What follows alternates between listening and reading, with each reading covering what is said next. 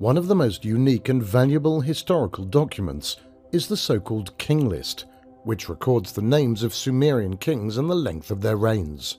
This was the beginning of history to them, a time in the ancient past when kingship descended from heaven and founded 5 cities in the Mesopotamian plain. It records an interruption when the flood swept over the land, an event which we know as the Deluge or Great Flood. The King's List then resumes the narrative as kingship descended once more.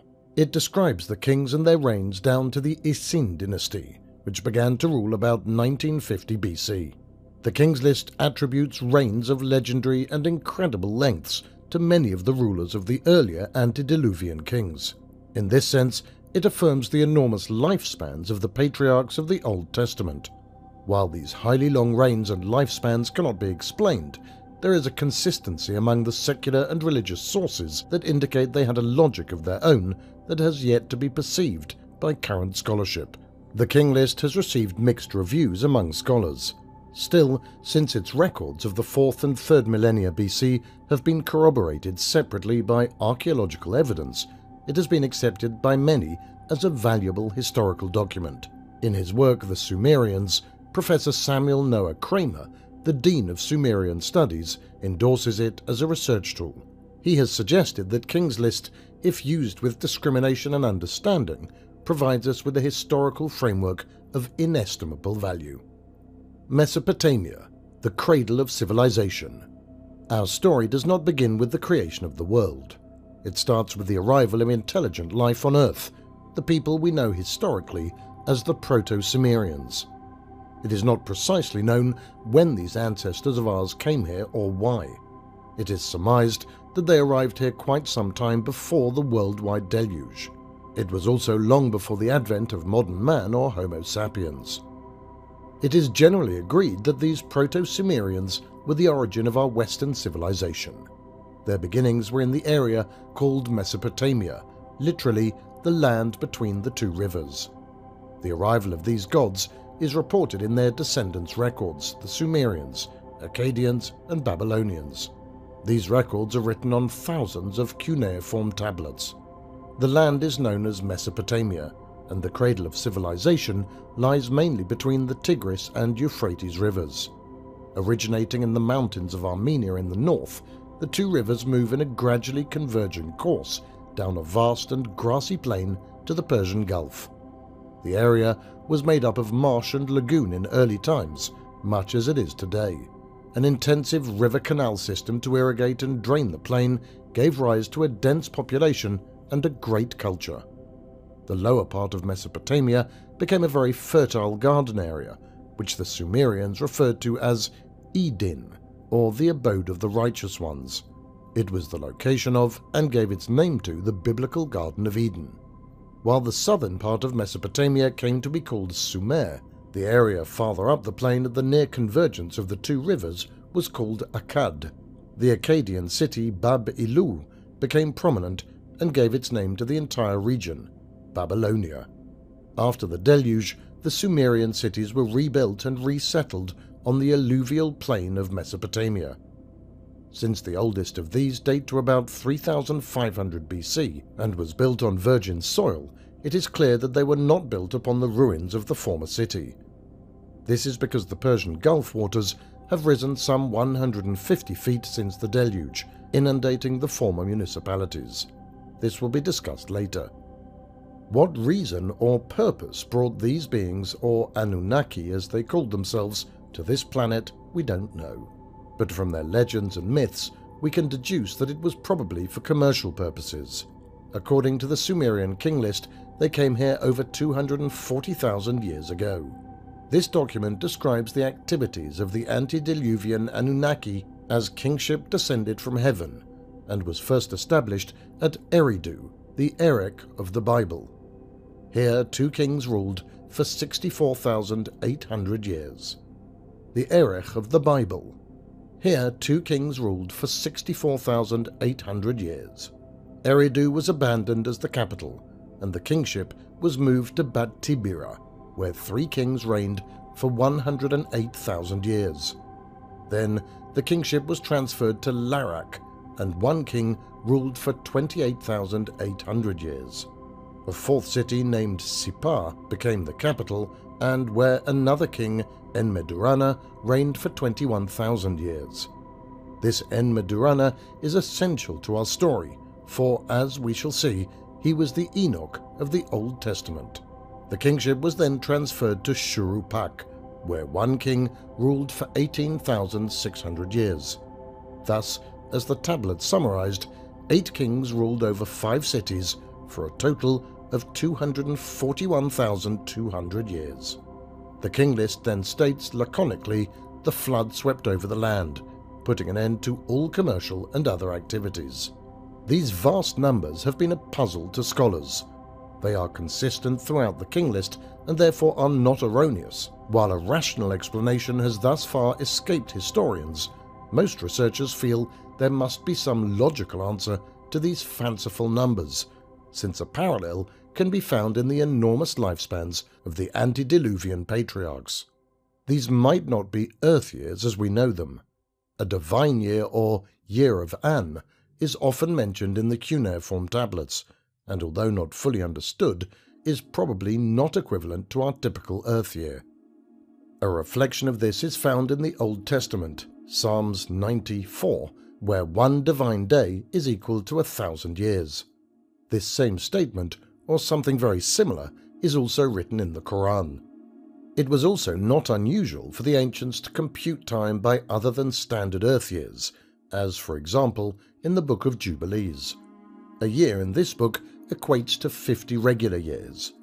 Furthermore, there is an indication that the years of the king list have an underlying logic, as it is found in their system of enumeration. Their numerical system was sexagesimal in character, but not strictly so.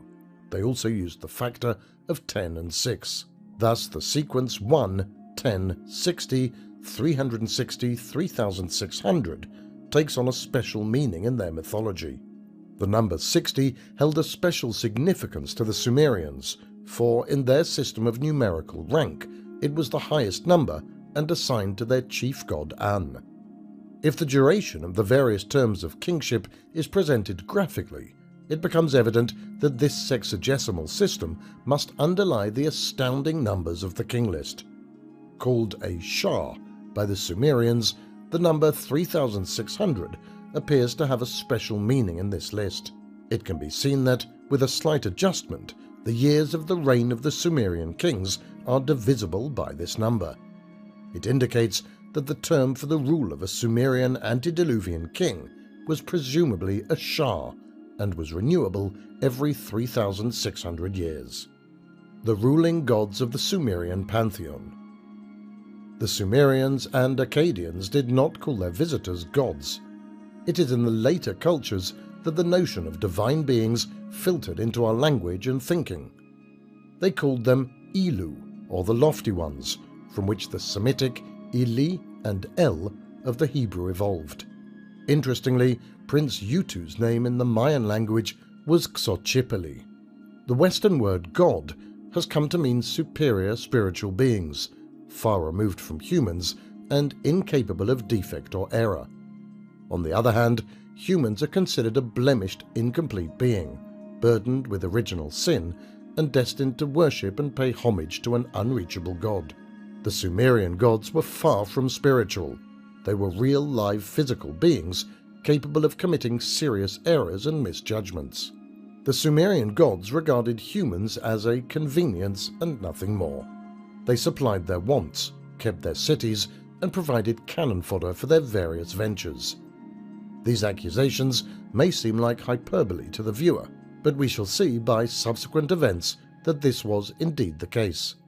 Although the term Anunnaki is used generically to apply to all the Proto-Sumerians who came to this planet, it means literally the sons of An, their great god. In the Antediluvian period, many of these Anunnaki descended and colonized Earth. According to the Enuma Elish, the Babylonian myth of creation, 300 Anunnaki came to Earth while another 300 remained above Earth. These were called Igigi, the senior gods. An, the father of the Anunnaki. An, or Anu in Akkadian, meant he of the heavens. Whenever his name was written, it was always depicted as a star. He was the great progenitor and senior god who stood above all the other gods. His abode and seat of authority were in the heavens, or Uru-Sag-An-Na, literally the chief city of the heavens. He descended to earth only on special occasions, in times of crisis, or for ceremonial reasons. On earth, he would stay atop the ziggurat in his temple, the E-Ana, or House of An in Uruk, his sacred city. The word ziggurat comes from the Babylonian zakuru and means to be high or raised up. It signifies the top of a mountain or a staged tower, and such a tower provided an artificial platform on the flat Mesopotamian plain. Anu had 3 children, 2 sons, Enlil and Enki, and a daughter, Ninhursag. The division of authority between his 2 sons caused much dissension. The senior gods spent much of their time settling disputes between them as well as his grandchildren. For example, we can refer to the vengeful birth of Lord Hellespontiacus, in which it was mentioned that Anu had to settle the dispute between Princess Inanna and Queen Ereshkigal over the ownership of Dumuzi, who eventually became the public lover of Princess Inanna. Enlil, the chief of the expedition to Earth. Although he was the younger son, Enlil became the most powerful god of the Sumerian pantheon next to An. Literally, the Lord of the Command, Enlil was commander of the expedition of the Anunnaki to Earth. He had many appellations which described his authority: Lord of Heaven and Earth, Lord of all the lands, Giver of the kingships, Prince of Heaven, Chief of Earth.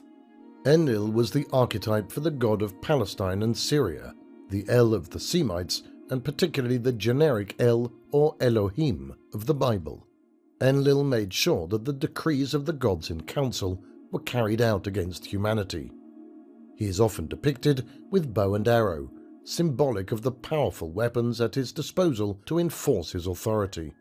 Enlil disliked humanity and only tolerated humans as necessary to provide for the welfare of the gods.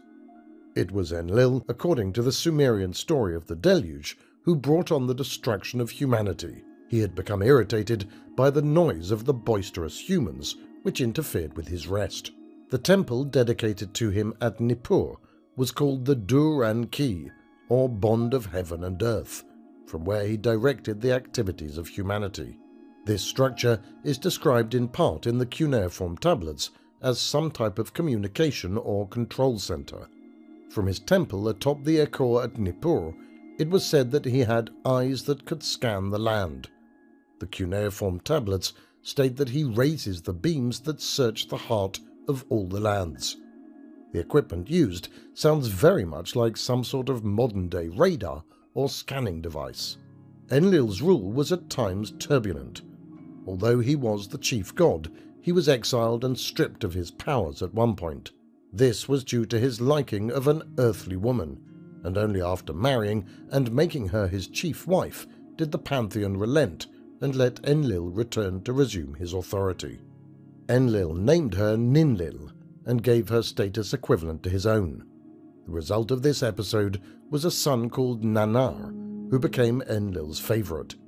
Nannar was given rank in the pantheon second only to him, and Enki and honors and lands commensurate with his position. According to Sitchin, Enlil is the equivalent of Zeus in Greek mythology, who also equated Prince Nannar with the Greek Hermes and Egyptian Thoth. Because the parents of Hermes were Zeus and Maya, it logically follows that Ninlil is the equivalent of Maya. Enki, the Chief Operations Officer. Although he was An's firstborn, Enki was given a lower rank than his younger brother Enlil, who had been born to An by another wife. By the laws of Sumerian inheritance, Enlil became heir to the throne.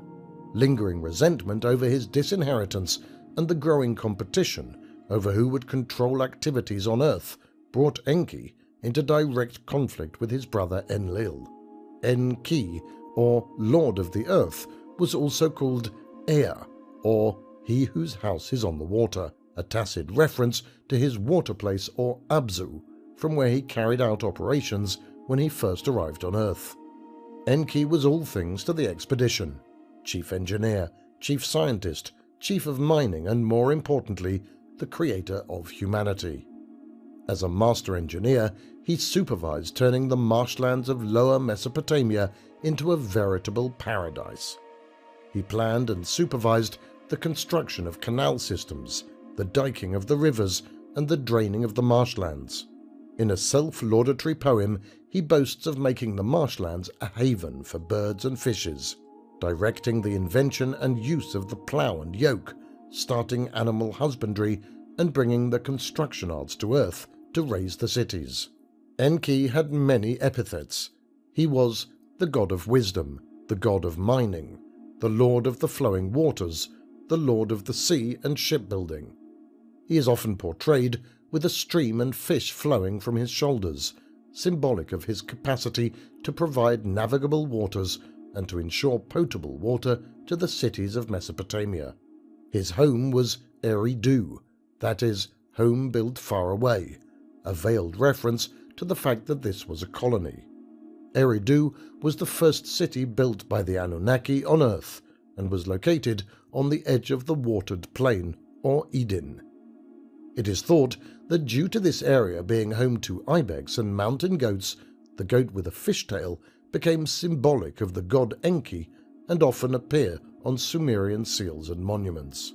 As the god of mining, Enki is often shown with a human miner holding an ingot of metal on a carrying pole.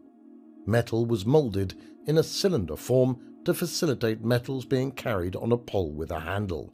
He is also shown at times with his two sons, Gibil and Nergal, who were in charge of mining activities.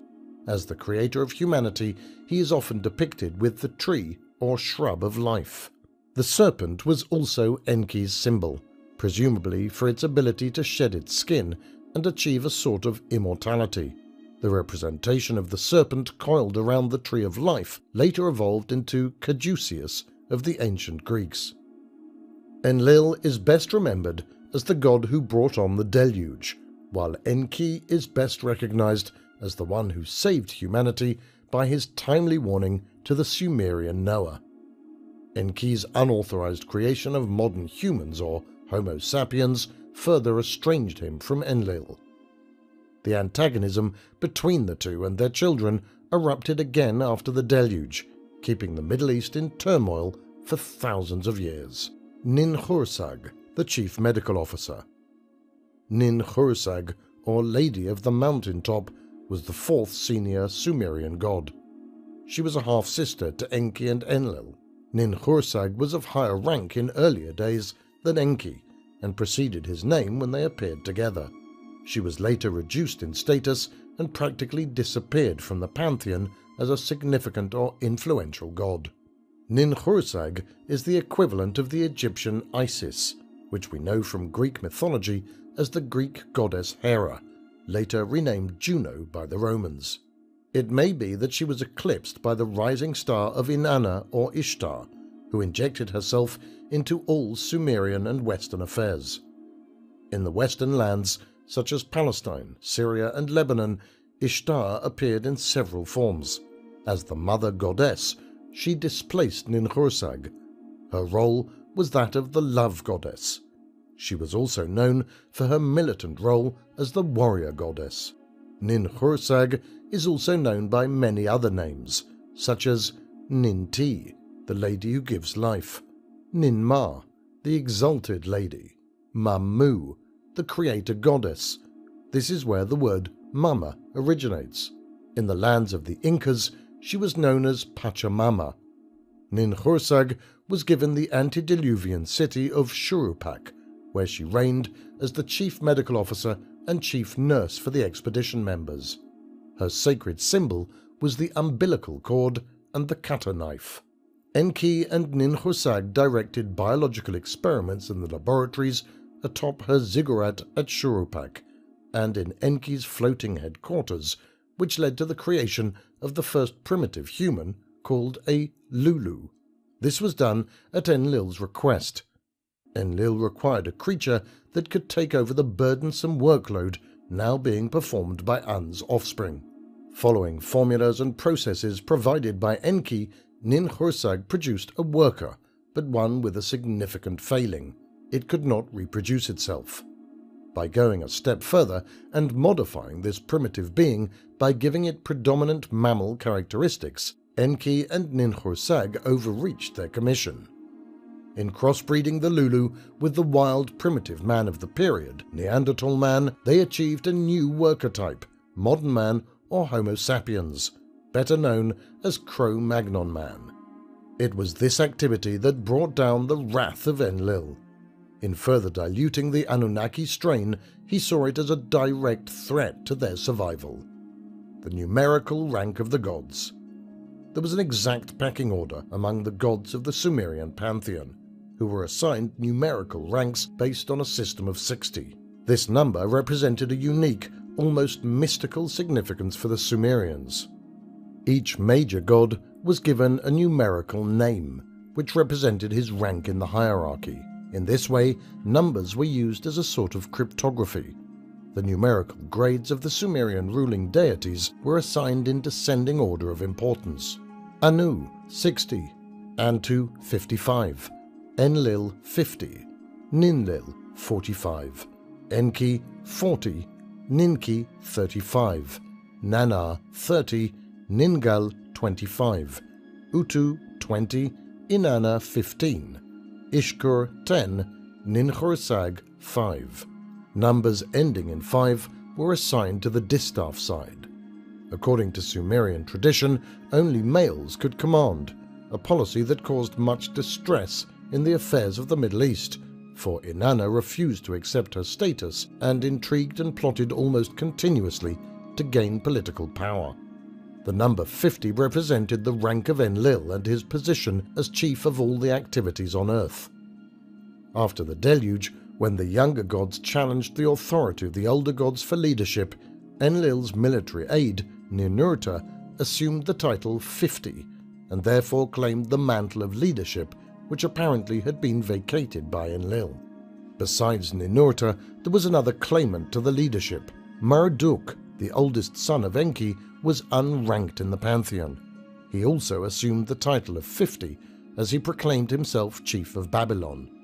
With the eclipse of the senior gods after the Deluge, there was a scramble for power among the younger gods Nannar, Utu and Ishkur, with Inanna seemingly always involved. It brought much disorder to the nations of the Middle East. This manifested itself in constant warfare among the cities of Mesopotamia, which became pawns in the struggle of the competing gods. Second tier of the pantheon, the younger ruling gods. Only the sons, daughters, wives and grandchildren of Enlil were given numerical rank in the pantheon. The sons of Enki did not participate, perhaps because they were assigned geographic areas and activities away from Mesopotamia after the Deluge, a precaution on the part of Enlil to prevent conflict between the cousins, but presumably also to retain control of Mesopotamia for his family. The Sumerian gods were always depicted graphically with horned crowns. In later days, the senior gods were represented by a horned crown sitting on an altar. When the names of the gods were written on cuneiform tablets, they were always preceded by pictographic symbols of a star or dingir. The term dingir was a combination of din, meaning the righteous one, and gir, the word for a bird or flying object. In other words, the symbol dingir meant that the name which followed was that of a god who was separated from common humanity by his ability to move about by celestial chariot or craft. Each god had his sacred animal and symbol. These can be clearly seen on the boundary stones or markers used by the Babylonian dynasties of the 2nd millennium BC. Nannar, the legitimate ruler of Mesopotamia. Ninlil, Nannar, the bright one, was the favorite son of Enlil. After the Deluge, he was assigned all the lands of Mesopotamia, Syria and Palestine. His sacred city was Ur, or capital city, and his sacred symbol was the crescent moon. This symbol so dominated post-Diluvian times that it later was adopted by Islam, just as the cross of Shamash was adopted by the Christians. His Semitic name, Sin, the Sinai region was named after him, is really not a Semitic name, but a loanword from Sumerian Suen or Zuen, meaning the wise lord. Since Sumerian names can be read forward and backward, Zuen may be the Enzu, or the Lord Zu, who stole the tablets of destiny from Enlil and were retrieved by Ninurta with the aid of Ishkur and weapons supplied by Enki. This is strongly suggested by the notable absence of Nannar, Sin, from the myth of Zu. It also explains Sin's falling out of favour at certain times in the history of Mesopotamia and the challenge of Ninurta to the rank of 50. Utu, chief of the space facilities. Utu, or the Shining One, was a grandson of Enlil, and with Inanna was a twin born to Nannar. Utu's city in antediluvian times was the space platform at Sipar, from where the freighters laden with metals shuttled to and from the orbiting spaceship. After the Deluge, Sipar remained his sacred city, although he moved his space activities to the west to the land of Lebanon, where Baalbek became the new space platform. In the western lands, he was known by his Semitic name of Shamash. The city of Baalbek was called Bet Shamash in the Old Testament, or in other words, the House of Shamash. The symbol of Shamash was the four-pointed star against a disk with rays. Later, the winged solar disk became associated with Shamash. He subsequently became known as the god of justice in the Babylonian pantheon, as shown on a table circa 900 BC found at Sipar. Shamash was worshipped as the sun god, who daily traversed the skies, and the one from whom no secrets were hidden, probably because he surveyed all that went on below. In this tablet, two horned gods in heaven hold divine cords which connect with the altar of Shamash below. The cords represent his connection between heaven and earth. As the divine cord holder, it was said he traversed the skies and measured the bounds of the earth. In Greek mythology, Utu Shamash was known as the sun god Apollo, later renamed Helios by the Romans. In Egypt, he was known as the god Harpocrates. Shamash was often depicted with wings, indicative of his role as chief astronaut of the Anunnaki. An Assyrian relief from the palace of Ashurnazirpal II at Nimrod shows him in a winged wheel hovering over the symbolic Tree of Life. It is flanked by two nobles and two winged genies, each bearing the symbols of immortality, the pinecone and the situla, or water bucket. Drunvalo Melchizedek talks about the fact that the pinecone forms in the perfect Fibonacci sequence. Thus, if the Fibonacci sequence is indeed incorporated into the mathematical structure of the Great Pyramid of Egypt, as Drunvalo suggests, then this symbol of a pinecone relating to Utu could indicate this as well. Inanna, love goddess and chief troublemaker. Inanna, or the beloved of Anu, was a twin to Shamash and granddaughter of Anu. Since Anu descended to earth only occasionally to visit his sacred city of Uruk, Inanna convinced him to let her rule the city in his absence. Later, she became the patron deity of Agade just before its destruction. Better known by her Semitic name of Ishtar, she is depicted as a powerful goddess throughout the post-Diluvian period in the western lands and Mesopotamia. Her sacred symbol, the eight-pointed star, is always predominant among the signs of the ruling gods. Because of her gender, Inanna or Ishtar could not legally rule, yet she managed to inject herself into politics everywhere. One poem describes her descent to the netherworld to seize power from her older sister Ereshkigal. Another myth relates how she managed to trick Enki into giving her at least some of the destiny tablets, which gave her the authority to install herself as ruler of Uruk. In the famous Gilgamesh epic, she favors the hero of the epic who resoundingly rejects her advances, thereby enraging her to the extent that she tried to destroy Gilgamesh. The image presented by the Sumerian and Babylonian literature is a mixed one. Inanna was the love goddess on the one hand and that of the militant warrior on the other. She interfered in the affairs of Mesopotamia, and dominated the pantheon of the western lands of Palestine, Lebanon, Syria and Anatolia. In those regions, she was known under various names, such as Ishtar, Ashtoreth, Astarte, Ashara, and Anat. Inanna was the prototype for both warrior and love goddesses in the Mediterranean area, and later became the model for the two Greek goddesses, Pallas Athena and Aphrodite. In Greco-Roman mythology, Inanna was known as Aphrodite, Venus, and in Egypt as Hathor. Athena was a different goddess entirely, a warrior goddess who gave her name to the city of Athens, and the consort of the Greco-Roman warrior god Hephaestus, Vulcan, Typhon. These two warriors were known in Egypt respectively as Sekhmet and Ptah. Ishkur, lord of Anatolia and god of the Old Testament. The youngest son of Enlil, Ishkur, or he of the mountain land, was assigned Anatolia as his domain. Ishkur attempted some inroads into the politics of Mesopotamia, but mostly he limited his activities to trying to extend his sphere of influence and control over Palestine or Canaan. Don't forget that Anatolia was the land of the Amazons, the legendary birth goddesses who revolted against the emperor and empress. Better known by his Semitic name Adad, Ishkur was the god of thunder and lightning. He is often depicted holding the forked lightning bolt. Adad was in all probability the Yahweh of the Old Testament, who tried to use Abraham at first and later Moses to extend his sphere of influence over the land of Canaan. This role is discussed below. The Nibiruan Tablets of Destiny. Control over the city's operations and the activities of humanity was exercised through a system of directives and formulas called the Mies in Sumerian. The exact meaning of the word is lost in antiquity. Still, it seemed to denote a set of laws. These laws are discussed in detail in Wars of Gods and Men and Hamlet's Mill. Although sometimes they appear to be physical objects that one could pick up and carry, possession of these laws gave the owner absolute control of a particular aspect of life or behavior.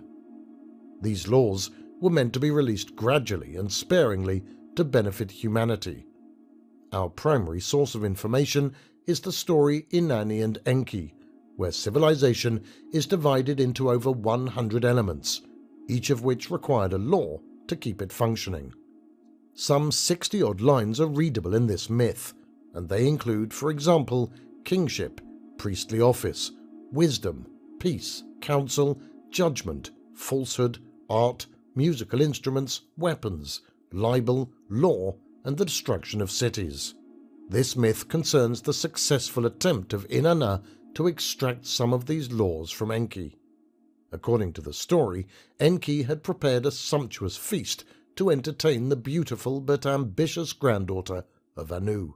Seeing that Enki had drunk too much wine and was inebriated, the opportunistic Inanna saw her chance and asked Enki for 7 significant laws, to which he foolishly agreed. These laws embraced the functions necessary for running a city, such as managing a temple, warfare and weapons, music and the arts, writing and mathematics, and many wood and metal crafts. Later, when Enki sobered up, he realized what he had done, and sent his chamberlain by swift boat of heaven to pursue the fleeing Inanna and retrieve the laws.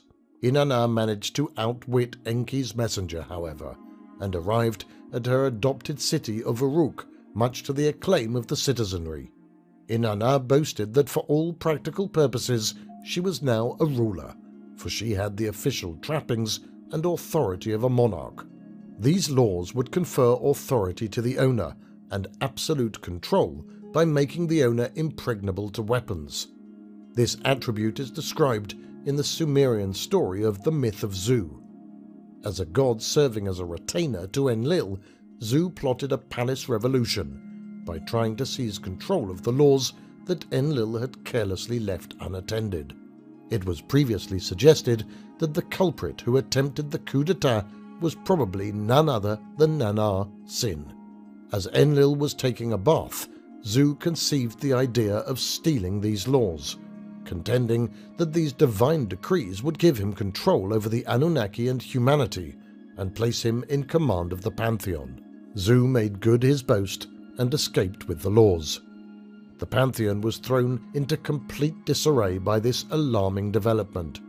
Enlil declared that someone must retrieve the laws to prevent Zu from usurping the authority of the gods. But it seemed that control of the laws also made Zu impregnable, giving him the ability to deflect and nullify all weapons sent against him.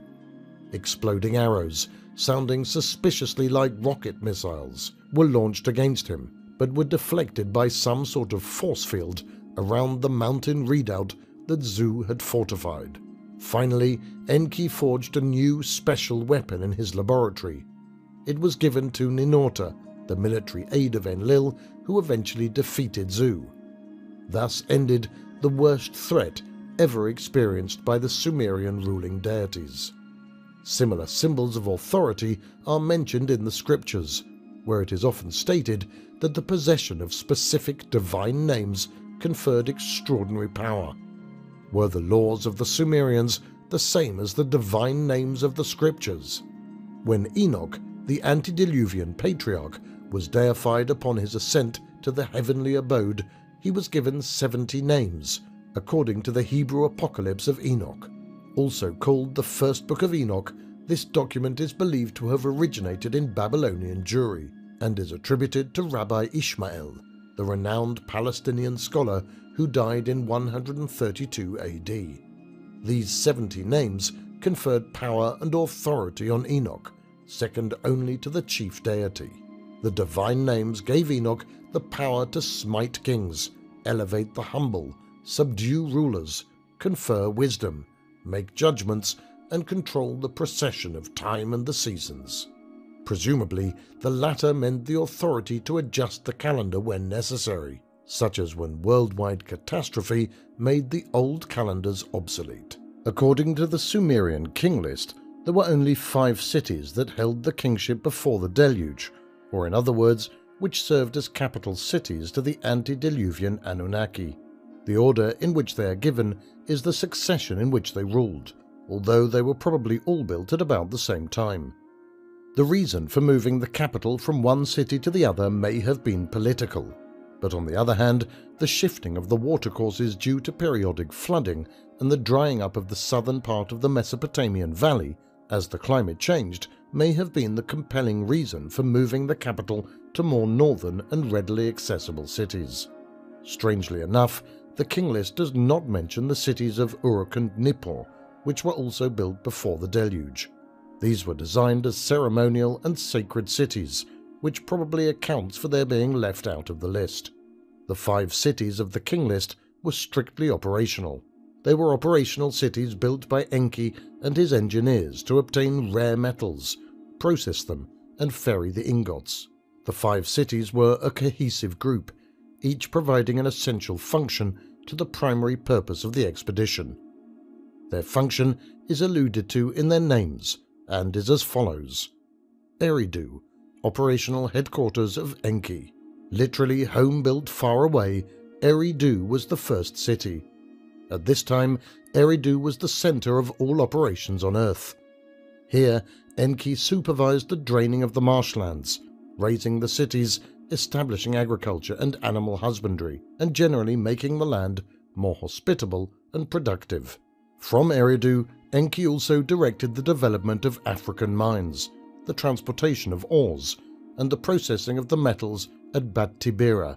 Eridu was the first city built on this planet, which probably gave our world its name, Earth, the 3rd planet in our solar system.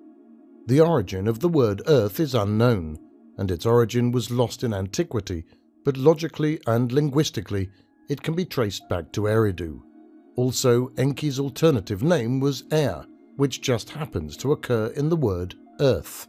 The name assigned to their planet by its occupants can be traced back to the root Eridu.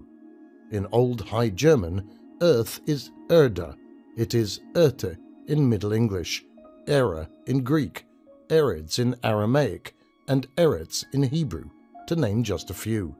It seems that all philological roads lead back to the first city built on this planet by our forefathers, Eridu, Bad Tibera, the metals processing center. The name Bad Tibera means city where the ores are processed.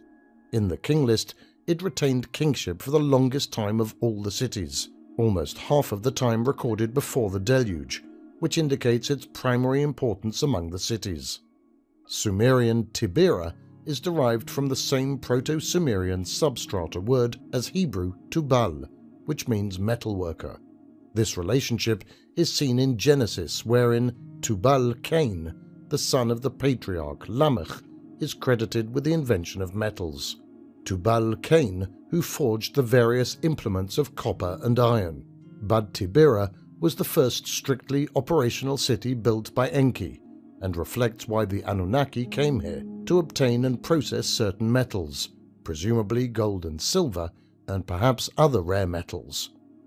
The king list assigns Bad Tibera to Nugig, or Nu-Gig, which means he of the bright sky, and was an epithet for Nannar, the favorite son of Enlil. Arriving by ship from the African mines, the ores would be processed at Bad Tibera into a transportable form. Larak, the control center. The name La Raka means see the bright light, and the third city assigned the kingship. Its name indicates its function, that of guiding the metal freighters arriving and leaving Mesopotamia. The king list has the city assigned to Pabil Sag, meaning the Great Protector, and it was one of the titles of Ninurta, the military aide of Enlil, who recovered the Mies from the rebel Sun Tzu. Little is known of this city, and like that of Bad Tibera, has not been located archaeologically. Ninurta in Egypt was Ptah, Zu or Marduk in Egypt was Amon-Ra, the Baal of the Bible. Sipar, the platform. The fourth city built was Sipar, or Bird City. It was the landing platform, especially for those hauling metal cargo. One of the Sumerian myths states that this city was built for the god Utu, one of the circles of 7 great gods who decreed the fates. Better known as Shamash, his Akkadian and Semitic name, Utu was chief of the astronauts. When the platform and related activities were moved to the western lands, i.e. Sinai after the Deluge, Shamash was placed in charge of Baalbek and the land of Lebanon. Since it was the stairway to the stars, Sipar was of significant importance among the antediluvian cities. Its sole king, Enmedurana, literally means the Lord whose Mies bond heaven and earth, an allusion to his ability to control events between Sipar and the orbiting ship. Enmedurana was himself the hero of a Sumerian tradition that has him transported to heaven, much like the biblical Enoch, who was also translated to heaven. The evidence that identifies Enoch as Enmedurana is found in the writings of the pseudepigrapha, discussed in a few minutes. Shurupak, the chief medical center. The fifth city to be built was Shuruppak, or the place of the utmost well-being. This city was dedicated to the chief nurse and medical officer of the expedition, the goddess Ninhursag. She tended to the medical needs of the Anunnaki and humans from her temple, the ziggurat at Shurupak. Uruk, the sacred city of the great god Anu. Uruk, or Great City, was dedicated to the chief god Anu. Its temple atop the ziggurat was the ceremonial center for Sumer. His residence was away from his city and on visits to Earth, which became less frequent as the world became more populated. Anu's influence seems to have declined in the days before the Deluge, and his authority was taken over by Enlil. Since he rarely used his ceremonial city, Anu turned it over to Inanna at her request. She institutionalized her control over the city of Uruk by obtaining the necessary powers and authorities in the Mies, which she extracted from Enki, as we have seen. Nippur, administrative center of Enlil. This was the city dedicated to Enlil, and where he ruled from his Ekor, or house on the mountain. At Nippur, Enlil exercised supreme command over all the Anunnaki on Earth before the Deluge. One of the hymns dedicated to him provides a graphic description of a control center bristling with communications and other electronic equipment scanning the horizons. From the Ekur, it was said that Enlil's eye scans the land, and his lifted beam searches the heart of all the lands.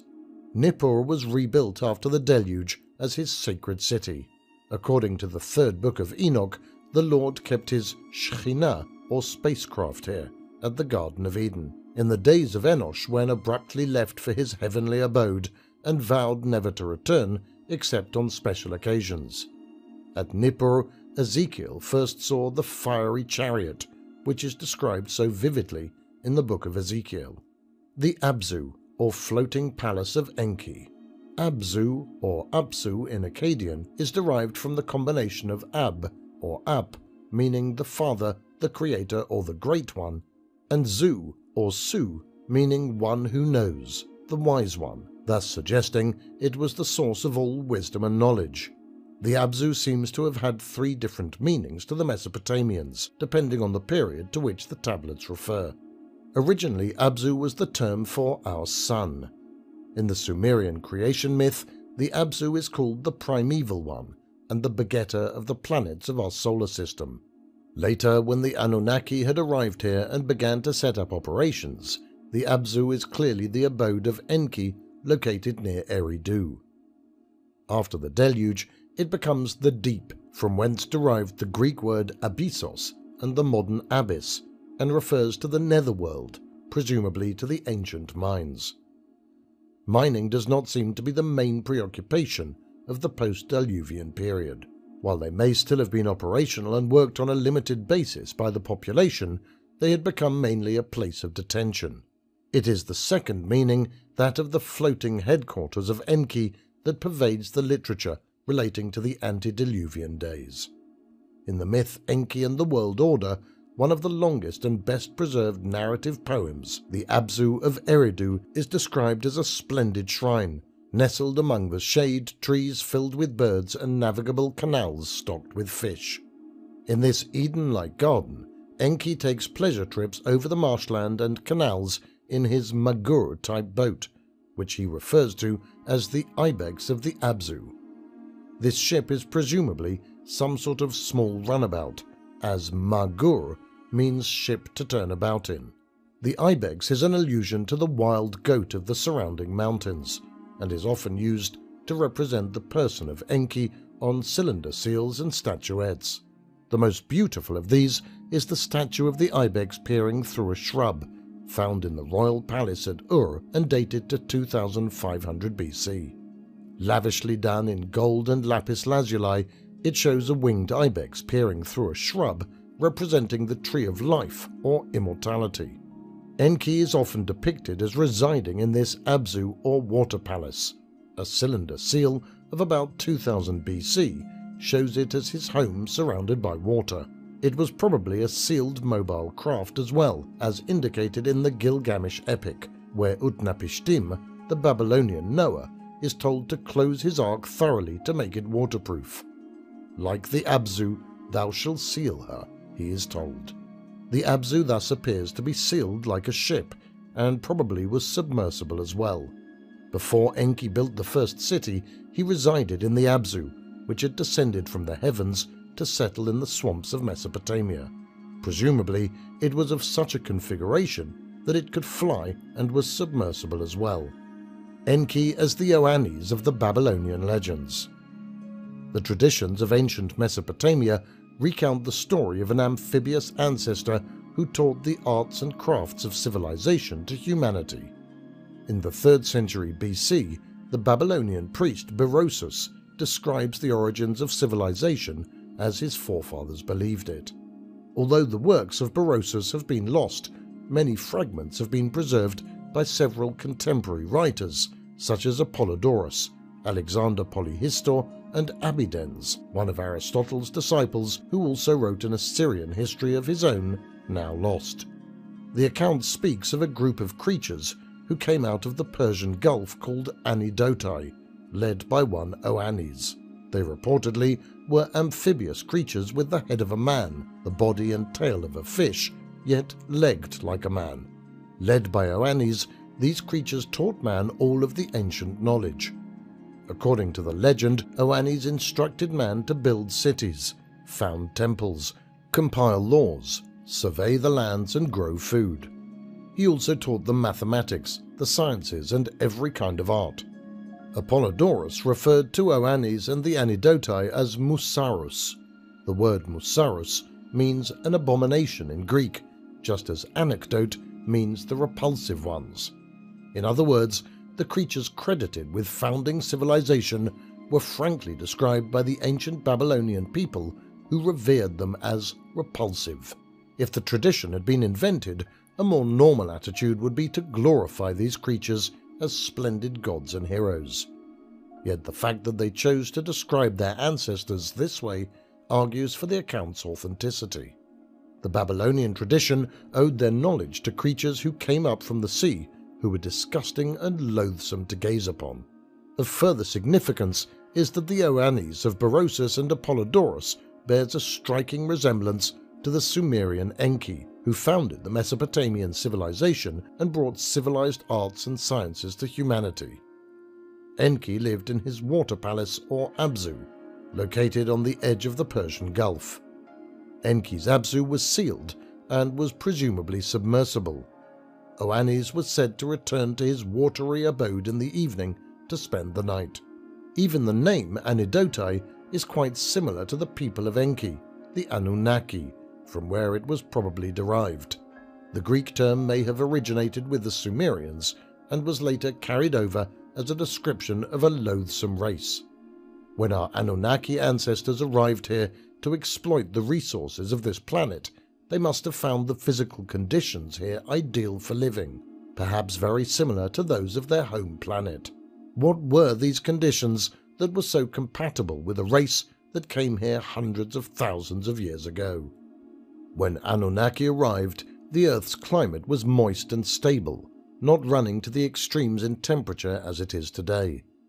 This was due to the enormous moisture being held in the Earth's atmosphere, a veritable cloud canopy. This condition is described in the book of Genesis as the separation of waters. It is in this moist climate that the Anunnaki arrived to exploit the Earth's resources. They were a sapient race and found conditions here very congenital to their existence, as it was similar to their home planet. It is no accident that all the early settlements were founded at the mouth of large river systems, where moisture was abundant. Besides the Tigris and Euphrates, other civilizations sprang up in the Nile Delta and the Indus River system. They were actually offshoots of the main colony in Mesopotamia.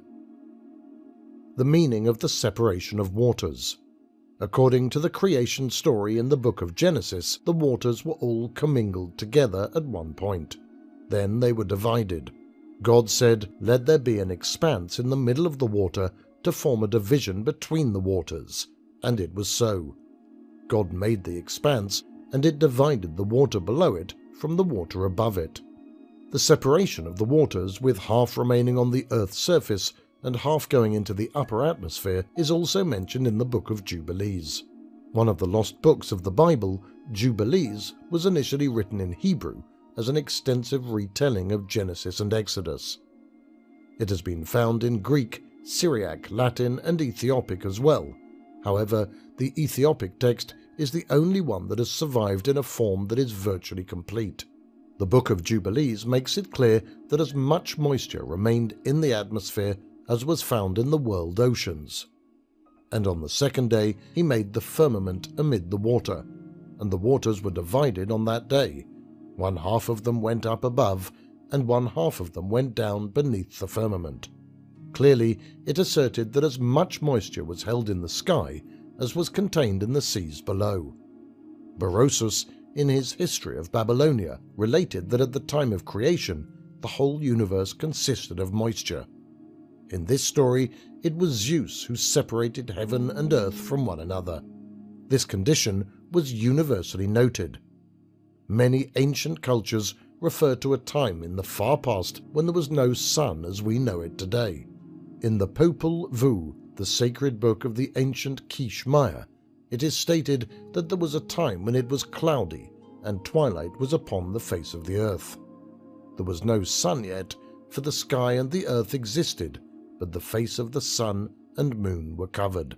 The dense cloud cover or vapor canopy would mean that blue sky was seen by the ancients until after the deluge. One of the oldest pieces of Sumerian mythology, if not the oldest yet known, seems to echo the description of the Popol Vuh. It is paraphrased as follows: "The reptiles verily descend. The earth is resplendent as a well-watered garden. At that time Enki and Eridu had not appeared. Daylight did not shine. Moonlight had not emerged." A stable cloud canopy also meant that the earth had to be watered by a different regime than it is today. The book of Genesis bears this out. God had not yet sent rain upon the earth.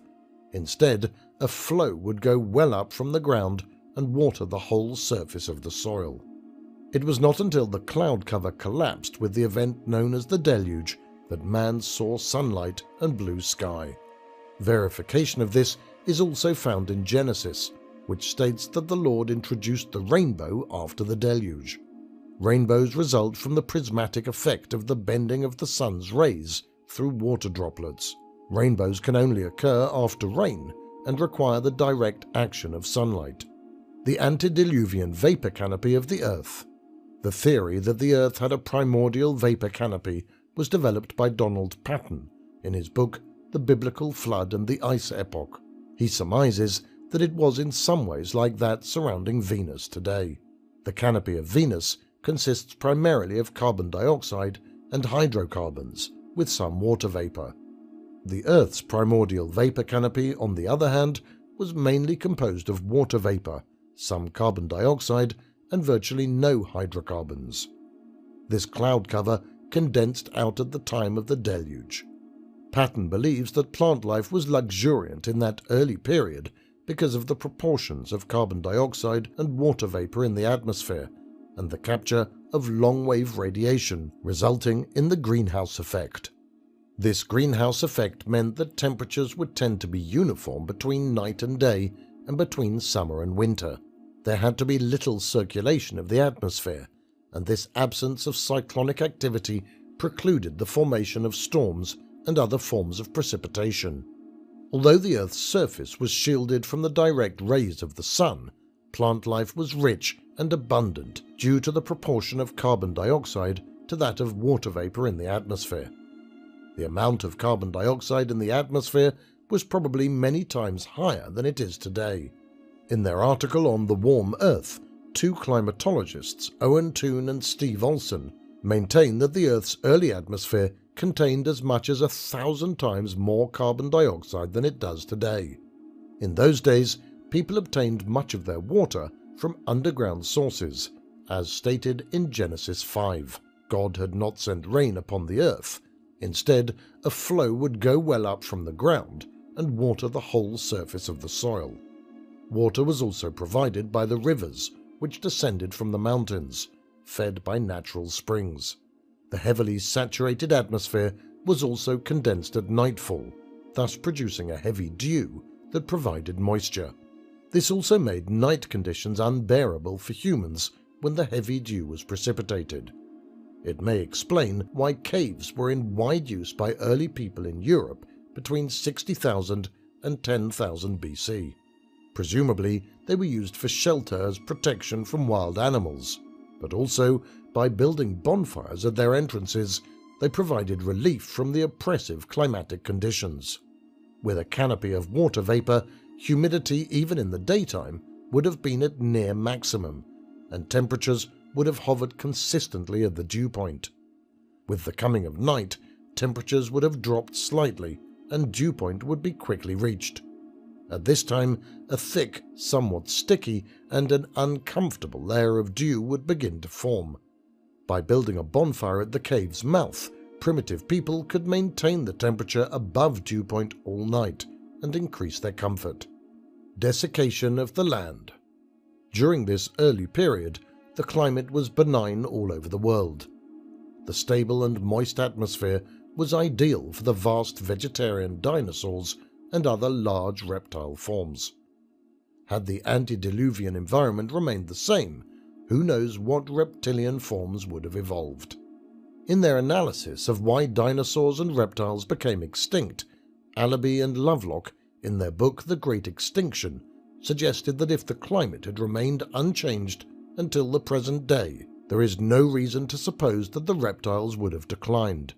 They maintain that, furthermore, mammals might still be living in nocturnal obscurity, and had intelligent beings evolved, let us say beings with advanced technologies, they might well have scaly skins and probably long tails. Physical conditions, however, began to change dramatically. The land started to dry out. Since there was no cyclonic activity to produce rain, moisture had to be gotten from the ground or spring-fed river systems.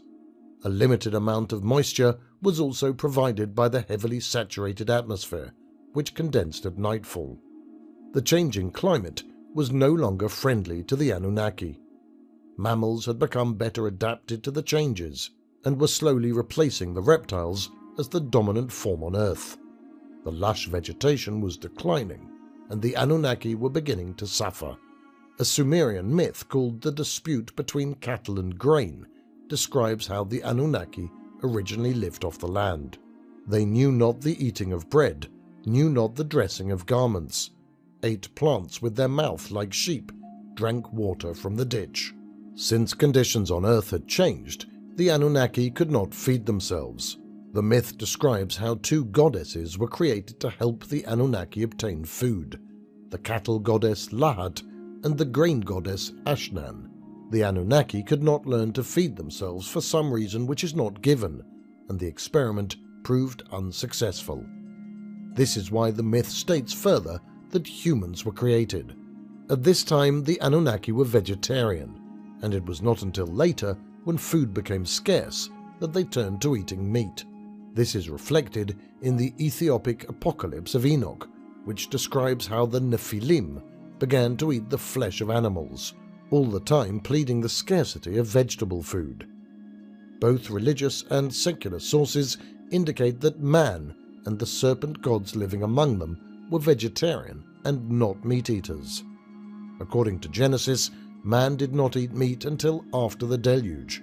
This was not true of the Nephilim and Anunnaki, who turned to eating meat. The desiccation of the earth may have been partly caused by the numerous catastrophes of the period. Earthquakes and other natural disasters in the Antediluvian period are often alluded to in religious literature and the Sumerian myths. Earthquakes and other catastrophes. Earthquakes and other natural catastrophes were not unknown to early humans, for they are mentioned in many ancient sources, both religious and secular. The Haggadah, the source of Hebrew oral tradition, refers to a period of calamities that occurred in the generation of Enosh, the second after Adam, when the earth was beset by 4 revolutions in nature, presumably a reference to major earthquakes, perhaps caused by a shift of the earth on its axis. Other ancient sources reveal that in the days of Enosh there were severe disruptions in the water supply, and that the mountains became barren. Such a shift would affect the calendar as well, especially the length of the year. In the first book of Enoch, there are several admonitions to the people against errors in the compilation of the year's length. Enoch tells Methuselah that the year is completed in 364 days, and not to note this correction would upset all the order of the days of celebration. It would thus appear that, at least for a while, the length of the year was 364 instead of 365 days. Even the Greek writer Herodotus, in his histories, refers to ancient perturbations of the earth. He was informed by the Egyptian priests of the ancient city of Heliopolis that in the preceding 10,000 years the sun had removed from its proper course 4 times. It seems that the axis of the earth had been displaced 4 times, for the sun was said by them to have changed its usual position, twice rising in the west and twice in the east. Curiously enough, the statement of Herodotus agrees with the ancient religious sources, which speak of 4 significant disturbances during the days of Enosh. The sun's eccentric behavior is also found in the Hebrew oral tradition. They affirm that in the era before the deluge, the laws of nature were suspended, the sun rose in the west and set in the east. The century before the deluge must have been one of many natural catastrophes that were a forerunner of the major one to come, the 120 years in Genesis. There is a curious statement in Genesis 6 that just precedes the deluge account, which refers to a period of 120 years. For generations, scholars have interpreted the verse by the Lord to mean that man was granted a lifespan of 120 years. The account of Genesis says, "My spirit shall not abide in man forever, for he is flesh, but his days shall be 120 years." However, this interpretation relating to human lifespan seems odd, because the text deals with God's intent to destroy humanity in the coming deluge. If so, then why offer humans long life? Subsequent statements in Genesis do not support such an arbitrary lifespan. After the deluge, the descendants of Noah lived longer than the limit of 120 years. Shem lived to be 600, his son Arphaxad to be 483, his son Salach to be 433, and so on down to Abraham, who died at the ripe old age of 175. Isaac then lived to be 180, and Jacob 147, and it was not until generations later with Moses, who died at 120, that the so-called prophecy appeared to come true. Furthermore, since the days of Moses, there has been a steady decline in human lifespan until today, when 80 plus is considered to be the average. Obviously, the statement in Genesis does not apply to lifespans, but to something else, whose meaning was omitted during the early formative years of the Old Testament. Moreover, the location of this fragment immediately before the account of the deluge strongly suggests that it is somehow related to the universal catastrophe. This testimony is brought out in many of the ancient religious documents. Ancient rabbinical literature, for example, relates how Noah had been informed of the coming catastrophe 120 years before, and told to exhort the people to mend their ways. In other words, the 120 years was one of probation, when humans were given the choice of avoiding destruction by changing their habits. A similar warning is pronounced in the Slavonic Apocalypse of Enoch, also called the Second Book of Enoch. Still, here the warning is given to Methuselah instead of Noah, who is told to warn people to mend their ways because the destruction of Earth draws near. Methuselah was also informed that the Earth will change its seasons in anticipation of the time of destruction. Apparently, there would be bad disturbances on Earth during this interim period of 120 years. During this interval, conditions on the Earth were unsettled, and numerous disturbances anticipated the significant destruction to come. The skies of the period must have been terrifying, for the solar system was playing a game of celestial ping-pong. The Second Book of Enoch tells of chaos just before the deluge, when society broke down and when peoples and nations waged war against each other. References to such unrest are not limited to religious documents, but are also found in the Sumerian cuneiform literature. In the Atrahasis epic, the Babylonian account of the deluge, man is afflicted with plagues and other pestilences just before the disaster. Interruptions in the flow of waters from the mountains caused the Mesopotamian plains to become salty and unproductive. This reduction of fresh water allowed the Persian Gulf to back up the Tigris and Euphrates rivers. As a result, the waters became brackish, and as the epic describes it, the fountains were stopped so that the flood could not rise at the source. The field diminished its product. The wide open plain brought forth salt.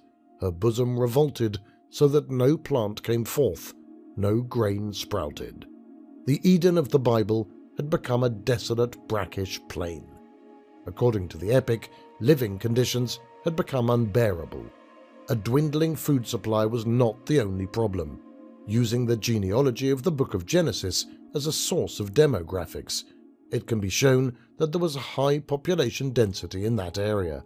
assuming there were 20 offspring per family, a very conservative figure considering the long life of the inhabitants and the system of polygamy, and counting only 10 generations from Adam to Noah, the extraordinary total of over 1 billion people can be deduced. While this number may be mathematically correct, logically, it represents an impossible census for the number of people existing at the time of the onset of the deluge. More likely, it suggests that there was an extremely high mortality rate among humans, the Anunnaki as reflected in the scriptures.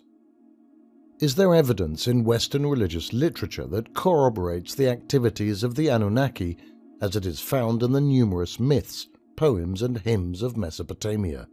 These Sumerian sources deal with the same events, the creation of humanity, its subsequent modification into a modern human or Homo sapiens, the existence of god-kings, the coming of the deluge, and many of the following events of recorded history.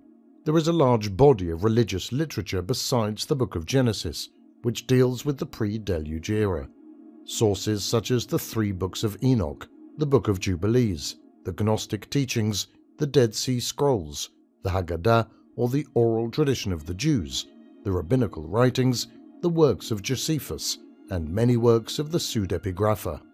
Much of what is not intelligible in these ancient religious writings is explained in part in the extensive library of available Sumerian, Babylonian, and other cuneiform inscriptions. It will be demonstrated that the scriptures and Sumerian literature, regarded in a historical context and stripped of their spiritual and mythological verbiage, support and augment each other remarkably. Sumer was the fountainhead for the events and stories of the Old Testament and other Western religious writings. Much as biblical scholars have tried to avoid or cloud the origin of the Old Testament, the historical facts clearly show that its antecedents are in the valley of Mesopotamia. The Sumerian culture, which can be traced as far back as the beginning of the 4th millennium BC, was the source of all the myths of Middle Eastern civilizations that followed, such as the Akkadian, Babylonian, and Assyrian people who inherited much of the Sumerian culture. This culture was subsequently transferred to the west, to Palestine, Syria, Lebanon, and Anatolia. The actual language of the Sumerians was superseded relatively earlier by Akkadian, a Semitic tongue. Sumerian is non-Semitic and its origins are unknown. It seems to have no affinities at all and to have suddenly appeared on Earth out of nowhere. The Akkadians and Sumerians later intermingled and eventually formed a fusion of the 2 languages. From this Sumerian-Akkadian milieu evolved the Semites and eventually the Hebrews or Jews. The Hebrews did not invent their language or literary forms. Their culture was inherited from the older Mesopotamian and Canaanite civilizations. It should be more widely realized that when those famous biblical figures Noah and Abraham lived, there was no such thing as a Hebrew in existence. Both the Jews and Arabs traditionally claimed descendancy from Abraham, who was neither Jew nor Arab, but a resident of the city of Ur in Mesopotamia. The earliest reference in the Old Testament said to show Abraham's alleged Hebrew ancestry is an error perpetuated by mistranslation. In their eagerness to prove Hebrew antiquity, translators have incorrectly referred to Abraham as such in Genesis 14. The context in which this reference appears is the invasion of the eastern kings into Canaan, and Abraham's reaction when his nephew Lot is taken prisoner. As the text goes, the invaders seized all the possessions of Sodom and Gomorrah and all their food and departed, taking with them Lot, the son of Abraham's brother, together with his possessions. He had been living in Sodom. A fugitive brought the news to Abraham the Hebrew, who was camping at the terebinths of Mamre the Amorite, the kinsman of Eshcol and Aner, these being the confederates of Abraham. Evidently Abram, was a stranger in the land at the time. He had just migrated from the city of Ur in Mesopotamia. Manifestly, both he and Lot were visitors or travelers. The translation of the word Ibri as Hebrew has no linguistic support. The root, bra, means to pass through or to cross. Hence, Ibri, as it appears in the text of Genesis, would mean one who is passing through or a visitor, In reality, the news was brought to Abraham that his nephew, friend and fellow traveler had been captured by the invaders. Interestingly, in the Ethiopic linguistic traditions, in some of the oldest of all modern-day civilizations, the word bir means dollar bill. Since a dollar bill passes from hand to hand or crosses from one person to another, it is easy to see how this linguistic root word still influences even modern languages. The Semitic Ibri is obviously related to the Akkadian Hebrew, from which it probably derived. In the Akkadian version of the Gilgamesh epic, his friend Enkidu, with whom Gilgamesh shares most of his adventures, is Hebrew. The Chicago Assyrian Dictionary defines it as a relationship between persons of the same code of behavior and the obligation of mutual assistance. This definition fits the situation of Abraham and Lot perfectly. Abraham's subsequent activities in the land of Canaan leave no doubt that he was a stranger and a visitor. For example, after his battle with the invading army, he had to report to Melchizedek, the king of Salem, where he paid 10% of all the loot recovered. Later, when Abraham eventually settled in the land of Canaan near Gerar, it was at the sufferance of Abimelech, the Philistine king. The latter also controlled the lands around Gerar and Beersheba. Abraham had a later confrontation at Beersheba with Abimelech, who made it clear that he was in command of the land, backing up his claim with General Fichel's troops. Abraham later had to purchase a plot of land to bury his wife Sarah. He paid 400 shekels of silver for this land, a tremendous amount of money for a small piece of land containing a cave. While this sum was abnormally high, Abraham, as a foreigner, was in no position to demur. These activities of Abraham were not the actions of a native, and Abraham lived among the Canaanites with their forbearance. If not the law of the land, it was the custom that a stranger or alien could not own landed property. This probably accounts for the high price that Abraham had to pay. The borrowed legends of the Old Testament. The oldest part of the Bible, Genesis chapters 1 through 6, which deal with the Antediluvian period, was not written down in its present form much earlier than 800 BC. On the other hand, most of the Sumerian stories and legends were composed and published about 2500 BC, or not long afterward. The cuneiform tablet versions reported events that took place before the deluge and activities just after the event. The uniqueness of the Old Testament comes under critical scrutiny since there is nothing here that cannot be found in the ancient myths and literature of Mesopotamia and the land of Canaan. Suppose the activities of Abraham can be dated to about 2100 BC, and his antecedents are in Mesopotamia. In that case, all the Old Testament events which took place before Abraham and the deluge must have had their origin among the indigenous people.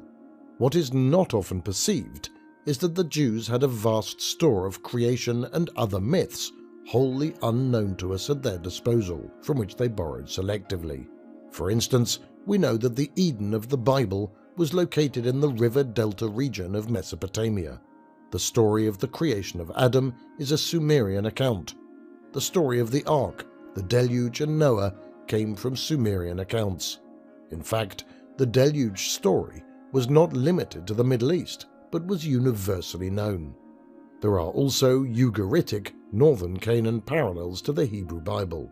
The story of Daniel was taken from a North Canaan poem dated as far back as 1500 BC. The Ugarit epic of Keret deals with the capture of a bride of King Keret by a distant king. It later became the Helen of Troy motif. But more importantly, it is the source of the stories of Genesis 12 and 20, where twice Abraham had to get his wife Sarah back from the hands of other kings. The story of Job comes from a Babylonian poem about a virtuous man named Tabu Utul Bel, who was sorely afflicted for some inscrutable reason and tormented by the gods. The story of Jonah has many origins and apparently was universal, for Hercules was swallowed by a whale at precisely the same place, Joppa. Persian legends tell of their hero Jamahid, devoured by a sea monster that later vomited him safely upon the shore. A similar tale appears in India in the epic classic Samadev Bhatta, where Saktadeva was swallowed by a fish and later escapes. The story of Samson is so strange and foreign to Hebrew lore as to indicate that it was borrowed in toto from Canaanite mythology. In fact, his name is derived from Shamash, the Canaanite sun god who ruled Lebanon. There are so many parallels that there is no question of contemporary borrowing by the Hebrews. How then did this influence penetrate the Bible so completely? Sometime during the 2nd millennium BC, the Babylonian script, language and literature permeated the lands west of Mesopotamia. Babylonian had become the diplomatic language of the Middle East, so that correspondence between princes of Syria, Phoenicia and Palestine with their Egyptian overlords were carried out in Babylonia. Therefore, to learn the Babylonian writing and language, these people needed to study their literature, and for this purpose texts were required. Among the tablets discovered at Tel Amarna in Egypt were copies, in the form of school exercises, the Babylonian stories of Eresh-Kigal, the queen of the underworld, and the tale of Adapa, the mortal who was misled into refusing the food and water of immortality. So it is not unreasonable to assume that many Sumerian and Babylonian traditions, such as creation and deluge stories, were also known to the Hebrews, or at least to their leaders. When he left Ur in the valley of Mesopotamia, Abraham presumably brought these Sumerian traditions with him.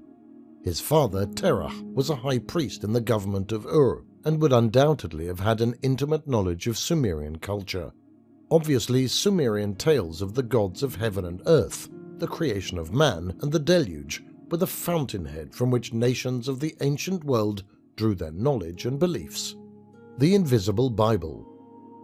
It is now generally accepted that the Old Testament is a condensed version of our early history.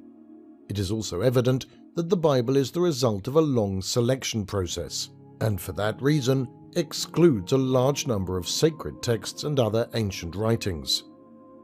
Many Christian texts or apocrypha and Jewish texts called pseudepigrapha were left out, mainly due to the fierce political and religious rivalry in the early days between sects like Jews, Christians and Gnostics.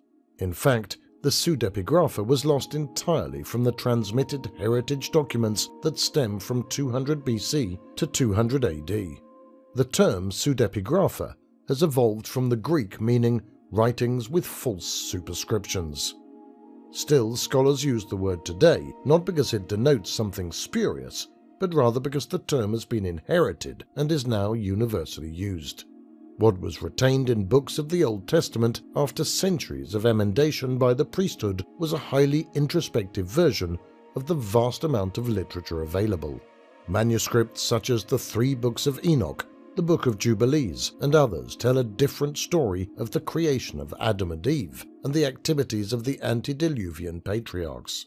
These lost books of the Bible explain many of the puzzles and inconsistencies of the Old Testament. The Gnostic literature was left entirely out of the scriptures. Being serious rivals to the early Christians, the Gnostics were harassed and utterly defeated, and their literature was consigned to oblivion.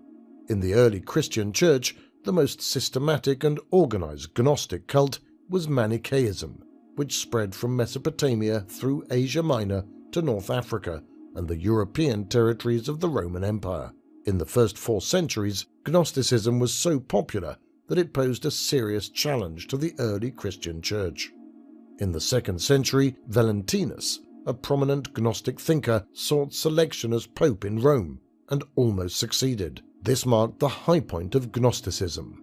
Had he not been defeated, one wonders what that significant influence Saint Augustine, born a Manichaean, would have later done, and probably changed the history of the Catholic Church. As a result, Gnostic texts disappeared or were left uncopied, which achieved the same end. Until recently, all that was available of Gnostic literature were the refutations to the Gnostics by the early Christian fathers.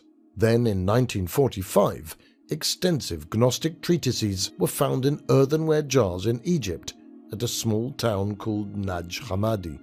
The find was as significant to biblical research as that of the Dead Sea Scrolls to Palestine. It is in the Gnostic tracts that the existence of the Serpent Gods is clearly indicated. Eve gave life to Adam, and the serpent in the garden is a noble and virtuous creature. It is easy to see why the Manichaeans were persecuted so avidly. Even so, as a religion, it persisted in Europe as late as the 13th century. The Albigensians in southern France were the last stronghold of the Manichaeans. However, they were exterminated by Pope Innocent III, who organized a military crusade against them. It was then that the Inquisition came into being with the primary mission to crush the remnants of the Gnostic heresies. Thus, as more and more ancient sources are found, it is abundantly clear that an enormous amount of information from ancient sources has been omitted from the Old Testament. Analysis of these sources provides us with insight into the book of Genesis, particularly the period before the Deluge, which is covered by only 6 short chapters of the book. Although camouflaged in religious and symbolic terms, these ancient documents describe the organization and operation of the Sumerian gods and their activities here on Earth. The plural gods of the Old Testament. It is generally agreed that 2 traditions make up the Old Testament books: the older or Elohist tradition, which refers to the deity in generic terms, and the priestly tradition where the deity is called Yahweh, often called Jehovah due to a mistranslation from the Greek Septuagint. The 2 main streams are intertwined throughout the Old Testament and sometimes exist side by side, as for example in Genesis there are 2 versions of the creation. The deity is called El, plural Elohim, some of the time, and Yahweh the rest of the time. Biblical scholars agree that the usage of Yahweh appears to be an anachronism and may have been inserted at later times. Hebrew Elohim is grammatically a plural form and is often translated as God at times, but also gods or divine beings at other times, mainly because the text is often ambiguous. Generally, the name for the deity is El, which appears to be the generic term for the deity in Western Semitic and Biblical Hebrew. It apparently was borrowed from the pantheon of indigenous people of the land of Canaan. Who then was this El, who was the supreme deity of the Canaanites? As the ruling god of the Western Semitic pantheon, the leading Sumerian deity Enlil was transcribed syllabically as Ilulu, then became Ili in Akkadian or Semitic, and later El in Hebrew. El thus became the name for Enlil, the supreme being in Palestine, and carried over into the Old Testament. While the rest of the world believed in many gods, the compilers of the Old Testament tried to proclaim a faith in one God. Despite these monotheistic attempts, however, there remain many instances where the biblical narrative falls into the plural form of El or Elohim. In Genesis, for example, when the notion to create Adam is brought up, the words used are all plural, and Elohim, plural, said, "Let us make man in our image and after our likeness." Later, in the Garden of Eden, when the serpent is tempting Eve, he says, "You are not going to die. No, the gods, Elohim, will know that the moment you eat it, your eyes will be opened, and you will be the same as the gods, Elohim, in telling good from the bad." Again later, after the fall, the deity complains, "Now that man has become like us, discerning good from the bad." In other cases, the deity often addressed remarks aside as if to other members of the celestial staff. Even after the deluge, when man was erecting a tower in Babel, the deity remarked to an associate, "Let us then go down and confound their speech." Therefore, notwithstanding attempts by early editors to proclaim a policy of monotheism, evidence of a pantheon has not been completely erased from the text of the Old Testament. The problem of the usage of Yahweh. According to the book of Exodus, the appellation Yahweh did not come into use until the time of Moses, for Moses is told by the deity that, "I am Yahweh, I appeared to Abraham, Isaac and Jacob as El Shaddai, but I did not make myself known to them by my name Yahweh." Scholars agree that the name Yahweh was a later addition by priestly scribes. The tetragram YHWH, or Yahweh, became the distinctive personal name for the God of Israel, and is used most frequently throughout the Old Testament to represent the deity. The origin of Yahweh is unknown, and while many explanations for its meaning have been proposed, the most logical seems to be that the divine name is a form of the verb to be, or HWH, thus meaning the one who is. This is manifest in Exodus 3, where Moses queries the Lord on his real name so that he can inform the tribes of Israel who wish to know what to call their God. God said to Moses, "I am who I am," and he said, "Say this to the people of Israel, I am has been sent to you."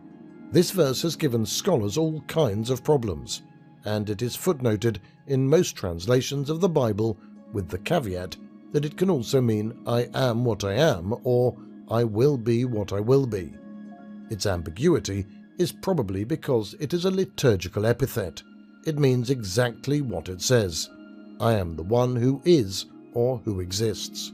In ancient times, divine names were held to have intrinsic power in themselves, and specific appellations could only be used by the priesthood. In the Sumerian and Babylonian pantheon, only descriptive names are used. The actual names of the gods are not known. Yahweh, or the One Who is probably an attempt by Hebrew priests to substitute an innocuous name for that of the deity, thereby diffusing any possible harmful consequences. This is also found in the rabbinical tradition, where the name Yahweh holds certain powers, and in ancient times only a few priests were allowed to pronounce the name. According to the secret Hermetic traditions that were recently released to the general public via the works of John Baines, to utter the name of Yahweh aloud would be to invoke the name of the Archon who played the dirty trick on Moses. Speaking this name aloud only further empowers this Archon, El Shaddai, the fearful and terrible God. As we have seen in addressing Moses, the deity informed him that he had appeared to his ancestors as El Shaddai. This El Shaddai name occurs in Genesis no less than 6 times, and is considered the descriptive title for the God of the Hebrews. The Hebrew root shaddad, from which it is believed to be derived, means to overpower, to treat with violence, or to lay waste. These meanings give the deity a fearful character, that of a devastator or destroyer. It is partly because the God of the Hebrews is known as an uncompromising and vindictive God. Shaddai may also be connected linguistically to the Assyrian word shadu, or mountain. In actuality, both of these meanings can be applied to the Hebrew god El Shaddai, for he is none other than the god of lightning and thunder of the Hittites, a northwestern version of the Sumerian god Ishkur and the Semitic Adad. He was the Anatolian mountain god and is often depicted with thunderbolts in hand. After the Deluge, the Anunnaki started to rebuild the cities of Mesopotamia, and the lands known as the Fertile Crescent were divided among Enlil's offspring. Nanar, Sin, was given authority over all Mesopotamia and western lands except for Anatolia, which was assigned to Ishkur, Adad, and Lebanon allotted to Utu, Shamash. The goddess Inanna Ishtar moved her base of operations to Lebanon and ruled there with Shamash. The pantheon of the Levant consisted of 3 significant deities after the Deluge: Adad, Shamash, and Ishtar. From Anatolia, the land of the Hittites, Adad extended his influence as far south as Jerusalem. This is illustrated in Ezekiel 16, where Jerusalem's origins are found in the statement, "Your father was an Amorite and your mother a Hittite." The lesser gods, the Nephilim and the angels. The Old Testament suggests that there were many deities, but these lesser gods seem to have descended to earth to interfere in the affairs of humans. This is explicit in Genesis 6, which states, "Now when man began to increase on earth, and daughters were born to them, the divine beings saw how beautiful were the human daughters, and took as their wives.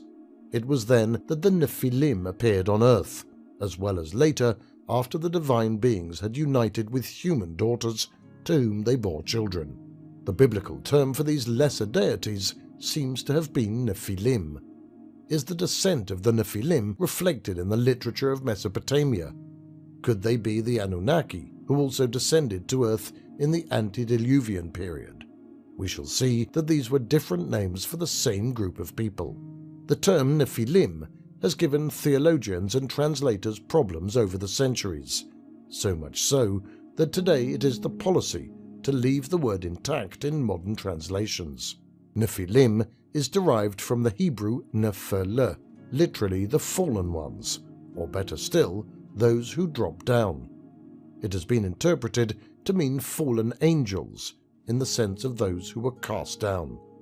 The noted Jewish biblical commentator of the 19th century, Malbim, claimed that in ancient times the rulers of countries in the Middle East were the sons of deities who arrived on earth from the heavens. He maintains that they were the sons of pagan gods and called themselves Nephilim. Genesis asserts that they came down to earth in two groups. It was then that the Nephilim appeared on earth, as well as later.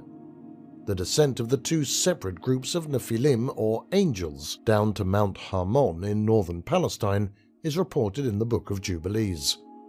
A group descended in the days of Jared in the 10th Jubilee. Later, in the 25th Jubilee, another group came down to earth during the days of Noah. Since a Jubilee year is 50 regular years, this source claims that they descended to earth about 750 years apart. In the Enuma Elish, the Babylonian account of the creation, a group of Anunnaki also descended to populate the earth. These divine beings also intermarried with the daughters of man. The so-called angels of the Old Testament have become a general term to describe lesser deities who have been quite active in the affairs of man.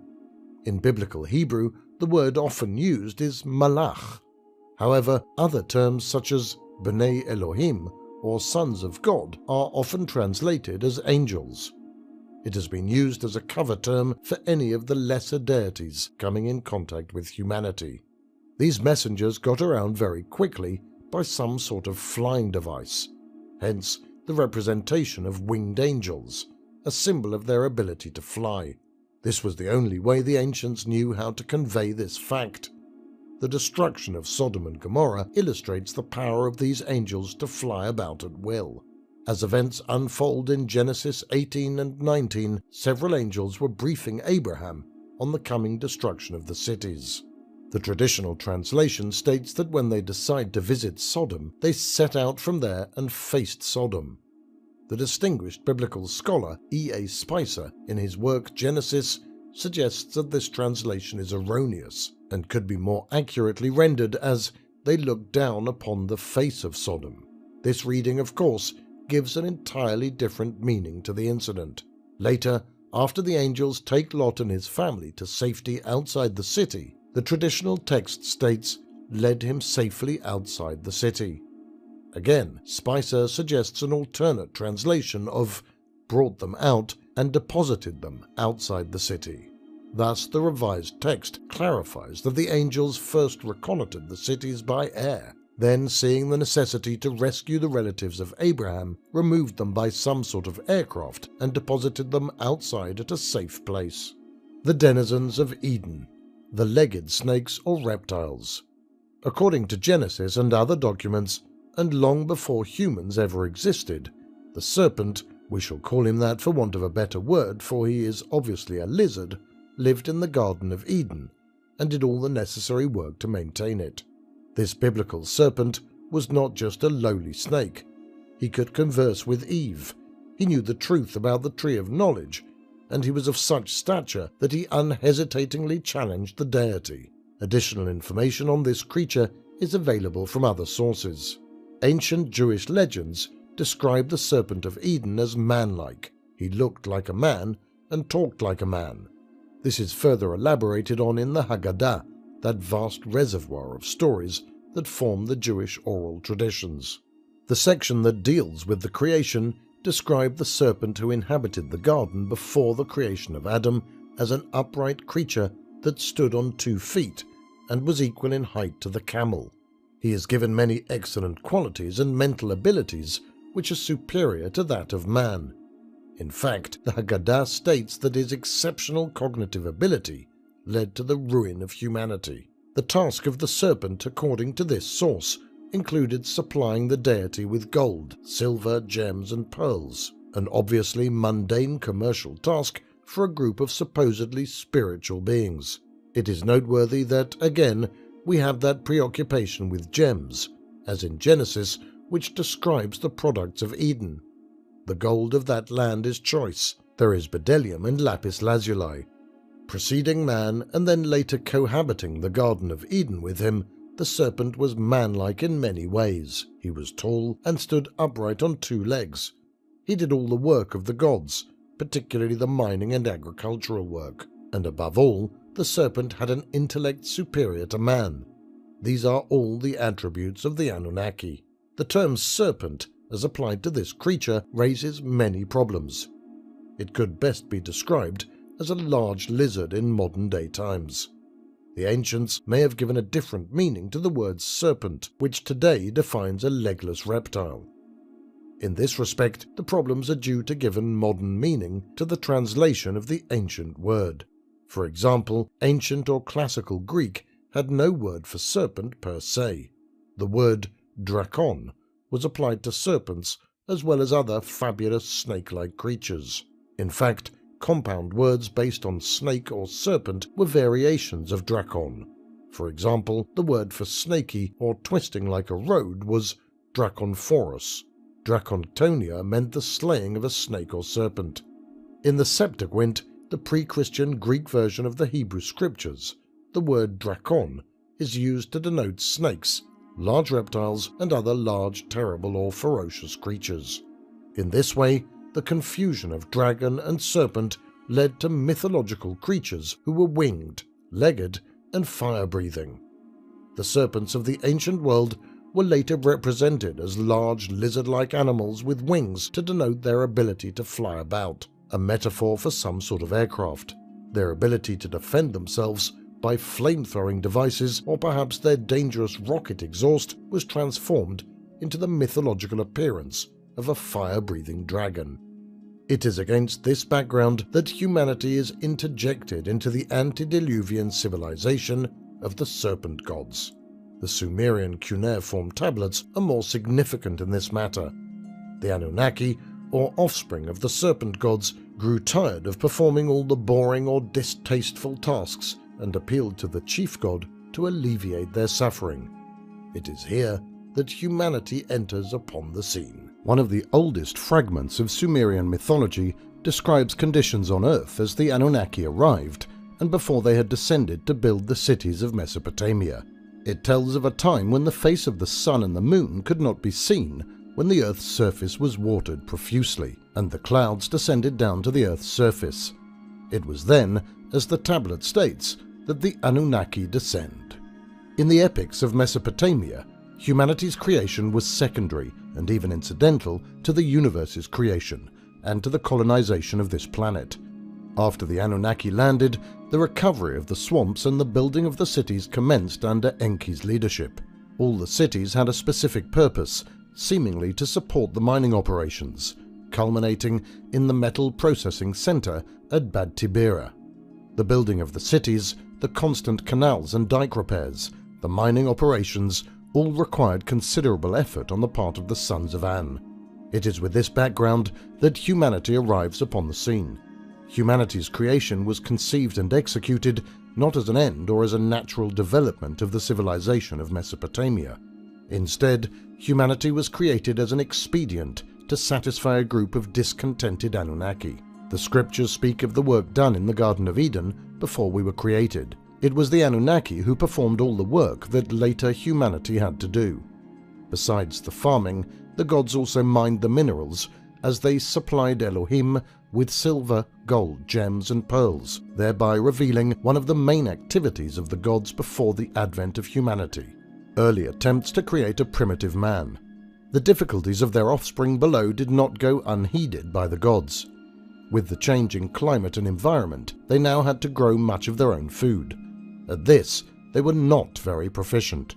One of the Sumerian myths, the dispute between cattle and grain, describes the early attempts to ease the suffering of the Anunnaki. As the poem relates, the sons of An did not know how to grow grain, bake bread, nor make garments. This myth describes attempts in the creation chamber to devise means to provide them with grain and meat.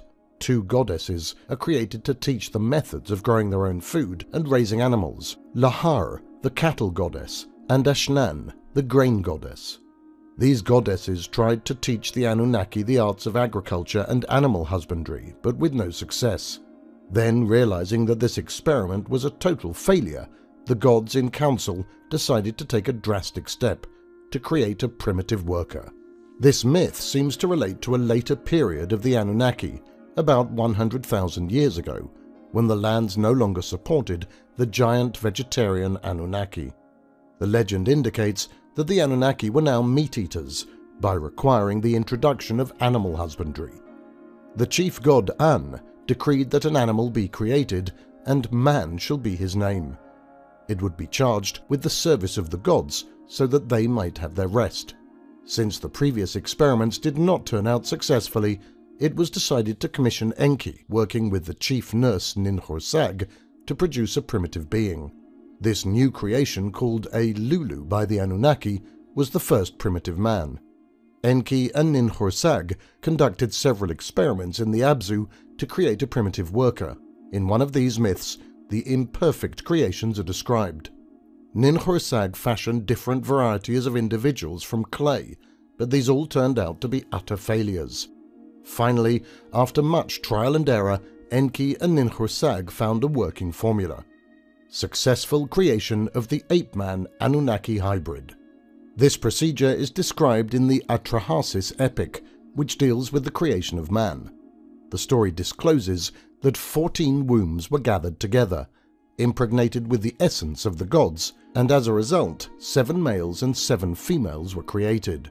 While the process successfully produced a viable primitive being, it had one major drawback: the creatures could not reproduce themselves, as shown by subsequent events. Both sexes were produced, 7 males and 7 females, suggesting the intent had been to make them capable of reproduction. For some unknown biological reason, the process failed in this. In this manner, primitive man, or Adam, was created, a combination mammal-Anunnaki hybrid. The procedure used by the Sumerians is reflected in Genesis, where it states God's image was imposed on the clay, just as in the Sumerian tablets. God's essence is mixed with the malleable clay of the earth, the ape-man. In the cuneiform accounts, clay is combined with God's essence, and upon this creation, they bind it with the image of the gods. In both cases, it should be observed that humanity is created in the image of their god. The question arises, therefore, where did this genetic material come from? Neanderthal people had been on the scene for hundreds of thousands of years due to a slow process of evolution. It was presumably these people that were used in the experiments of the Anunnaki. They are described vividly in the Gilgamesh epic as the wild man who is converted into a civilized being to become the companion of Gilgamesh. Called Enkidu, he is a wild creature that feeds on grass and lives among the animals. Presumably, he was a Neanderthal that was mated with the Anunnaki. From this combination, it was hoped to produce someone more adapted to the changing environment. The Adam of the Bible was not the Homo sapiens of today. He was what one might call Homo saurus, a creature that became our ancestor and the first step in creating modern humans. In just a few years, humanity had taken a quantum jump in evolution. We had suddenly evolved from the wild ape man to a new species known as Cro-Magnon man. The hybrids probably looked like the Anunnaki since they were made in the image of the gods. Genesis is particular about this, for it states, "Then God said, I will make man in my image, after my likeness." Adam was thus created in both the image, or Tselem, and likeness of Dmut, his creator. The use of both terms in the biblical text was meant to leave no doubt that humanity was similar in appearance to the gods. Later, as humans intermarried with this species, the Anunnaki strain deteriorated and became more mammal-like and less Anunnaki in appearance. The mammal genes dominated the Anunnaki genes, and humanity became more human and less godlike. It explains humanity's sinful nature and his fall from grace.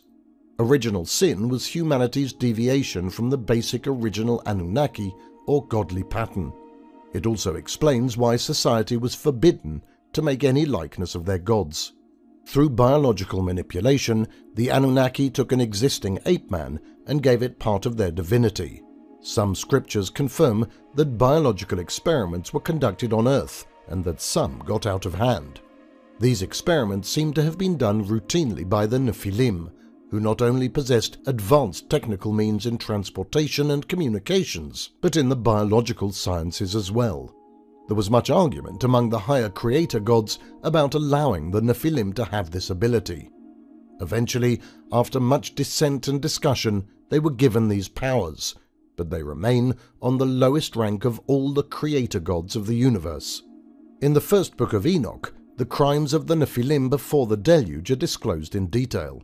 Dated to the 2nd century BC, this book had lost its importance in the Western Church by the 4th century AD, and is only considered canonical in the Ethiopic Church. Originally in Hebrew and Aramaic, it was translated into Greek and then into Ethiopic, where it was preserved and not found again by Europeans until the 18th century. It is the oldest of the 3 pseudepigraphic books attributed to Enoch, and parts have been found in the Dead Sea Scrolls. According to the first book of Enoch, the Nephilim were given the mission of bringing beneficial arts and crafts to humanity. But what started out as a laudatory endeavor soon turned sour. The Nephilim began to teach humanity the martial arts, the making of swords, knives, shields, and breastplates. They also taught us the forbidden sciences of incantation, alchemy, and astrology. The worst of the crimes they were accused of was toying with genetics. Homo saurus, the primitive man of Eden. Genesis makes the point repeatedly that before the fall, Adam and Eve were naked while they occupied the Garden of Eden. It was not until they ate the forbidden fruit that they realized they were naked and put on clothing. Other ancient religious sources substantiate this condition of humanity. As long as they remained in the Garden of Eden, Adam and Eve did not propagate. The Sumerian tablets explain why, because they were mules and could not reproduce their own kind. The fall of man was his acquiring the ability to procreate by taking on mammalian traits. The final genetic change was done by Enki. It was unauthorized and caused much dissension among the gods, and remained an issue festering between Enlil and Enki. Primitive man, or Homo saurus, was placed in the Garden of Eden to grow food, for as Genesis says, the Lord planted a garden in Eden in the east, and placed there the man whom he had formed. Since man was created in Enki's Abzu at his headquarters city of Eridu, and it being in the westernmost part of the Mesopotamian plain between the 2 rivers, it would appear that the fertile area east of Eridu would be the Garden of Eden. Coincidentally, the Sumerians called this area Eden, or the home of the righteous ones. According to Jubilees, Adam and Eve were placed in the Garden of Eden to till and reap it. He protected the garden from birds, beasts, and cattle, and gathered fruit and food. The duties of Adam are described in similar terms in one of the Babylonian versions of the creation of man. It was his duty to maintain the canals and watercourses and raise plants in abundance to fill the granaries of the Anunnaki. Primitive man and Anunnaki gods did all the necessary work in the Garden of Eden until the event known cryptically as the Fall of Man. This workforce, apparently, was not sufficient to do the essential work, and a modification was needed to make the Homo saurus more efficient. To provide for a more significant workforce, it was decided to give the Adam, or Lulu, a reproductive capacity. The Fall of Man, or the creation of Homo sapiens. Biblical scholars reference the fall of man beginning with Adam and Eve being placed in the Garden of Eden. Among the delightful things to eat was the fruit from the 2 trees. They were the tree of life and the tree of knowledge of good and evil. Adam and Eve are told, "You are free to eat of any tree in the garden, except the tree of knowledge of good and bad, of which you are not to eat. For the moment you eat it, you shall be doomed to death." Later, when they ate the forbidden fruit, the immediate and only result was that the eyes of both were opened, and they discovered that they were naked. Obviously, wearing clothes was merely a manifestation of something else, probably acquiring knowing or knowledge. The tale of Adam and Eve is the story of a crucial step in humanity's evolution, acquiring the ability to procreate. However, in achieving this, man had to forfeit some of his Anunnaki heritage, his so-called divinity. Man created in the image of the gods. The book of Genesis makes it abundantly clear that man was initially created in the image of his God. And God created man in his image. In the divine image he created them, man and female. Homo saurus, or Anunnaki man, was probably much larger and taller than modern man. Many ancient sources refer to him as having the stature of a giant before the incident in Eden. For example, rabbinical records disclose that Adam, who had been a giant, diminished in stature to the size of an ordinary man. The Antediluvian Patriarchs and the Sumerian kings were apparently huge men and stood out physically among the hordes of humanity.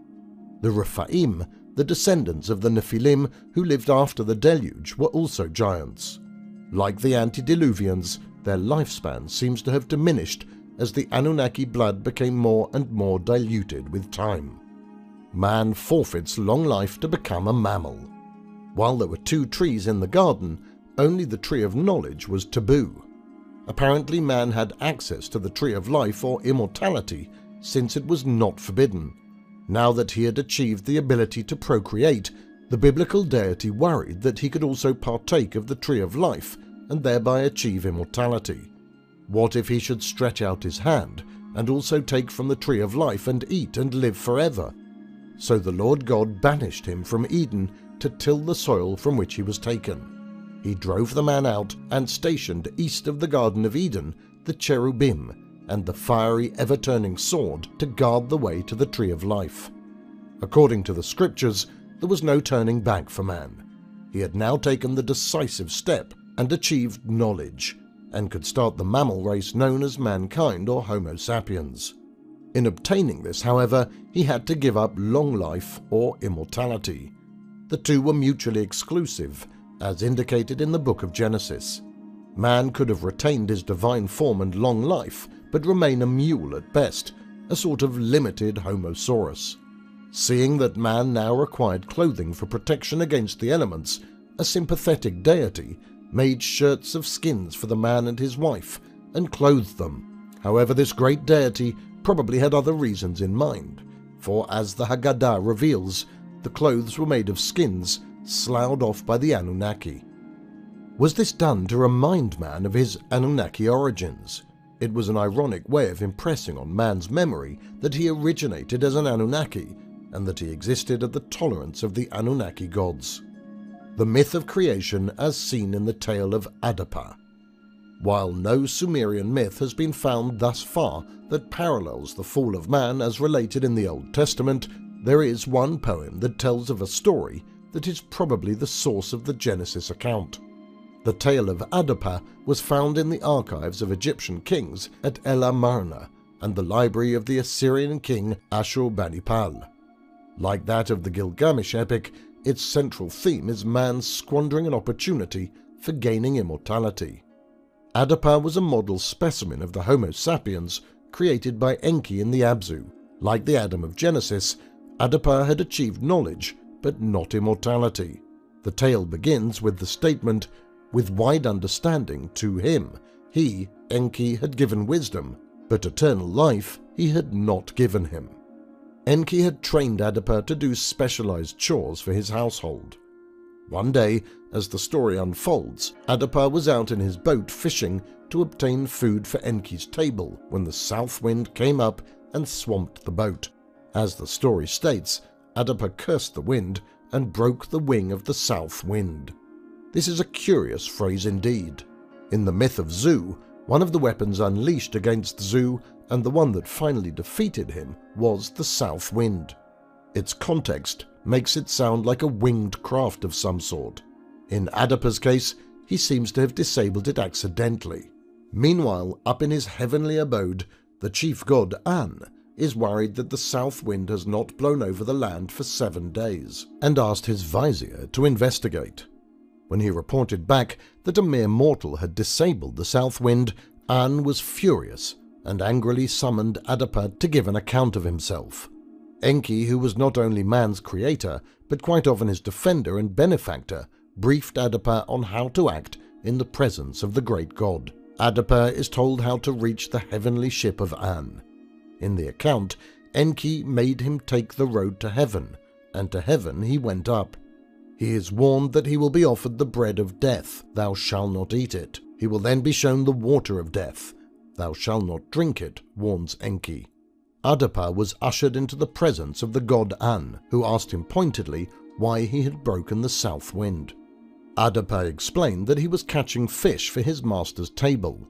The sea was like a mirror until the south wind came up and overturned his boat, indicating that his boat was swamped by the blast of wind from the apparently low-flying south wind.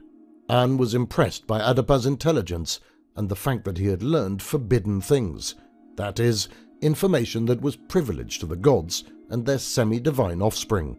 He further questioned Adapa about Enki's disclosure of the plan of heaven and earth to a worthless human like him. Furthermore, An asked why Enki had made a shumu for him. The chief god wondered what to do with Adapa now that he knew the road to the gods, since he had travelled from earth to heaven in a shumu, a journey only allowed to the gods. In this sense, the Sumerian word shumu obviously refers to some sort of shuttle to reach the orbiting ship in the heavens. This term is discussed later. To continue the story of Adapa, it was decided to have him join the ranks of the gods by providing him with the bread and water of life. In this way, Adapa would achieve immortality and become like one of the gods. Actually, it would mean reverting back to his Anunnaki nature. This may be why he was forewarned by Enki, who did not want his creation tampered with. When Adapa refused the food and water of immortality, An wanted to know why. Adapa told him of the warning of Enki, which infuriated An, and he sent down a messenger to chastise Enki. However, An finally relented, but it was too late for Adapa. Symbolically, man had missed the chance of achieving everlasting life. Adapa returned to Earth, a trip during which he saw the wonders of space. As Adapa from the horizon of heaven to the zenith of heaven cast a glance, saw its awesomeness. But what is more important to the story of Adapa as a parallel to Adam in Eden is that it was decided by the gods that he, like Adam, would be the ancestor of humanity. An decreed that as his destiny, Adapa would be the seed of humanity. The food and water of life are often portrayed on Sumerian cylinder seals and murals. The gods are sometimes shown with a pine cone in one hand and a water bucket or situla in the other hand, representing the food and water of eternal life or immortality. The sad story is that humanity could not have the best of two possible worlds, mammal form and long life. It explains why man's lifespan shortened progressively as each generation diluted the Anunnaki gene further. The gods were unhappy with the deterioration of the Anunnaki traits and would not let man forget his choice in the years to come. It echoes throughout the chapters of the Old Testament as the weakness of the flesh. The further humanity evolved from their Anunnaki origins, the less they remembered of it. Through a long process of selective amnesia abetted by a secretive and self-perpetuating priesthood, humanity has succeeded in denying all knowledge of Anunnaki ancestry. The genealogy of man. It is a perplexing problem of the missing link that has baffled evolutionists for over 100 years. Is it possible that the so-called missing link will never be found? And more importantly, if this missing link is ever discovered, it will most likely be in the ruins of the ancient civilization of the Valley of Mesopotamia. The perception of the serpent as evil. Besides Adam and Eve, the other important denizen of the Garden of Eden was the serpent. He is given qualities that rival and surpass those of Adam. Even Genesis concedes the point when it asserts that the serpent was the shrewdest of all the wild beasts that God had made. The Haggadah describes the serpent as tall, two-legged, and with superior mental powers. He was lord over all the beasts of Eden. God spoke to the serpent, "I created you to be king over all the animals." I made you be of an upright position. In the Haggadah, there seems to be little doubt that he walked like a man. In Genesis, the serpent was severely punished for his role in the downfall of Adam and Eve. His fate was henceforth to crawl on his belly. In this way, Genesis implies that the serpent was a legged creature and lost his limbs due to the eating of the forbidden fruit. The notion of the serpent as evil is a relatively recent one, for it is one that developed during the early Christian era. In actuality, the biblical serpent is often connected with divine knowledge, healing, and immortality. The Hebrew word for the creature who tempted Eve is Nachash, which is usually translated as a serpent, but literally means he who solves secrets. Two streams of understanding seem to have contributed to the legend of the serpent as evil and repulsive. By the time of the Deluge, man had come to despise and even to persecute these creatures. Ancient sources strongly suggest that anyone showing signs of serpent god ancestry was hunted down and destroyed. The second major factor in the evolution of them as evil was the enmity between Enlil and Enki.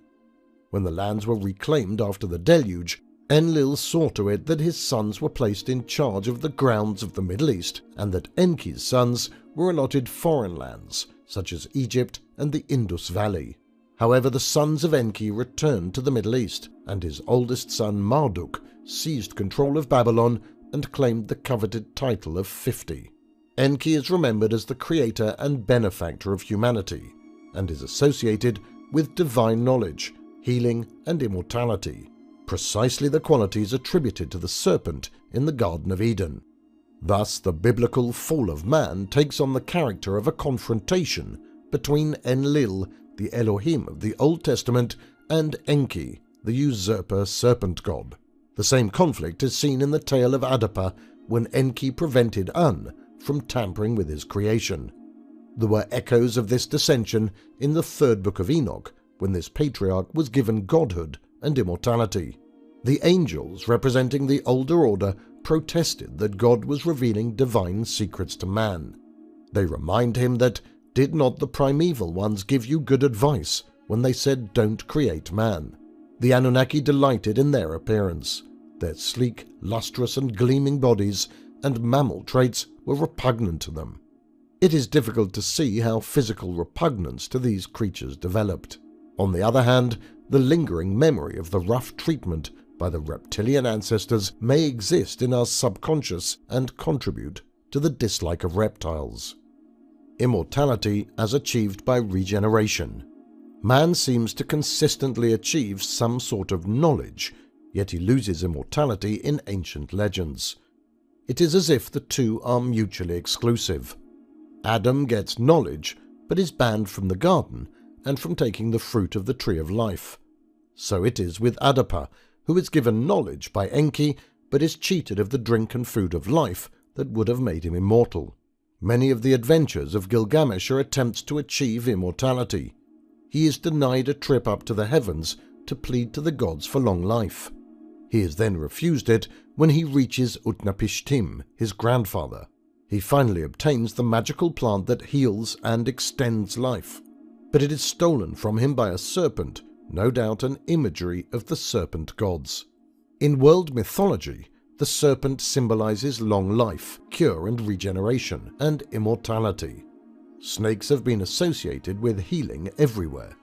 For example, the Mayan Chilam Balam relates that the first inhabitants of Yucatan were the Khanes, or people of the serpent. They came across the water from the east with their leader Itzamna, or serpent of the east. He was a healer and could cure by laying on of hands and even revived the dead. In the Old Testament, the serpent's role as a healer is illustrated in the incident of the brazen serpent, or seraph. The serpent was raised on a pole and became a cure for ailments during their exodus from Egypt. The duality of knowledge and immortality, as represented by the two trees in Eden, is not generally found in ancient sources. Besides the brief references in the tale of Adapa, ancient literature concentrates on man's efforts to achieve immortality and extended life. The symbolic tree of life and the magical food and drink were popular subjects among the various cultures of the Middle East and often appear in their art forms. The opposite is true of the Old Testament, where immortality is all but forgotten.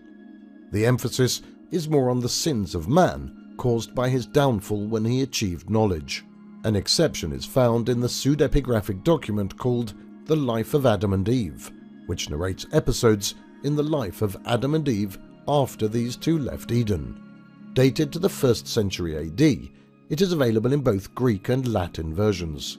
It provides a little known even of Adam's attempt to obtain some of these rejuvenating remedies. According to the text, Adam was old and sickly and near the end of his life. He requested Eve and his son Seth to return to Eden for the oil from the tree of mercy with which he might be anointed, relieved of his pain, and have his life extended. At the gates of Eden, they are met by the angel Michael, who refuses the plea of Seth with the argument that the magic elixir is not for man. The Hebrew view would suggest that the emphasis on knowing by the early priesthood was a deliberate deviation to force on their people a doctrine of original sin and the fall of man, and thus achieve a significant degree of control over their minds and behavior. The search for regeneration, a form of immortality, has been a common theme of ancient literature and mythology. It is a sub-theme in the Gilgamesh epic, where after telling his grandson that the gods had refused him immortality, Utnapishtim has compassion for his grandson and informs Gilgamesh of a magical plant that restores youth and vitality and where to find it. Thus, on his return home, Gilgamesh follows the directions of his grandfather and manages to obtain this magical plant. He decides, somewhat unwisely, to stop by a pool of water to bathe. He foolishly leaves the magic plant on shore unattended as he is bathing, and much to his consternation, a snake, or seru, smelled the fragrance of the plant, came up through the water, and carried it away. As the serpent left, it threw off its skin. In this way, the story represents the regenerative ability of the serpent to extend its life by shedding its skin periodically. Of those who achieved true immortality and joined the gods, only 2 are recorded in ancient literature. The gods made it clear that it was not granted lightly. Utnapishtim is one of the few who was given immortality. After the deluge, Utnapishtim and his wife were taken up and placed through a ritual by Enlil. Hitherto, Utnapishtim had been but a man, but now Utnapishtim and his wife shall be unto us gods. He was sent to live at the source of the 2 rivers where Shamash rises, in the land of Dilmun. Unlike his counterpart, Noah did not achieve immortality. The gods of the Old Testament were much more jealous and uncompromising gods. One of the patriarchs before the deluge achieved this distinction. It is passed over cryptically in Genesis, which states that Enoch walked with God. Then he vanished because God took him. Nonetheless, the 3 apocalyptic books of Enoch provide the whole story, details which were omitted from the Bible. Enoch was made immortal and deified so that he became second in power to the chief deity himself. This unusual metamorphosis was done to provide an objective magistrate who could preside over the trial of the Nephilim. Are long lifespans possible? Longevity among the ancients is proverbial. The name of the patriarch Methuselah has been synonymous with an extra-long lifespan. If the ancient records, both religious and secular, are believed, the antediluvian kings and patriarchs enjoyed an unusually long lifespan. These claims are so consistent, and even allowing for exaggeration, one is forced to concede that there must be some truth in them. Tacitly, modern man is beginning to take these claims seriously. For today, he is toying with the possibilities that aging can be brought under control, even reversed, and that lifespans can logically be extended to a remarkable degree. Perhaps someday we will achieve the technical sophistication of our ancestors, the Serpent Gods, who seem to have solved these perplexing scientific problems. In the Old Testament, explicit references to our Serpent God ancestors have been eliminated. This has happened through a long process of selection and editing. When allusions are found in the scriptures, they are interpreted as mere allegories. There is a strange incident related in the Book of Numbers concerning a bronzed or brazen serpent, which raises many questions that are never fully addressed by biblical scholars. In the second year of the Exodus, after they had left Mount Sinai, the tribes had a skirmish with the king of Arad, but prevailed after much difficulty. The incident of the brazen serpent happened then. They set out from Mount Hor by the road to the Red Sea to skirt the land of Edom. But the people grew restive on the journey, and the people spoke against the Lord and against Moses. "Why did you make us leave Egypt to die in the wilderness? There is no bread and water, and we have come to loathe this miserable food." The Lord sent seraph serpents among the people. They bit the people, and many of the Israelites died. The people came to Moses and said, "We sinned by speaking against the Lord and against you. Intercede with the Lord to take away the serpents from us." And Moses interceded for the people. Then the Lord said to Moses, "Make a seraph figure and mount it on a standard, and if anyone who is bitten looks at it, he shall recover." Moses made a brazen serpent and mounted it on a standard. And when anyone was bitten by a serpent, he would look at the brazen serpent and recover. It is difficult to escape the conclusion that the meaning of the incident is obviously idolatry, an activity stringently forbidden in the scriptures. The Hebrew word seraph is an unusual one and appears only a few times in the Old Testament books. In Isaiah 14 and 30, seraph is referred to as me of seraph, literally flying serpent. It is associated with Philistia and Negeb, lands that were traditionally the home of the descendants of the Nephilim after the Deluge. The brazen serpent, which was made by Moses at God's command, was revered in the temple sanctuary until the 8th century BC, when according to 2 Kings 18, King Hezekiah, angry over idol worship, broke in pieces the bronze serpent that Moses had made. It is doubtful if this was the original seraph made by Moses in 1450 BC, and that it survived till this time. In either case, it demonstrates that worship of serpent gods was well established among Israelites during the period of the Judges and Kings. Also, it suggests that Yahweh had at least been identified with the serpent god. The term seraph has worried biblical translators and commentators over the years. It is translated as fiery serpent in the King James Version. However, the modern tendency is not to translate it, but to render the Hebrew word as given. Seraph does not fit any convenient classification or translation. It seems more probable that it is a borrowed word from the Canaanites, who acquired it from their Mesopotamian heritage. The roots of the term may well be Mesopotamian. The flying or fiery serpent atop a pole, worshipped for its healing properties, symbolically represents Enki, the Sumerian god of healing, often associated with the snake symbol. There is also a curious resemblance of the snake wrapped around a pole with the later Greek caduceus. In the Gilgamesh epic, the serpent that steals the magic plant from the hero is called a seru. The similarity of the words suggests a common origin. The term is also encountered in Hindu mythology, which has Sumerian antecedents. The Nagas, the mysterious serpent gods who dwelt in India in ancient days, were called Sarpa, or serpents. A little-known ancient religious document refers to the serpent gods and cryptically to the gods of the Sumerian pantheon. As such, this Christian hymn probably has its origins in a Sumerian prayer. Called the Prayer of Joseph, it is from a magical papyri group of Greek origin and dated to the 2nd century AD.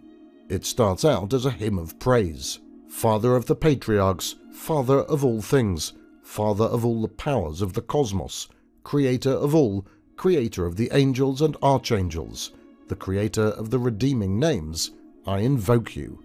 After a few more invocations, the prayer continues dramatically.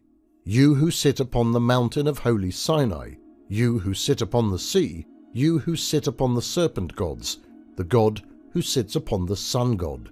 This paean is interesting and pertinent for several reasons.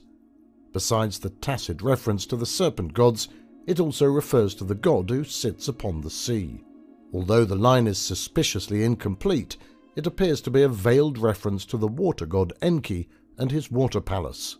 The sun god is presumably Utu Shamash, just as the god of Mount Sinai is Ishkor-Adad. Thus the invocation seems to be addressed to Enlil, the ruling god of the Canaanite pantheon, who later became known as El in the Old Testament. Furthermore, the redeeming names are probably the Tablets of Destiny, or the Divine Names, which have been equated with the Mies of the Sumerians. Serpent gods are not just found in the history or mythology of the ancient Middle East. Dragons, flying serpents, and serpent gods appear in mythology throughout the world, and appear everywhere as the creators and benevolent ancestors of man. In some cultures, the lingering memory of a serpent race was cruel and barbaric. Serpent gods in the Indus Valley civilization. Aratta is often mentioned in Sumerian literature as a faraway land controlled by the goddess Inanna from her tutelary city of Uruk. According to the epic Enmerkar and the Lord of Aratta, it lay beyond Anshan, now Iran, and a journey to Aratta required the crossing of 7 mountains and the dreaded river Kur. It has been suggested that Aratta may be the same as Harappa of the lost Indus Valley civilization. Harappa, along with Mohenjo-Daro, was a city of the ancient Dravidians, the legendary serpent people who preceded the Aryan occupation of India. In the 1920s, archaeologists made some fantastic discoveries in the Indus River Valley. The ruins of 2 large ancient cities were excavated. One was Mohenjo-Daro on the Indus River proper. The other, Harappa, was on the Ravi, a significant branch of the Indus located in the Punjab, or land of the 5 rivers. Like the cities of Mesopotamia and the Nile Valley, they were built on the alluvial plains. However, unlike these other cities, Mohenjo-Daro and Harappa seem to have sprung up thoroughly planned. Both were identical in layout. While no ziggurats were found, each city had a mound 10 meters high, a sort of artificial platform. These cities did not evolve from primitive villages, but were completed as cities within a century or so. In other words, they were constructed as a colony, probably by the Sumerians and presumably by Enki, their chief engineer. According to archaeological evidence, the cities sprang up about 3500 to 3000 BC and ended around 2000 BC or soon after that. What has puzzled historians is that the people who lived here are not related to the Aryans, who came some 500 to 600 years later and settled in the Punjab and Gangetic plain. Like the ancient Sumerians, the people of Mohenjo-Daro and Harappa spoke an unknown language. Artifacts found here also link it with the Valley of Mesopotamia. Button seals from these sites are very similar in style to the cylinder seals of Sumer. In fact, one shows a wild man wrestling 2 beasts, very similar to the one of Gilgamesh standing between and strangling 2 lions. These 2 cities are probably none other than the Sumerian colonies established after the world became inhabitable again after the Deluge. Historians suggested that these cities were the center of the Dravidian culture and inhabited by the Nagas, a race of serpent men. The Nagas, the serpent race of ancient India. The ancient book of Dzyan, probably the oldest of Sanskrit sources, speaks of a serpent race descending from the skies and taught humanity. These sources concern the ancient people called the Nagas or Sarpa, semi-divine beings with a human face and a dragon's tail. Blavatsky believed that these Sarpa are undoubtedly the Seraphim of the Old Testament. The Seraphim would have the same etymological roots as the Sarpa of ancient India. Hindu mythology and literature are also replete with the liaisons of gods and mankind and the procreation of numerous strange beings called Dravidian and Dasyus. They were ferocious people with dark skin and flat noses. The Aryans who came later ran into the remnants of these serpent people. They are vividly described in the Ramayana. Near Bhogovata stands the place where dwell the hosts of the serpent race, a broad-waved city walled and barred, which watchful legends keep and guard. The fiercest of the serpent youth, each awful for his venomed tooth, and throned in his imperial hall, is Vasuki, who rules them all. The antediluvian Dravidians had been wiped out by the Deluge. When the earth was repopulated, Harappa and Mohenjo-Daro became the center of the Dravidian culture. Much of the evidence that Dravidian, Dacius and Nagas were all different names for these people can be found in the great epics of India, the Mahabharata and the Ramayana. Both epics concern the early Aryan contacts with these serpent people, some of which were friendly, others hostile. In the epic Mahabharata, a group of celestials arrive by aerial car to attend the wedding feast of the Aryan kings. The gods in cloud-borne chariots came to view the scene so fair. Winged Suparnas, scaly Nagas, bright celestial cars in concourse sailed upon the cloudless sky. These Nagas intermarried with Aryans, producing kings and heroes.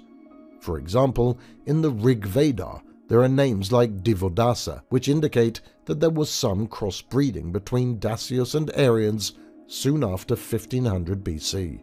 Many of the ancient Hindu gods mated with humans and like in Sumer.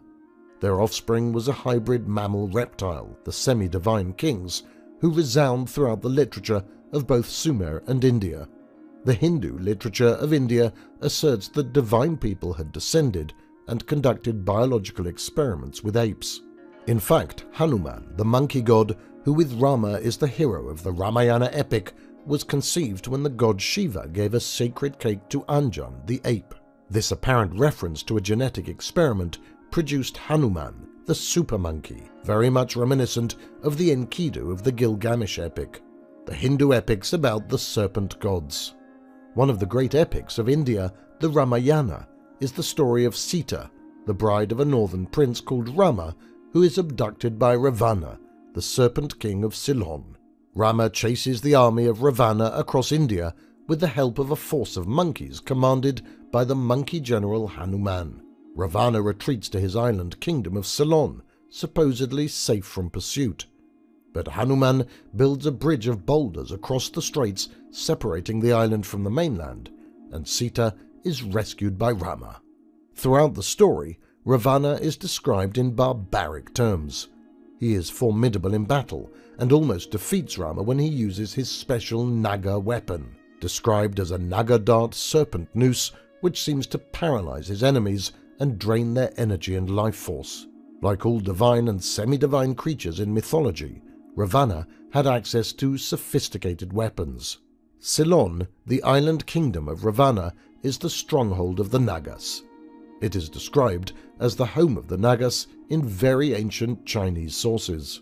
In one of the first literary references to Ceylon, when it traded with China before the Aryan occupation of India, it is described as a land of strange reptilian-like creatures. Because of its gems and spices and its convenient location, it became popular with Chinese merchants. Fa Sen, the Chinese pilgrim trader, disclosed that initially the island was occupied by Nagas, or serpent deities, with whom merchants of various countries carried on trade. The Nagas never showed themselves to the outsiders. They simply set forth their precious commodities with price labels attached to them. The visiting merchants made their purchases according to price and took the things away. The other great epic of India is the Mahabharata, the longest and perhaps the greatest epic poem in any language. Much older than the Ramayana, it consists of 88,000 verses. The central theme is the rivalry between two branches of the same family, the Kurus. The Pandavas and the Kauravas fight a war that culminates in the great battle of Kurukshetra. As the story begins, King Pariksit of the Kauravas shot a deer while hunting with bow and arrow. Pursuing the deer, he asks an ascetic if he had seen the wounded deer. Observing a vow of silence, the sage did not answer. This angered Pariksit, who then took a dead snake and placed it around the sage's neck. The ascetic's son, Suranga, was incensed and put a curse on Pariksit. Thus started the blood feud between the two families. Significantly, a third party intervenes. Angry over the blasphemous use of one of their own kind, the Serpent Gods enter the story. Taksaka, the king of the serpent people, sends snakes who cause the death of Pariksit. The story of the blood feud is actually narrated as something which happened in the dim past. Since the ancient kingdom of the Kurus flourished along the upper course of the Ganges in the 14th and 13th centuries BC, the events may have taken place in the early days of the Aryan invasion. The Mahabharata story begins with the great sacrifice of King Janamejaya. As the story is narrated by the sage Vyasa, the son of Pariksit, King Janamejaya performs a ceremony to avenge his father's death, a snake sacrifice called the Yajna. Its purpose is to totally destroy the Nagas, the serpent gods which supposedly could assume snake or human form at will, and one of which killed Pariksit. In the ritual, the priest invokes the names of the serpents as they toss live snakes into the fire. Astika, Serpent King Taksaka's son, intervenes and pleads with Janamejaya to let his relatives live. It is the view of the Indian historian D.D. Kosambi that the Yajna itself was not so much an account of a great war, but rather it was the story of the great Yajna sacrifice. In other words, it was a symbolic ceremony of propitiating their serpent ancestors, while at the same time expelling them from their cultural heritage. In the struggle between the two branches of the Kurus to control the upper Ganges plains, there is a reflection of the battles of Enlil and Enki's sons in Mesopotamia. In the Hindu epic, the Pandavas seem to be the victor since they regain most of their kingdom, which had been lost earlier. Started with conventional weapons of the period, such as spears, swords, bow and arrows, the war escalates into the use of more powerful and sophisticated ones supplied by the gods on both sides. These weapons have all the characteristics of modern missile systems. One side hurls a missile that is countered by an opposing missile in the sky. The explosion of the two missiles as they meet causes many illnesses below on the ground. The battle has modern connotations. It is as if one side launched a ballistic missile which was countered by an anti-ballistic missile. The collision of these two missiles seems to have caused a rain of radioactive fallout. After a prolonged war, the Kauravas find themselves losing and in desperate straits. It is then that they decide to end the war through the use of forbidden tactics. In the middle of the night, they descend on the unsuspecting sleeping Pandavas and destroy most of the warriors. Incensed by the breach of the rules of warfare and the decimation of their army, the Pandavas decide that they have no choice but to use the ultimate weapon, the celestial weapon capable of defeating all other weapons. The leader of the Kauravas decides to discharge a similar weapon, one which apparently produces radioactivity. He predicts that the Kuru line would become extinct. His warning comes true, for the weapons produce sterility in all the Pandava women. The war between the Kuru cousins finally ends in a stalemate, with both branches of the family nearly obliterated. Serpent gods or dragons in Chinese history. While the serpent god shows up in the form of the dragon in Chinese history and mythology, there is no doubt that we are dealing with the winged legged serpent or Naga of the Hindus. China chose the dragon as the national emblem for profound reasons. They believed that the celestial dragon was the father of the first dynasty of divine emperors. As a result, the dragon's pictorial emblem became regarded as inspiring divine beneficence to the land of China. According to Chinese history, Asian dragons were present at the creation and shared the world with humanity. Like the Western serpent, the dragon was linked with the development of man. The dragon taught man how to make fire, how to weave nets, and how to make music. The Chinese dragon was unrivaled in wisdom and its power to confer blessings, and thus came to symbolize that most beneficent of men, the emperor, who was believed to have dragon blood. This affinity with the dragon is shown by the imperial accoutrements. The emperor sat on a dragon throne, rode in a dragon boat, and even slept in a dragon bed. According to Charles Gould in his classic work on Chinese mythology, the belief in the existence and friendship of the dragon is thoroughly woven into the life of early Chinese history. The V King, the most ancient of Chinese books, whose origins are cloaked in mystery, describes the days when man and dragon lived together peacefully. They also detail how dragons came to represent the emperor, the throne of China, and how the chief dragon had its abode in the sky. In the year 212 BC, Emperor Qin Shi Huangdi ordered all ancient books destroyed and the persecution of learned men for 4 years. During this era of suppressed ancient knowledge, the V King was considered sacred because it was explicitly exempted from the edict. In this classic, many ancient emperors are described as having dragon-like features, like Wanti, which Gould dates to 2697 BC. The Emperor Yao, 2356 BC, is said to have been conceived by a dragon father and a human mother. Emperor Shun, dated to 2255 BC, is described as having the countenance of a dragon. The serpent as good and evil in ancient Egypt. The duality of the serpent as a source of both good and evil is seen in Egyptian religion, probably due to certain singular historical events. In the Old and Middle Kingdoms, it is benevolent and associated with the gods and immortality. Later, starting with the New Kingdom, particularly the 18th dynasty, it becomes a sinister creature and an object to be hated and exorcised. On the walls of early dynasty tombs, the snake is depicted as a friendly creature that bears the king on his back into the stellar sky. It is symbolic of the kings being carried by the serpent god to immortality, the land of the gods. At about this time, the snake was adopted as a symbol of godship, appearing as the divine asp on the pharaoh's headdress.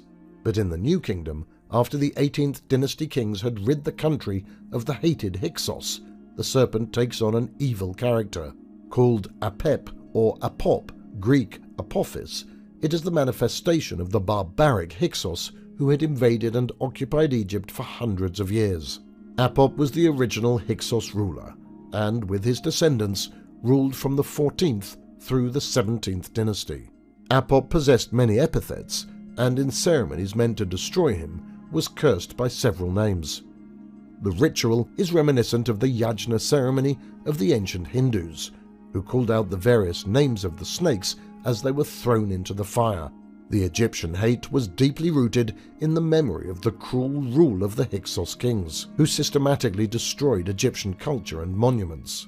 We shall see that these hated people were none other than the descendants of the Rephaim, the offspring of the antediluvian Nephilim, who ruled the lands of the Middle East after the Deluge. Serpent gods in American and African mythology. Among the Mayas of Central America, snake symbolism was widespread. Most of the serpents depicted in their art are feathered, indicating the ability to fly. The ancient Mayan book Chilambalam relates that the first inhabitants of Yucatan were the Chains, or people of the serpent, who came across the sea from the east, led by Itzamna, a serpent god. He was the most important deity in the Mayan pantheon, as the dominant sky god, ruler of the heavens. Itzamna was the creator god, the one who infused the breath of life into man. As such, he fits the description of the Sumerian god Enki perfectly. Eric Thompson, the Dean of Mayan Studies, maintains that the term Itzim, from which the god's name is derived, should be translated as lizard or reptile. In fact, Itzamnal, the city of the god Itzamna, literally means the place of the lizard. There are also many anthropomorphic forms of the god Itzamna, where he is depicted as half human and half serpent. The benevolent serpent god is also found in the later Mexican mythology in the Aztec civilization, which superseded the Mayan one. Quetzalcoatl is the plumed serpent god who brought the benefits of society to Mexico and taught astronomy and mathematics to man.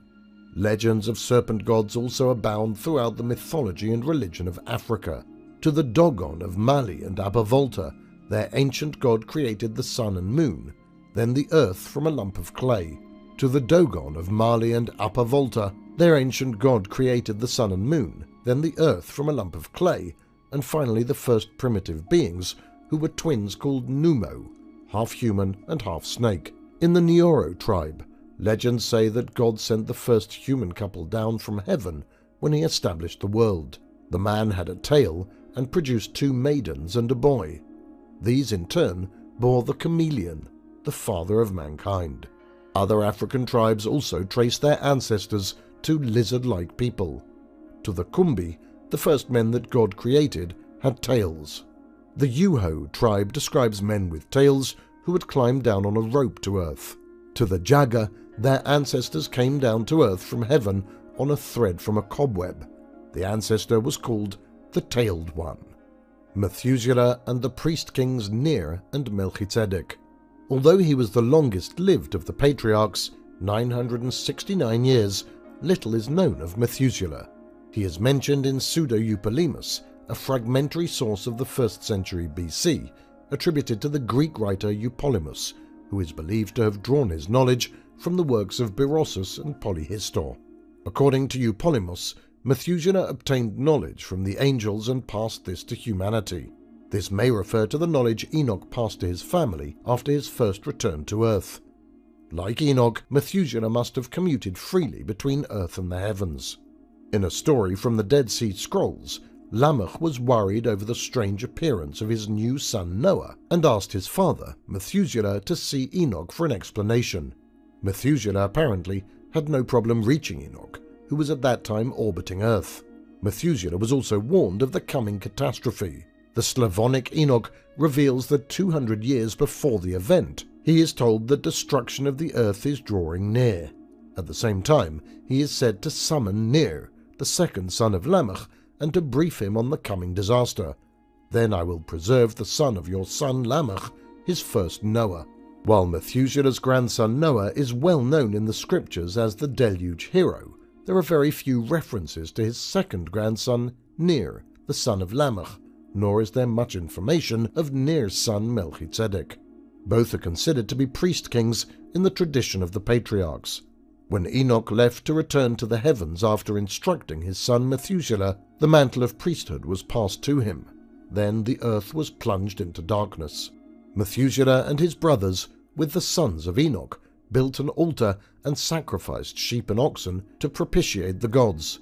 It seemed to work. At least there was a respite of 10 years before the world was disturbed again. Just before Methuselah died, the deity told him to transfer the priesthood to Ner. For some reason, the generation of Lamech is passed over. Methuselah was also to brief Ner on the coming destruction of the world by earthquake and rising waters, and by the great storages of the waters of heaven that will come down to earth. Presumably, this refers to the collapse of the cloud canopy encircling the earth. At this time, Ner's wife Sopanim, who had until then been sterile, suddenly conceived with child. Ner was convinced she had committed adultery and banished her from his sight. Later, as she was about to give birth, he visited her. Suddenly, she died at his feet.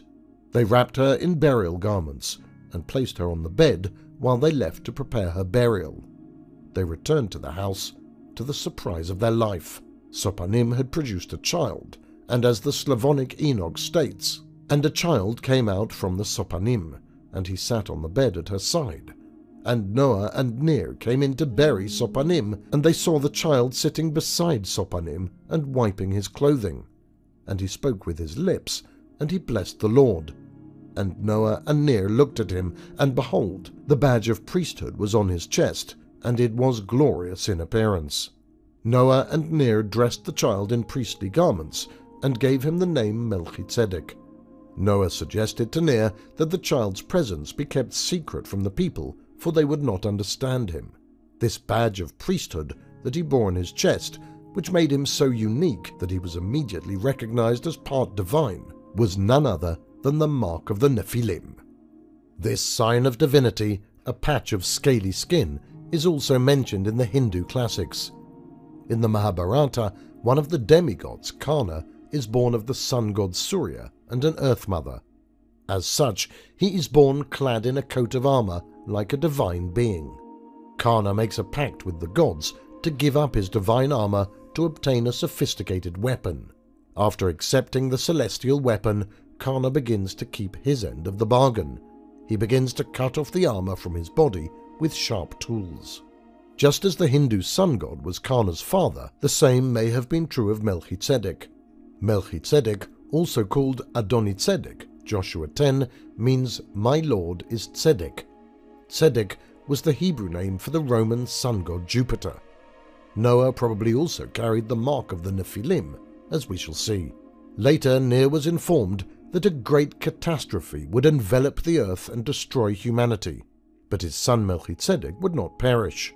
A messenger appeared later to take Melchizedek away, for he said, "When the people find out about the child, they will seize him and slay him. Melchizedek was taken aloft to his new home, the ship orbiting the earth. The strange appearance of Noah. Genesis asserts that Noah found favor with the Lord. Noah was a righteous man. He was without blame in that age. Noah walked with God. The only other patriarch who walked with God was Enoch, who became deified in his lifetime. Although Noah was not deified or made divine in the religious literature, his Sumerian counterpart, Utnapishtim, was made immortal and sent to live with the gods. For some reason, the Hebrew priesthood decided not to immortalize Noah. Like his nephew Melchizedek, Noah was physically different. In the lost Book of Lamech, scraps of which have been recovered in the Dead Sea Scrolls, Noah was so physically different when he was born that Lamech appealed to his father, Methuselah, who then asked Enoch whether or not Noah had been conceived by the Nephilim. Methuselah was told that Noah was not from one of the divine beings, but was from his own son Lamech. What then is this physical difference that so disturbed Lamech? Was this the difference that caused such consternation to Noah and his sons after the deluge? Genesis 9 made much of the incident after the deluge when Noah collapsed in a drunken stupor in his tent. Ham entered and saw his father naked and told his two brothers, who returned to the tent with a cloth and covered the naked Noah. Finding out that his son Ham had seen him naked, Noah loses all sense of reason and puts a curse on Ham and his son Canaan. One wonders about this irrational reaction. Was it because Noah wanted to hide the vestiges of his Anunnaki past? The sensitivity of Noah in being seen naked can only mean that he bore the sign of the Nephilim. Just like his nephew Melchizedek, it may have been a sizable badge-like area of scaly skin or hide on his chest. Relations between humans and the Nephilim and their offspring were so severely strained just before the deluge that open warfare had actually broken out, and any vestige of Anunnaki ancestry in man was considered to be a badge of shame. Melchizedek was whisked away by the deity to prevent the people from killing him. The antediluvian days are best remembered as the reign of god-kings in the Sumerian king list, or the era of patriarchs in the Book of Genesis. The sources clarified that these leaders who formed the aristocracy that ruled these days were of divine blood. They were part Anunnaki. A second group on Earth was the Nephilim, who descended to live here and intermarry with human women. The third group to populate the Earth was humanity, the Homo sapiens produced by the Anunnaki as a labor force to do all the menial tasks. Of the three, we are concerned with the demigods, the priest-kings of the antediluvian period, remembered in the Old Testament as Adam and Eve's descendants. Two lines of descent, Cain and Seth. The line of descent from Adam and Eve provided by the Book of Genesis poses many problems, for it not only lists the progeny of Cain, but then adds the parallel line of Seth. It even duplicates some of the Cainite names and approximates some of the others. Therefore, there were two separate streams of tradition, but both derived from the same distant source. The original center of dissemination was manifestly in Mesopotamia, while Methuselah is clearly Akkadian, Mu-tu-sa-ili, or man of God. The rest of the names have nothing in common with their Mesopotamian antecedents. It would seem that before they reached the Hebrews, they had gone through a secondary center of dissemination where they were transformed with local records and traditions. A third list mentioned in the pseudepigraphic literature has been neglected, presumably because it does not agree with the proposition in Genesis that Abraham inherited the mantle of priesthood from Noah. Provided by the second book of Enoch, this list of priest-kings ends with the patriarch Melchizedek being transported to the heavens just before the deluge. It contains many strange and unfamiliar names that do not appear elsewhere in the scriptures. It is also called the Slavonic Apocalypse of Enoch. It is dated to the 1st century AD and describes Enoch's ascent to heaven, his deification, and his return to earth. It is perhaps better known for its line of succession, which avoids Noah and instead passes it on to his brother Ner and then to his son Melchizedek.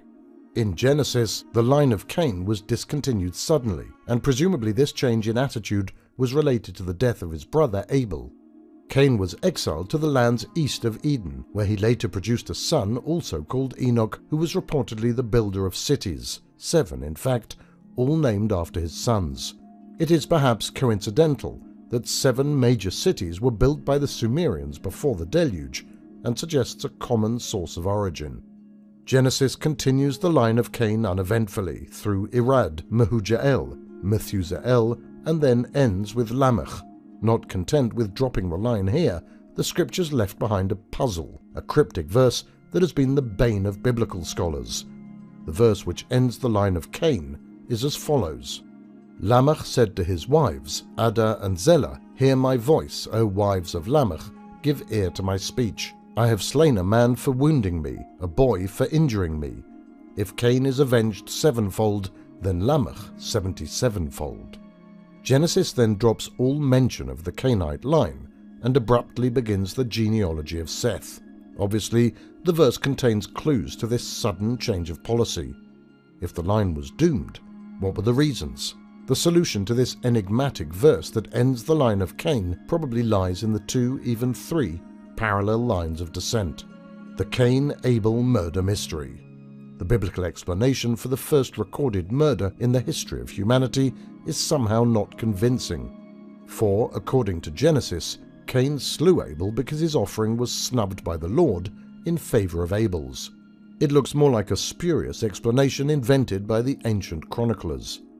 The answer lies elsewhere, and the works of the pseudepigrapha bear this out. A more complete version of the crime is provided in the ancient document The Life of Adam and Eve.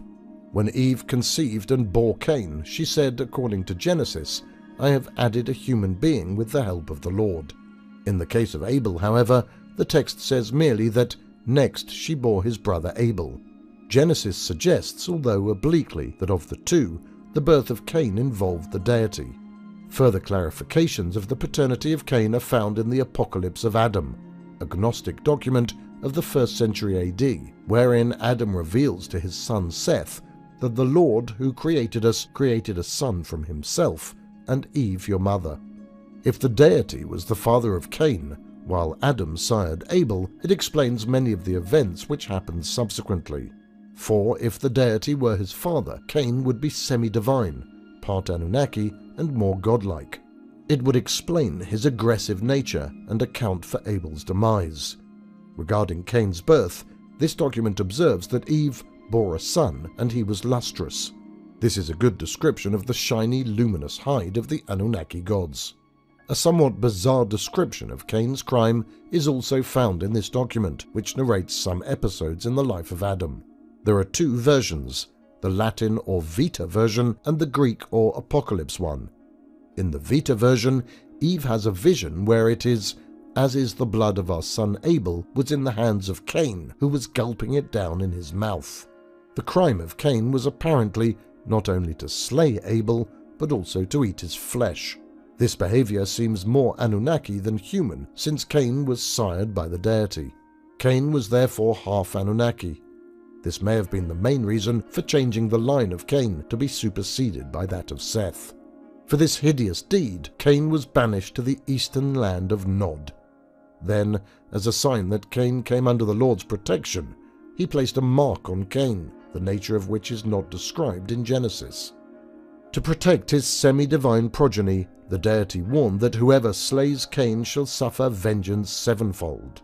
Strangely, this same statement is repeated in the verse on Lamech, which ends the line of Cain, and obviously the 2 verses are related. Cain is considered by the deity to be a bad experiment, but since he is semi-divine and his offspring, he cannot be destroyed, but is exiled to a far land so that he nor his offspring can do any more harm. Cain is said to have married his sister Awan at the end of the 4th Jubilee, or about the 200th year of Adam's life. Rabbinical sources indicate that he died in his 930th year, that is, a year before the death of Adam. In the pseudepigrapha, Cain was accidentally killed by Lamech, thus fulfilling the curse of the 7th generation. The line of Seth, Enosh, Kenon, Mahalalel, and Jared. After Cain's banishment, a 3rd son arrives on the scene. Like Abel, Seth is born of Adam and Eve. Ostensibly, the deity has decided not to intervene in the affairs of man and allow him to produce his own offspring. Seth marries his sister, and Enosh is born. Thus begins the line of patriarchs, which continues unbroken until the time of the Deluge. Quite often and proudly, the Old Testament heroes claim their descent from this Sethite line. Who then were these patriarchs? Since they were undoubtedly residents of Mesopotamia, what evidence is there in the scriptures and other ancient writings to link them with the Anunnaki? Of the first 4 patriarchs, very little information is available in the Old Testament. According to the scriptures, Enosh means mortal or human being. He was considered the first mortal or human. During his era, the faces of man became ape-like according to the ancient rabbinical sources. It would thus appear that the human countenance became less Anunnaki-like and assumed mammal or ape-like features during the years of Enosh. Perhaps for this reason, the generation of Enosh is not treated well in ancient sources. The Haggadah calls it Council of the Ungodly, since the contemporaries of Enosh were accused of practicing the arts of divination and the control of heavenly forces. Humanity was beginning to show a spirit of independence and intellectual curiosity that apparently did not abide well with their Anunnaki masters. The days of Enosh were also marked with many earthquakes, which caused untold misery. According to the 3rd book of Enoch, the Lord moves from Eden's garden in the days of Enosh and returns to the heavens. Sumerian sources reveal that the chief god An resided at Uruk, the Erech of the Bible. Still, he decided to return to his heavenly abode for undisclosed reasons and never come back. He may have left because of the numerous earthquakes and stormy conditions at the time of Enosh. Enosh is said to have lived 905 years. He begot Kenon or Canaan at the age of 90. Meaning metalsmith or craftsman, little is known of Kenon from ancient sources. Since the second city built was called Bad Tibira, or City for Metal Processing, there seems to be an association with lost meaning. Kenon lived 910 years and begot Mahalael at the age of 70. Mahalael, or Praiser of the Lord, lived 895 years. Nothing is known of him. When he was 65, Jared was born, or 460 years after Adam had left Eden. Thus Adam, Enosh, Kenon, Mahalael, and Cain would all still be living when we enter the era of Jared. Jared was the first patriarch not to marry his sister.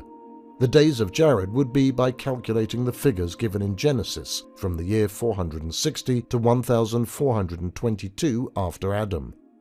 William W. Hallow, in his article on antediluvian cities, suggests that Jared, or Yered, as it is sometimes given, means he of Eridu. This would place Jared in the city of Eridu, just as Enosh was at Bad Tibira and Enoch at Sippar. The days of Jared are significant to human history, for it was then that the Nephilim first descended. Jubilees state, "In his days, the angels of the Lord, who were called Watchers, came down to earth to teach the sons of man, and perform judgment and uprightness upon the earth." Their arrival during the days of Jared is also reported in the 1st book of Enoch, and later verified by documents found among the Dead Sea Scrolls. Enoch, or Emidurana, the favorite of the gods. The information on Enoch in Genesis is sparse, and little mention is made of him. Enoch was 165 years old when his son Methuselah was born.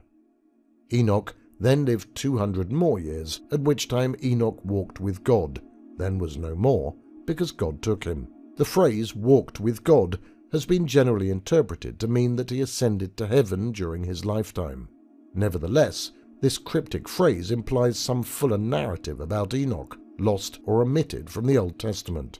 Enoch became a hero in Jewish apocalyptic literature, and 2 books were ascribed to him, the Ethiopic and Slavonic books. The figure of Enoch was especially significant in the spiritual movement from which the Dead Sea Scrolls originated. His story and writings are treated in the Book of Jubilees. He plays an active role in the Hebrew apocalypse of Enoch, which is ascribed to the Palestinian scholar Ishmael. Enoch's ascent to heaven is just the beginning of a fabulous career, wherein Enoch became divine and was made chief of the heavens, second only to the deity himself. After his ascent, he came back to his family briefly to teach his son Methuselah the wisdom he had learned and written down in heaven. After a brief stay here, he returned for 6 Jubilee years. During this period, he apparently commuted between the heavens and earth. The apocalyptic literature mentions his residence in Eden and on Mount Qatar, an unidentified place that could be the city of Sippar in Mesopotamia. Enoch's rise to power. The elevation of Enoch to the status of a god is recounted in the Slavonic Enoch. Enoch himself reveals the experience. "I was in the house alone, and I lay on the bed sleeping. Then 2 huge men appeared to me, the likes of which I had never seen on earth, and they stood at the head of my bed and called me by my names. Enoch awoke and was terrified. Then these men said to me, 'Be brave, Enoch, in truth do not fear, the eternal God has sent us to you, and behold, you will ascend with us to heaven today.' He was told to tell his sons and household that he was leaving. He was then taken up on their wings to the heavens. Enoch was given a tour of their abode. In one area he saw 200 dejected angels, and was told that they were the ones who had descended and were being held for trial. Enoch's clothes were taken away, and he was anointed and given clothes of glory, a symbolism to show that he was changed physically, made over like one of the gods. This is just the reverse of what happened to Adam in the Garden of Eden. He lost his cloud of glory and then was given clothes. It appears from what happened subsequently that Enoch received some form of divinity here at this time. Then a pen for speed writing was given to Enoch, and books were read to him while he copied dictation about the marvels and secrets of heaven. He remained with them for 60 days, then was returned to earth to spend 30 days to impart his knowledge to his sons. He was then picked up and taken back where he was to be the chief investigator for the inquiry into the crimes of the Nephilim. The Hebrew of the 3rd book of Enoch contains the testimony of Rabbi Ishmael, the famous Palestinian scholar, where he dreams he is taken to heaven and meets Metatron, who appears to be the most powerful being there.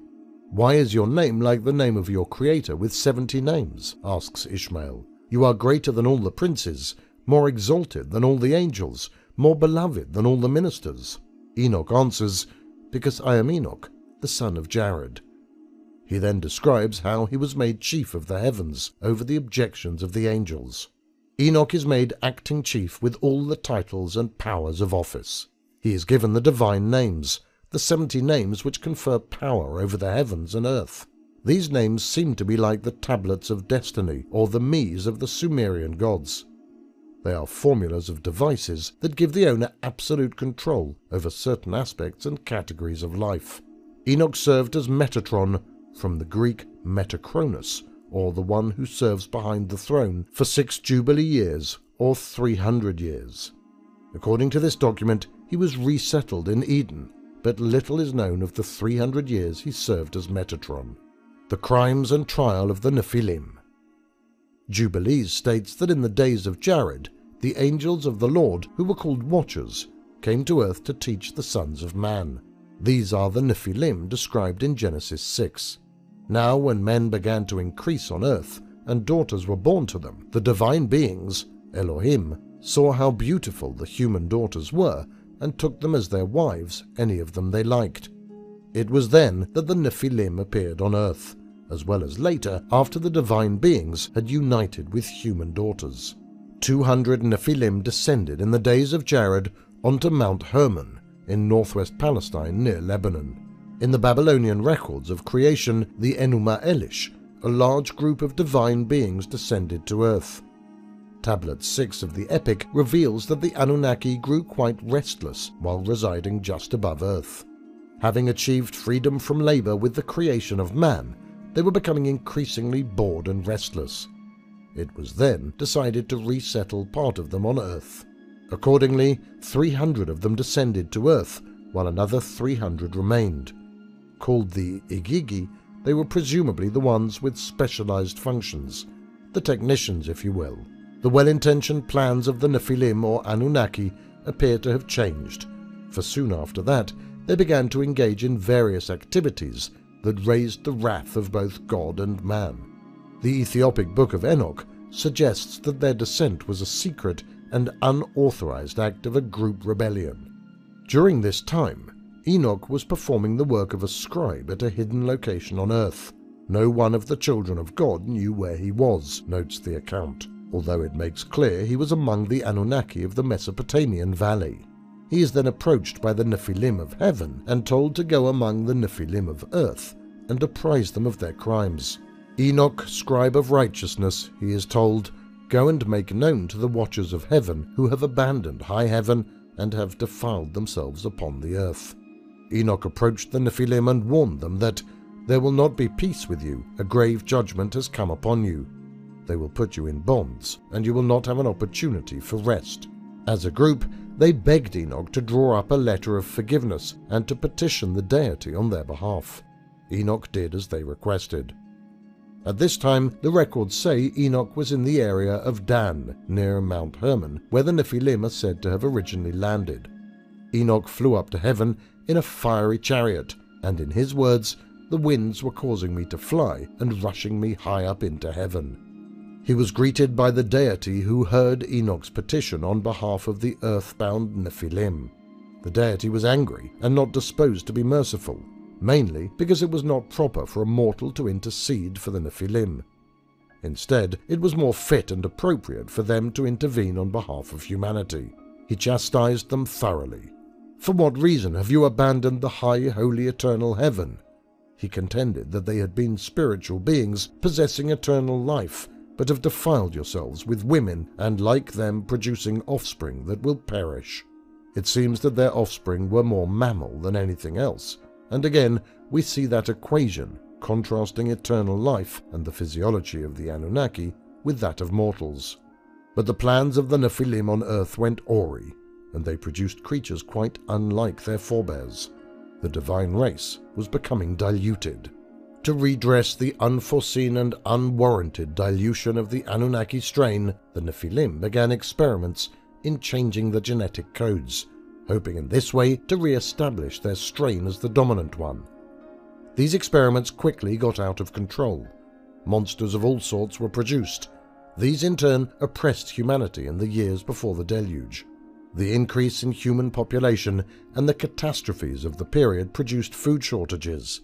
The religious literature relates how the giants consumed the produce of all the people until the people detested feeding them, so the giants turned against the people in order to eat them. The gods in heaven were incensed over these activities and swore to eliminate the Nephilim offspring, which caused havoc on earth. The deity directed the avenging angels to destroy and expel the offspring of the Watchers from among the people, and send them against one another so that they may be destroyed in the fight. The Athrasis epic version of the creation describes a condition of famine and desperation just before the Deluge. The land had become barren because of the drought.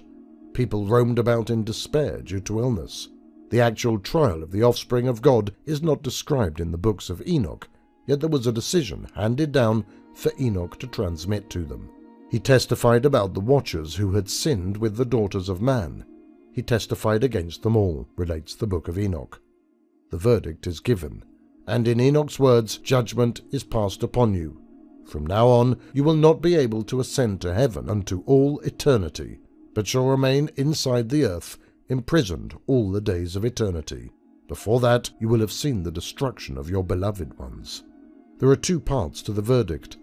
The Nephilim will be imprisoned on the earth, and secondly, their offspring will be destroyed.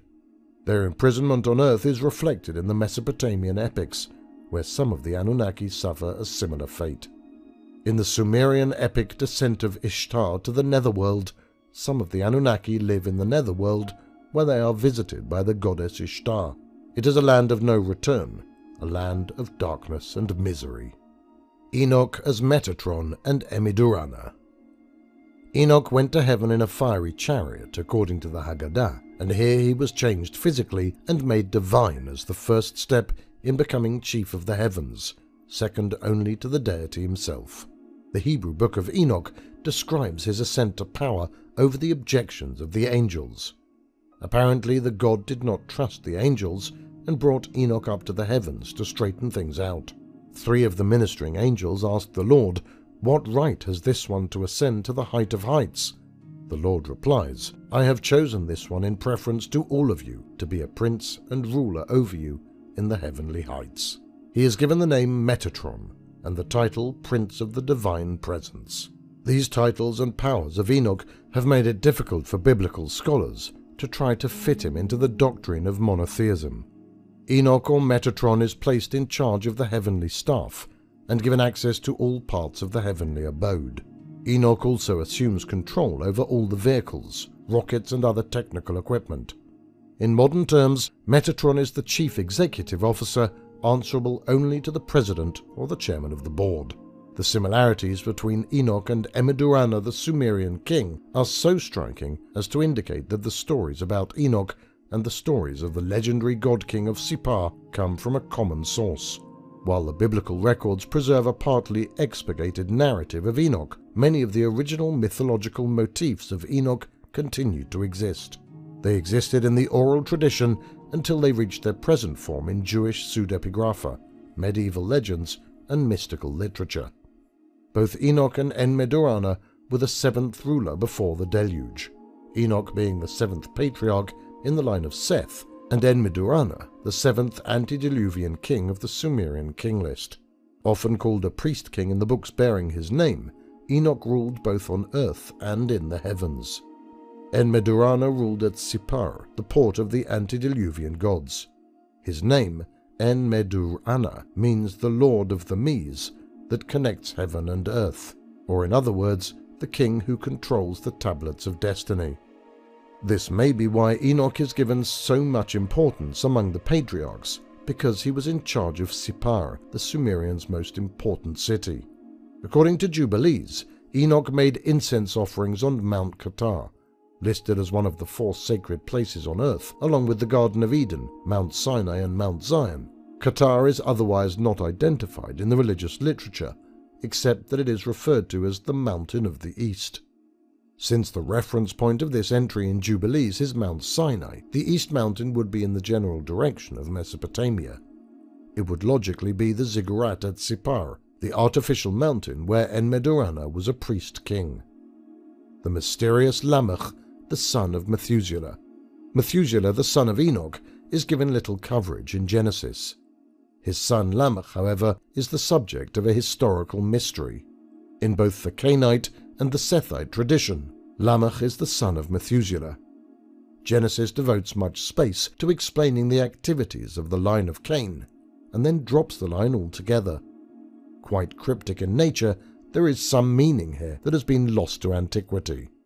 According to this lineage, Lamech had 3 sons, Jabal, Jubal, and Tubal-Cain. His wives were Ada and Zillah. Thus, he was the first polygamist and the father of the founders of nomadism, the musical arts and metalworking. Lamech is the 7th generation according to the Cainite lineage, and the numbers 7 and 77 seem to play an essential part in his poem in Genesis. Lamech said to his wives Ada and Zillah, "Hear my voice, O wives of Lamech, give ear to my speech. I have slain a man for wounding me, a boy for injuring me. If Cain is avenged 7-fold, then Lamech 77-fold." These references leading to a curse to the 77th generation have been a puzzle to scholars for centuries. Who then were these people who were so important as to bring such drastic retribution to Lamech? The answer may be found in the Haggadah, which provides details of the slaying of Cain. In the story, Lamech was reportedly old and blind, and when he went hunting, he was led by his son Tubal-Cain, who would tell his father when the game came into sight so that Lamech could shoot at it with his bow and arrow. Once, he aimed at some horned creature which Tubal-Cain thought to be a beast. In fact, it was Cain bearing the sign of Cain, a horn in the forehead according to the Haggadah, but more probably a pair of horns on the head. Lamech killed him, and in despair he struck out, inadvertently killing his son Tubal-Cain. Fanciful as the story goes, it accounts for slaying a man and a boy, both of which were not just ordinary people.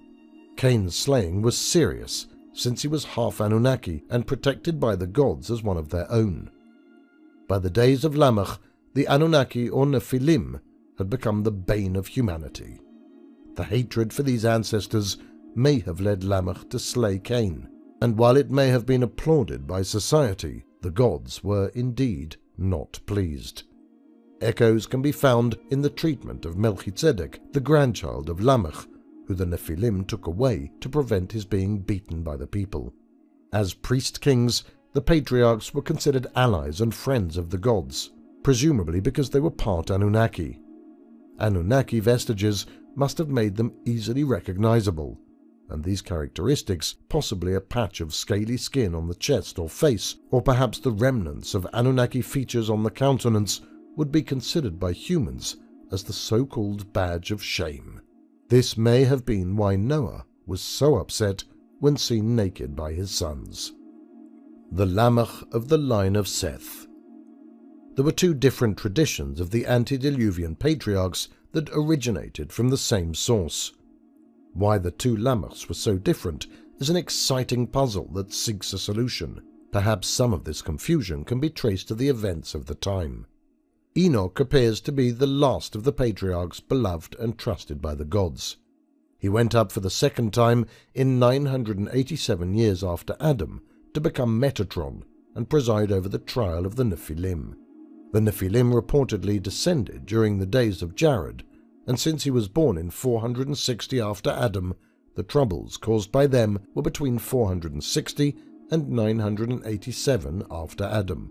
In Noah's time, a second group descended and again caused many problems for humanity. While there is no evidence that Methuselah, as a priest-king, was not trusted by the gods, the minimum amount of publicity he receives in all the ancient documents indicates he was not very popular. Neither was Lamech, for in the Slavonic Book of Enoch, Methuselah passes the mantle of priesthood to Ner, thereby bypassing the generation of Lamech, and what is more significant, skipping over Noah, his eldest son.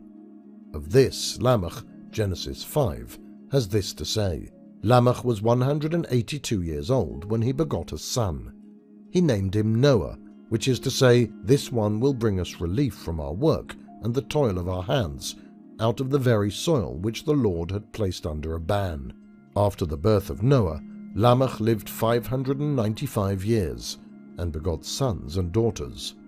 All the days of Lamech came to 777 years. Then he died. The scriptures seem ambivalent when it comes to Lamech, torn between the evildoer of Cain and the laudable one of Seth. What is not often perceived is that while the patriarchs had prodigious lifespans, they dovetailed to such an extent that according to the chronology of Genesis, the total elapsed time adds up to no more than 1,656 years. In fact, if this chronology is used, at the time of Lamech's birth, in the year 874 AA, all the patriarchs were still alive, Adam and Cain being the first to die in 930 and 931 AA, respectively. Therefore, the events of the days of Jared, when the Nephilim first descended, through the generations of Enoch, Methuselah, Lamech, and Noah up to the Deluge, were probably no more than 700 or 800 years. The ends of the lifespans of Lamech and Methuselah coincide with the Deluge, leading one to believe that they both perished in that catastrophe. After the Deluge, a race of semi-divine warriors inhabited the lands of the Levant. Called the Rephaim, they were apparently installed as the defenders of the western lands at the beginning of the 3rd millennium BC. They owed their loyalty to the kings of Mesopotamia, especially to Nanna, Sin, who was the legitimate overlord of these lands. When their cities in the Transjordan and elsewhere were destroyed by the eastern kings who invaded in the 21st century BC, the Rephaim lost all fealty to legitimate authority and became a formidable independent martial force in the western lands. The Rephaim built the impregnable glacis-type fortifications whose ruins are found all over the Levant from Egypt to Anatolia. Their descendants, called the Hyksos, who occupied Egypt for over 400 years and under the biblical name Amalekites, prevented the Hebrew tribes under Moses from entering the land of Canaan. Under various regional names, such as Anakim and Philistine, they controlled the lands settled by the Hebrew tribes for the period known as that of the Judges.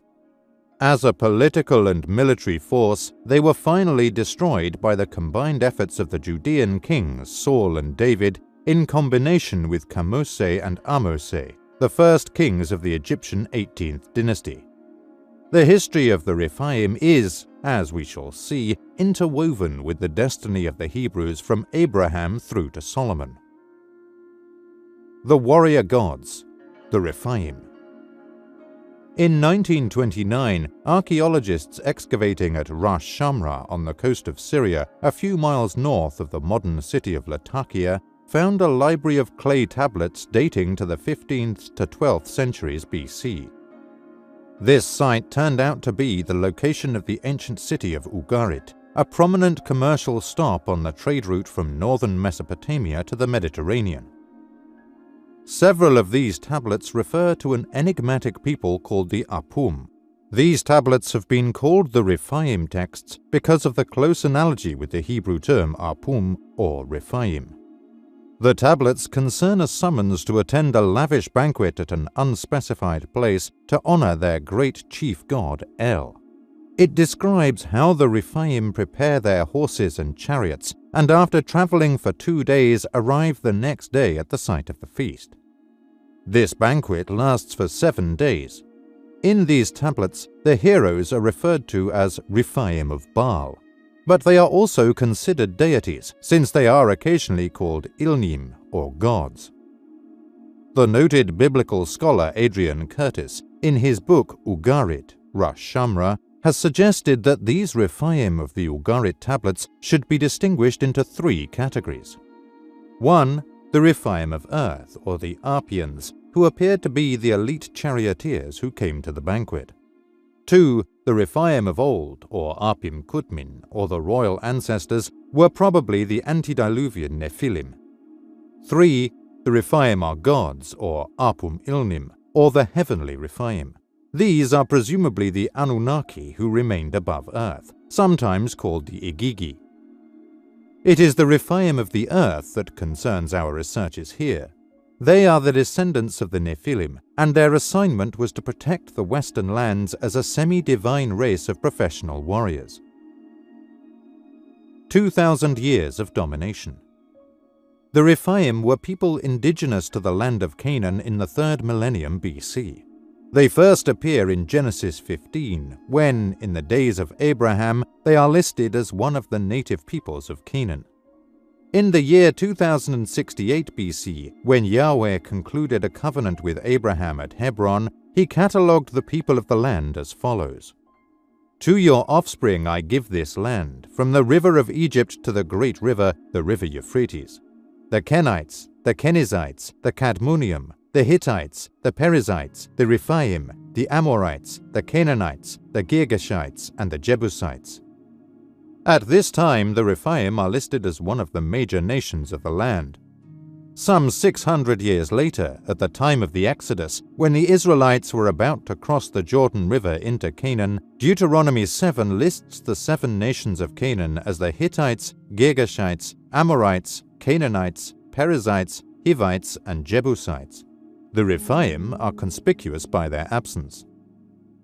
As we shall see, the Rephaim and their cities of the Transjordan were destroyed in the days of Abraham. The remnants settled in the western and southern part of Palestine. As a scattered people, they were still a powerful force to contend with, and were known under various local names, such as Anakim, Amalekites, and Philistines.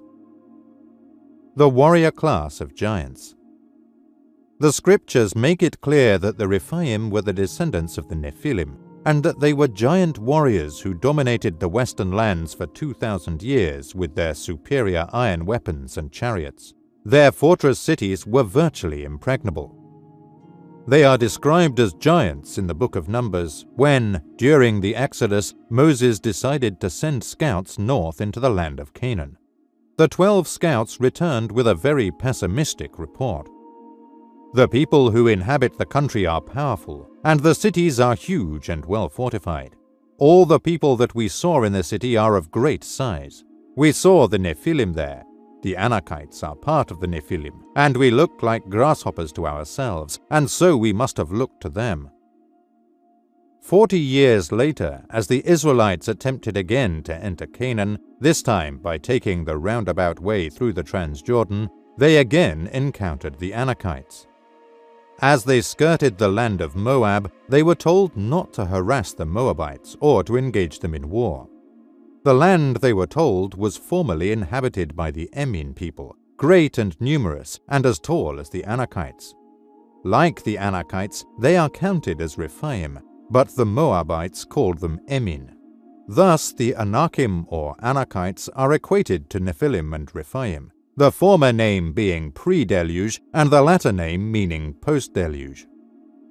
The Rephaim and their cousins were a fierce race, giant in stature, equipped with iron weapons and war chariots. When the average inhabitant of the western lands was about 5.5 feet tall at most, the 9 and 10-foot Rephaim must have indeed been an imposing sight. King Og of Bashan, reportedly the last of the Rephaim in that area, was described as a huge man whose bedstead was 9 cubits long and 4 wide. A cubit of 15 inches would make him 11 foot by 5 foot. The Philistine Goliath, who fought David, was 6 cubits and 1 span tall, according to the scriptures. The above calculation suggests that they would be 8 to 10 feet tall, depending on the size of the cubit used. Goliath and his brothers were called Aph, or Rephaim in Hebrew, although the term was traditionally translated as the giant. As warriors, the Rephaim were a tremendous force. Their large composite bow was said to outrange any other projected weapon. In the second millennium, their iron chariots terrorized the countryside. Protected by their glacis-type fortifications, their cities were invulnerable. At the time of Abraham, the Rephaim fortifications were strategically located along the King's Highway in the Transjordan to protect the lands from the north, east, and south. The invasion of the Eastern Kings in 2085 BC and the destruction of these fortified cities mark the end of their loyalty to established authority. They migrated to the west and built newly fortified cities patterned after the glacis-type design.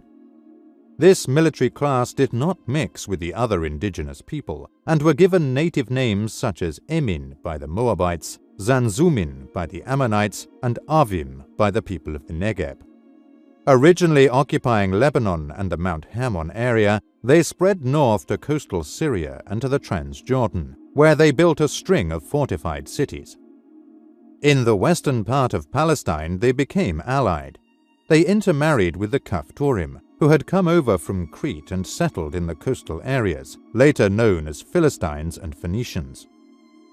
Those that lived among the native people were generally called Anakim or Anakite, named after their ancestor Anak. Hebron was their capital city. A particular group of Rephaim settled in the Negev and the Seir area and became known as Amalekites, or descendants of Amalek. These became the scourge of the Hebrews during the Exodus. The glacis-type fortification. Excavations at Jericho have revealed that it is one of the oldest cities in the world. It was occupied continuously, with occasional interruptions and destructions, since circa 8000 BC until about 1500 BC, when it was destroyed for a final time, never to be rebuilt. For our purposes here, we are concerned with the Bronze Age period. Archaeological remains show that Jericho flourished as a major city from about 3200 until about 2200 BC, when there was an abrupt break in occupation. The strongly fortified city was destroyed by heat so intense that the bricks of the walls encircling the city were burnt red right through the center. The site was rebuilt and reoccupied, but after 2000 BC, an entirely new defense system was introduced here, the glacis or scarp type of fortification. This defense system is found at Jericho, all over Palestine, northern Syria, and even in the delta of Egypt. Its invention is usually attributed to the Hyksos. The system of defense consists of a steeply sloping scarp of soil surfaced with brick, tile, or plaster, surrounded by a stone wall and a moat. At the top of the sloping scarp or glacis is another barrier. After 2000 BC, many of the cities of the West were defended this way. It meant that there was a common culture or organization which bound all these cities together. This common bond was the military engineering genius of the Rephaim. This type of defense was found at Beth Shean, Shechem, Gezer, Megiddo, Hazor, Saruhen, and many other cities in Palestine. They are also found in Anatolia and northern Syria at Alalach, Karchemish, and Ugarit. They also appear in Egypt in the Delta region. The glacis defenses, curiously enough, do not appear in Transjordan, where a critical civilization is known to have flourished between the 23rd and 22nd centuries, when a long line of fortified cities existed along the main north-south road known as the King's Highway. These cities were destroyed at that time, never to be rebuilt for 1,000 years. Moving westward, these Rephaim learned from this experience and rebuilt towns in such a way as to prevent such wholesale destruction again. At the same time, they lost their loyalty to the Sumerian kings, refuted established authority, and became maverick troops, roaming the lands as bands of armed warriors. Secure behind their impregnable glacis-type defenses, the Anakim of the 19th through the 11th centuries BC struck fear into the surrounding lands. These forays are described in the Book of Judges. Any organized effort at resistance was quelled immediately. They reinforced their dominance of the land by keeping control over the manufacture and the use of iron. Transjordan, home of the Eastern Rephaim. When the kings of Mesopotamia invaded Palestine in 2085 BC, they passed by way of Damascus, then followed the King's Highway, which ran south to Elath on the Gulf of Aqaba. This route brought them up against the citadels of the Rephaim. The power of the invading kings numbered as much as 800,000 according to the Haggadah. This must have been an overwhelming sight, for they not only crushed these fortified cities, but they never were rebuilt, and the land remained unoccupied for 1,000 years. The account in Genesis gives their route as follows. Entering the Transjordan from the north, they first defeated the Rephaim at Ashtaroth Karnaim. Heading south, they then swung west to destroy the Zuzim at Ham, the citadel that protected the crossroad over the Jordan to Megiddo and the sea. Returning to their original route, they then defeated the Emin at Shaveh Kiriathaim in southern Transjordan. Successfully penetrating the Arabah, they then swung over to destroy the Amalekites in the area of Kadesh. The identification of these people is provided by the biblical account, which gives the route of the Israelites 600 years later. They encircled Palestine to enter the Jordan Valley by the same road as taken by the invading kings, except they did it from the south. Deuteronomy 2 states that the land of Ammon was formerly inhabited by the Rephaim, whom the Ammonites called Zanzumin, people great and numerous, and as tall as the Anakites.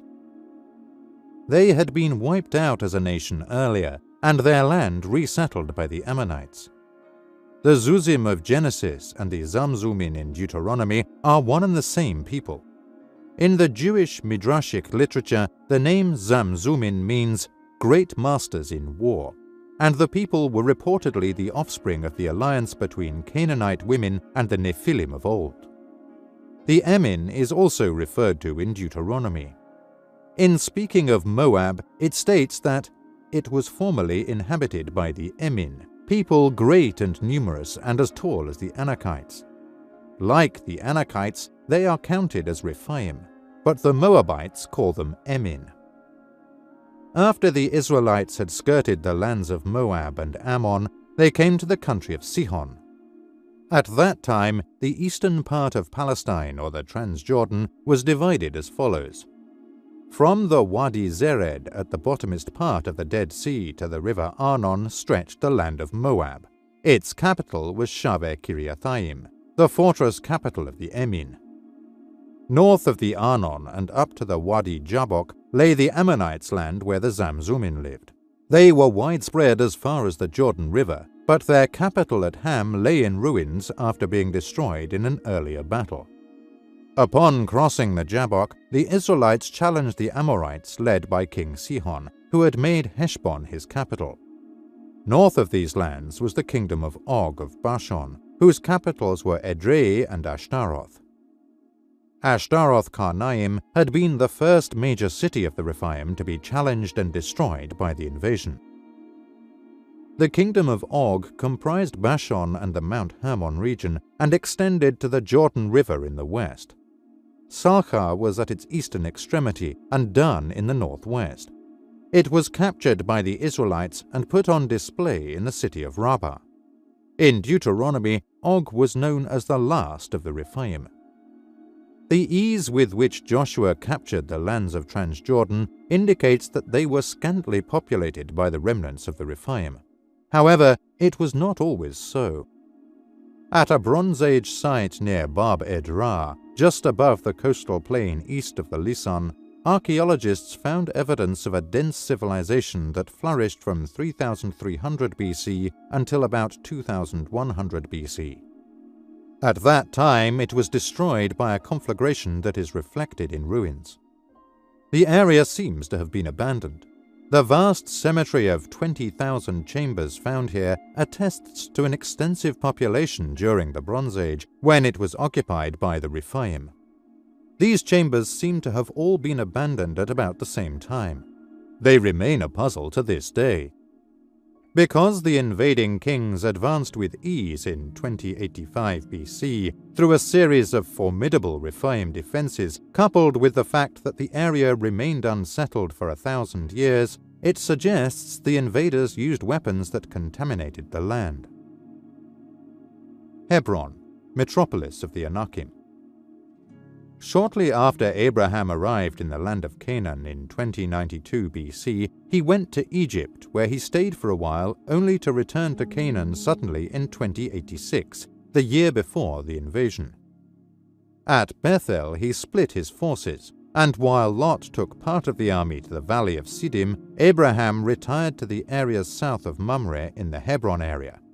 With the help of the Anakim generals Eshkol, Aner, and Mamre, Abraham pursued the departing invasion army. Who, then, were these allies of Abraham? They are identified in the book of Joshua as Anakim. Kiryat Arba was the ancient name for the city of Hebron, and it was the metropolis of the Anakim.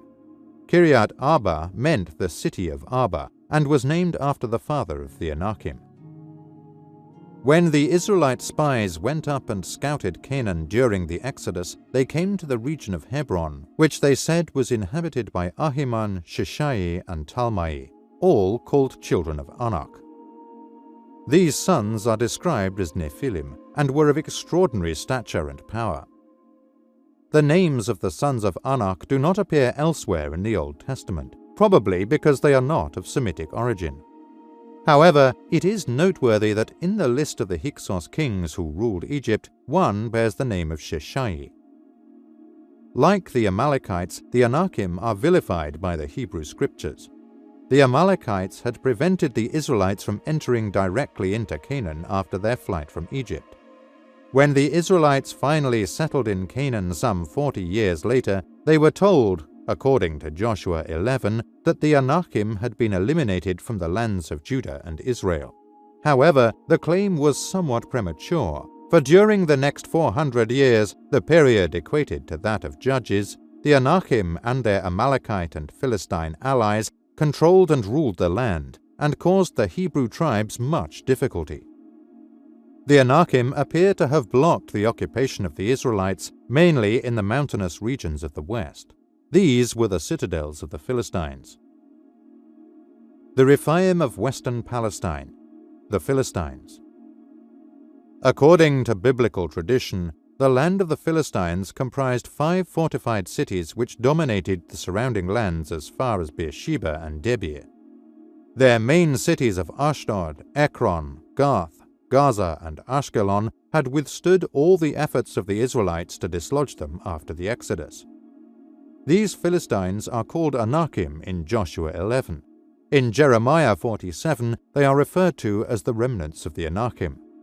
Who then were these Philistines who are supposedly part of the Anakim?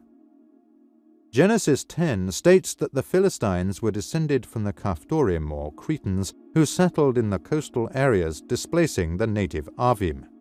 In fact, one curious reference in the book of Amos indicates that the deity brought the ancestors of the Philistines from Crete and settled them in Canaan just as he got the Israelites out of the land of Egypt.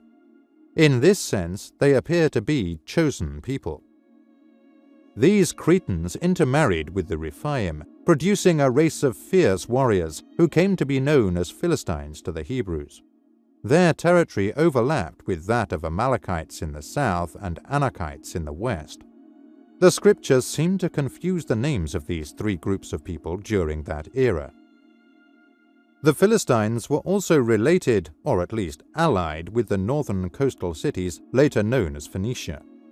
This is indicated in Jeremiah 47, when he prophesies the fate of the Philistines.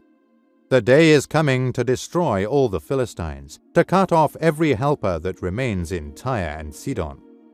For the Lord is destroying the Philistines, the remnant of the coastland of Caphtor. The Philistines occupied the western hill country as early as the time of Abraham. After Sodom and the other cities of the valley of Siddim were destroyed, Abraham and his family settled near Beersheba.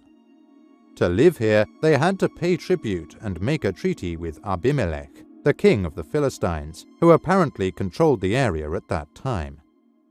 Abraham had to purchase land rights and obtain permission to live there. After the pact was sealed, Abimelech and Phicol, chief of his troops, left and returned to the Philistine country. This statement makes it clear that the Philistines did not live here, yet they controlled the land. It is also evident that the appearance of Abimelech's chief of troops meant that they had a large military force on hand to enforce their claims. The Amalekite-Hyksos equation. The Exodus is believed to have occurred in the mid-15th century BC, during the natural disasters that plagued the end of the Middle Kingdom in Egypt. It was a period of chaos that made it possible for Moses to lead a ragtag army of refugees to try to reach the land of Canaan. The complete collapse of government and military power in Egypt allowed the Amalekites to easily penetrate the land from their Negev position. In their attempts to enter the land of Canaan, the refugees under Moses ran into this irresistible force of professional warriors. They too were on the move, but in a westerly direction. A pitched battle at Rephidim and numerous skirmishes convinced Moses that they could not penetrate this formidable army. The Amalekites moved into the delta of Egypt and occupied it almost unopposed due to a disintegrating government and disorganized military. Upon leaving Egypt, the Israelites entered the wilderness of Shur and appeared to be headed for the land of Canaan by the most direct route. It was the 15th day of the second month after leaving Egypt that they camped at Rephidim. It is here that they ran into the main body of the Amalekite horde. Although Moses claimed it as a victory, it was a costly one, for they were hard-pressed and awfully close to defeat. The migrating force led by Moses was harassed continuously by the descendants of the Rephaim, as it is recounted in Deuteronomy 25. Remember what Amalek did to you on your journey, after you left Egypt, how, undeterred by fear of God, they surprised you on the march when you were famished and weary, and cut down all the stragglers in your rear.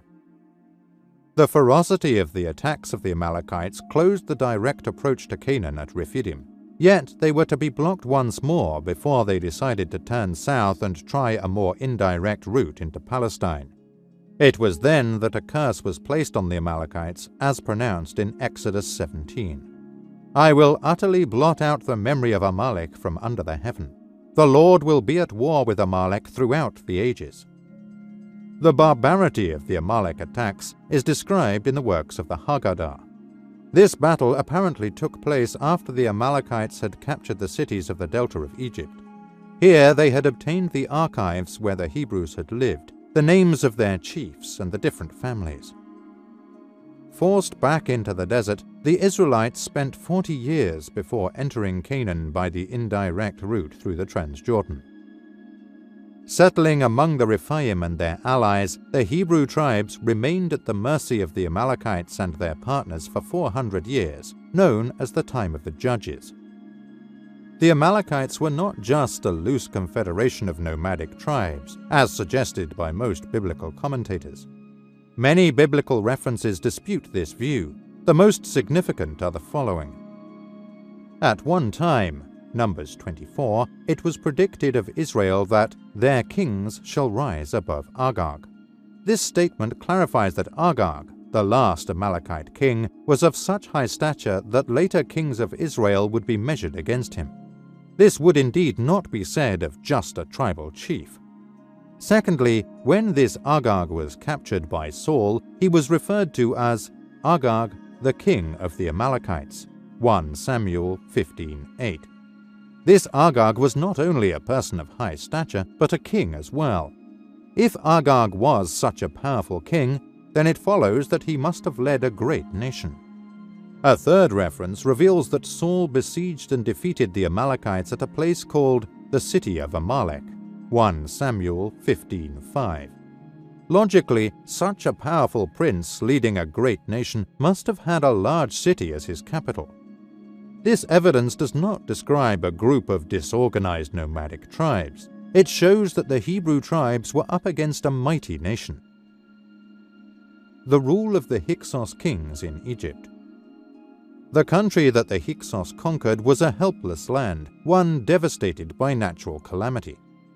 After losing the pharaoh and his army, there was no resistance in Egypt, and the invaders moved into the delta area with no opposition. From there they spread south, conquering the cities and homes and placing puppet kings to rule the provinces. Although the Old Testament attributes the destruction of the Egyptian army to their pursuit of the fleeing Hebrews, it is more probable that it was destroyed attempting to stop the inflow of the Hyksos. Occupying the Nile Valley, the Hyksos built a fortress capital city at Avaris, traditionally placed in the delta, but more probably located in the Wadi el Arish, the historical boundary between Egypt and Palestine. The Hyksos capital was strategically placed to defend the approaches to Egypt from the east, the direction of past invasions. In fact, since the Hyksos or Amalekites were spread throughout Palestine and Egypt, the Wadi el Arish location was a natural one. It enabled them to control Palestine as well as Egypt. The Hyksos, or foreign kings, are not mentioned in the Old Testament by that name. Yet archaeologically, there is evidence of their occupation everywhere in Palestine and Syria, their uniquely designed fortress cities. This glacis-type defense occurs in the delta of Egypt, throughout the land of Canaan, and as far north as Anatolia.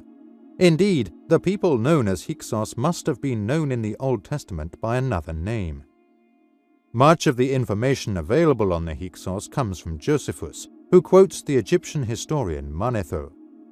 There came men of ignoble birth out of the eastern parts, who had boldness enough to make an expedition into our country, and with ease subdued it by force, yet without hazarding a battle with them.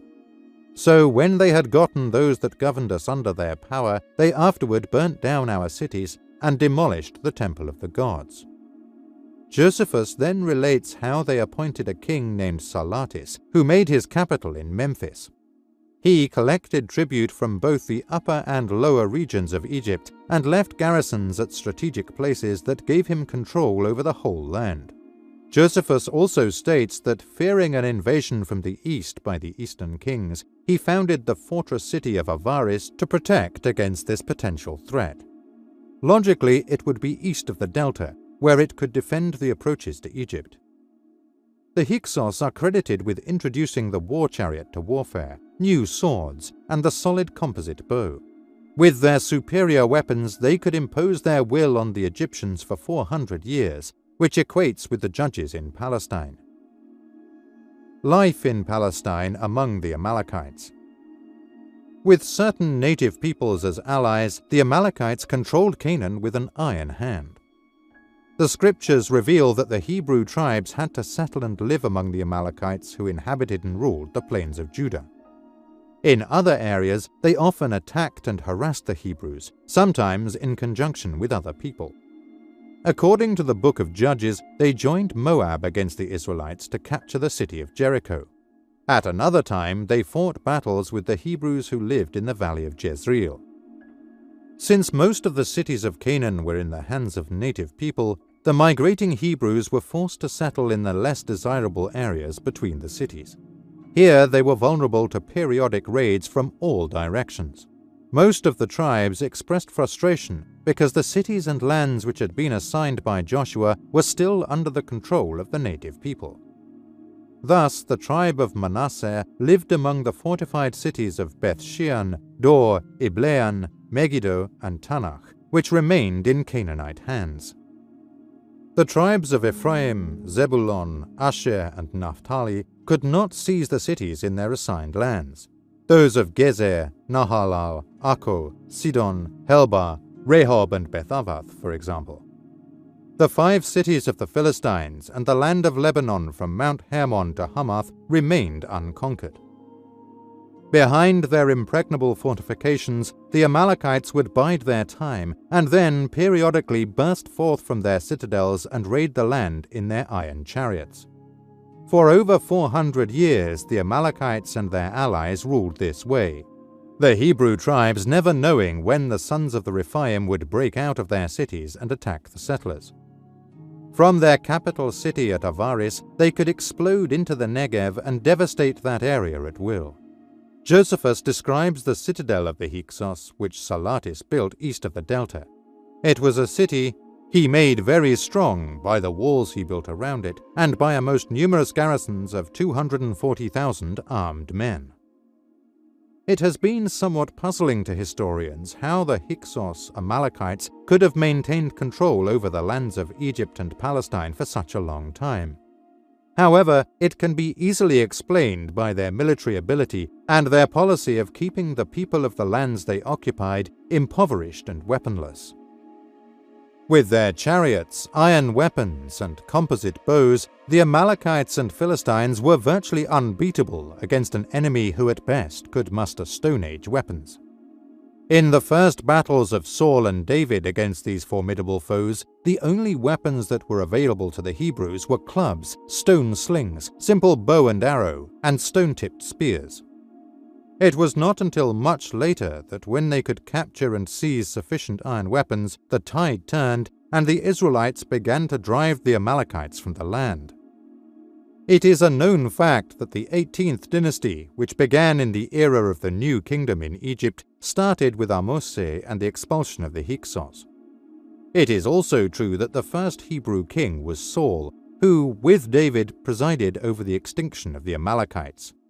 Placing these monarchs in the same period, rather than hundreds of years apart, solves many chronological puzzles in Egyptian and biblical history. This alteration is necessary to understanding Middle Eastern history from the time of the Deluge to the days of the Judean kings. The catastrophic event that resulted in the inundation of the earth was so devastating that it is remembered in all the world's cultures. The Judeo-Christian religion is probably unique, for it blames the sinful nature of man. In Genesis, the reason given for the deluge was the moral depravity of man. And God saw how corrupt the earth was, for all flesh had corrupted their ways on earth. In the Sumerian epics, it was brought on by the caprice of the gods. The Gilgamesh epic is silent on this point, and merely states that it was decided by the gods in council. A more detailed explanation is provided in the fragmentary Atrahasis epic, where mankind is blamed because he is noisy and deprives the gods of their rest. Enlil held a meeting. He said to the gods, his sons, "Because of their noise I am disturbed. Because of their tumult I cannot get any sleep." The inundation that engulfed the earth has been described in numerous sources. Probably the best known and most vivid description is contained in Genesis. All the fountains of the great deep burst forth, and the sluices of the sky broke open.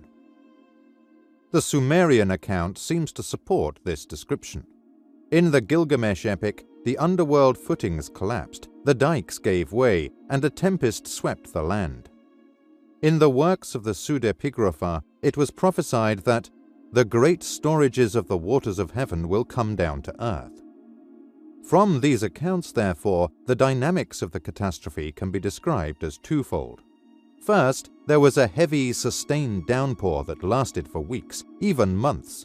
And secondly, gigantic tidal waves generated by earthquakes swept the lands. In the works of the Haggadah, the cloud cover is given as the primary source of water. These ancient Hebrew legends refer to the deluge as a union of water from the firmament with water issuing from the earth. Therefore, the question arises, by itself, would the collapse of the vapor canopy provide enough rain to engulf the world's lands?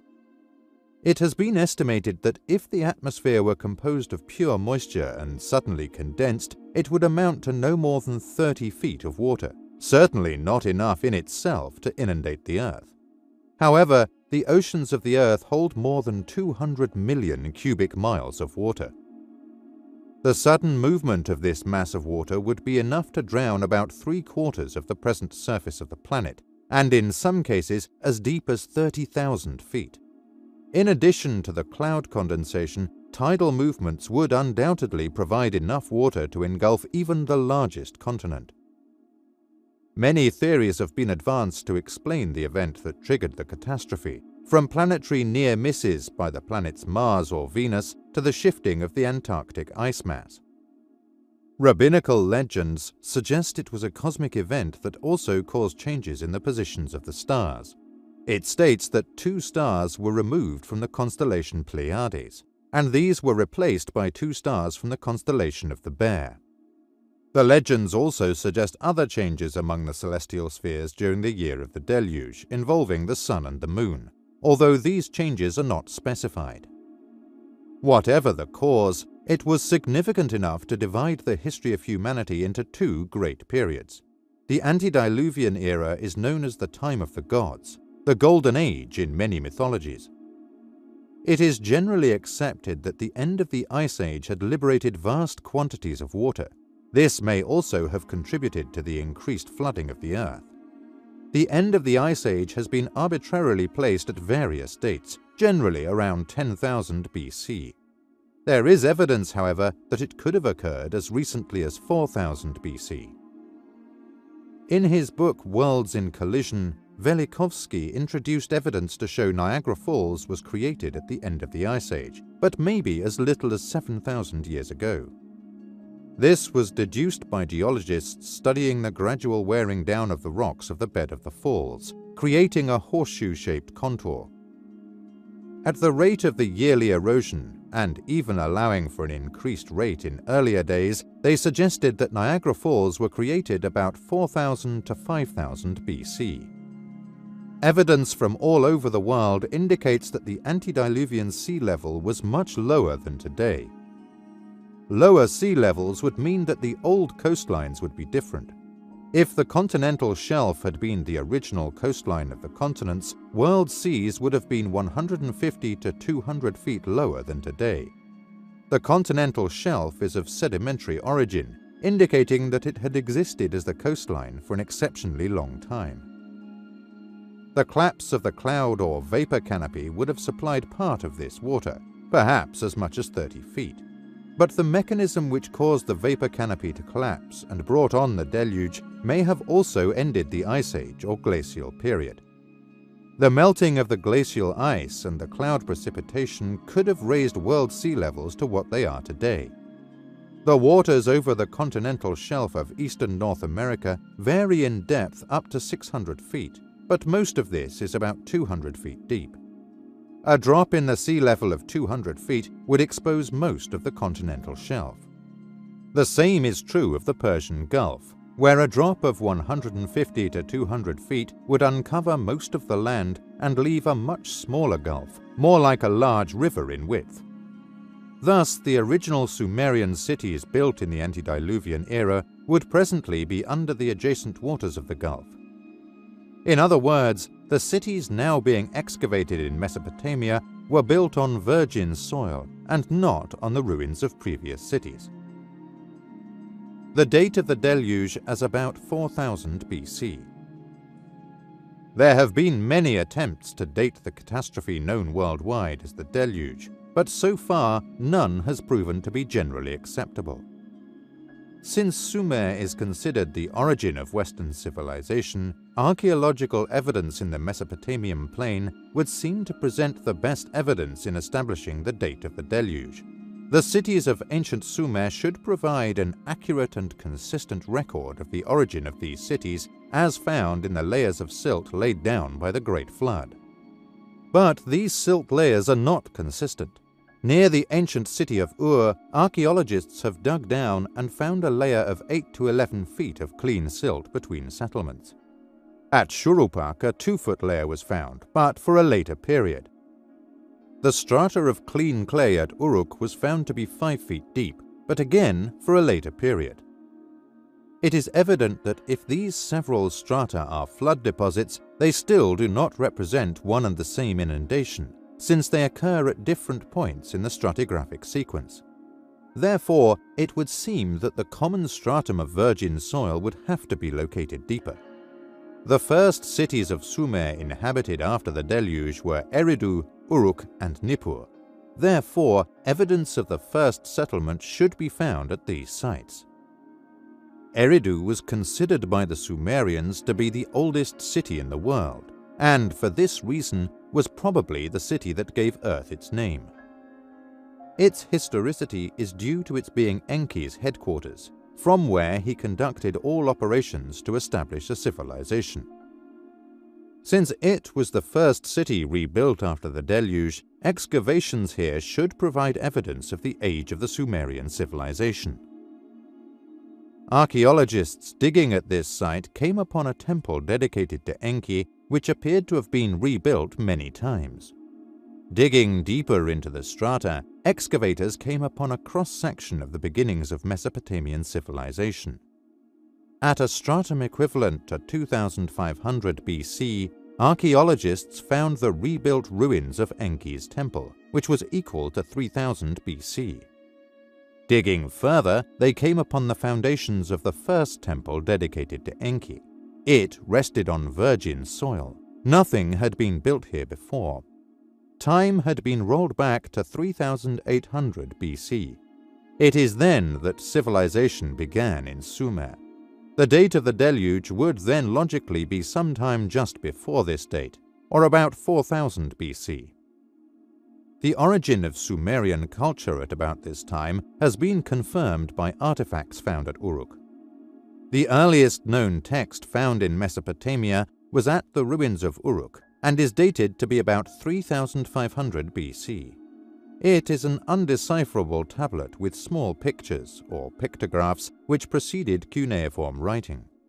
Allowing for several hundred years for the plain to drain and the land to recover to rebuild the cities, it also postulates a date of about 4000 BC for the deluge.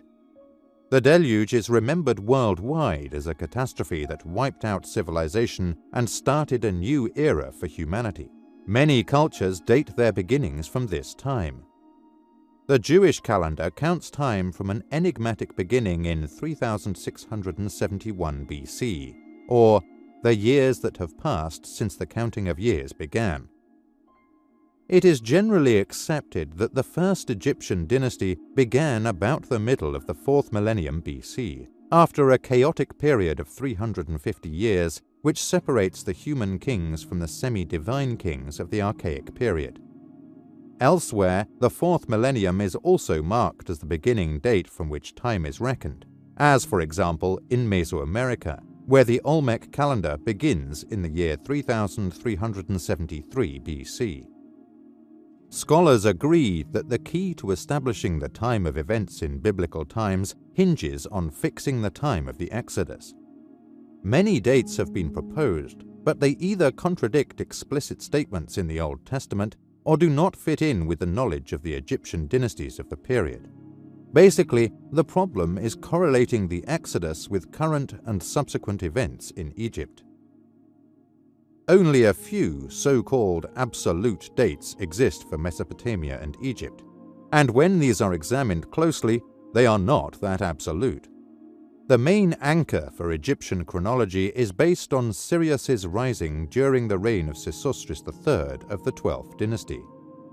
This astronomical event is identified as 1872 BC, and from this date predecessors and successors were given absolute chronological identifications. Anyone writing on the ancient Middle East is like a mountain climber tethered to a whole line of climbers at the head of which he hopes someone with his pick firmly anchored in rock. Unfortunately, the fixed points provided even by astronomy are not all that firm, and from time to time, whole chains of carefully calculated data slither down into oblivion. On the other hand, if the Bible-derived dates are used to erect a chronology from Abraham to Judean kings, a period of about 1,000 years, there arises the problem. Nowhere in this millennium do events coincide with traditional Egyptian chronology. It is as if the two civilizations lived side by side without any contact. Obviously, something is amiss in this scheme of things.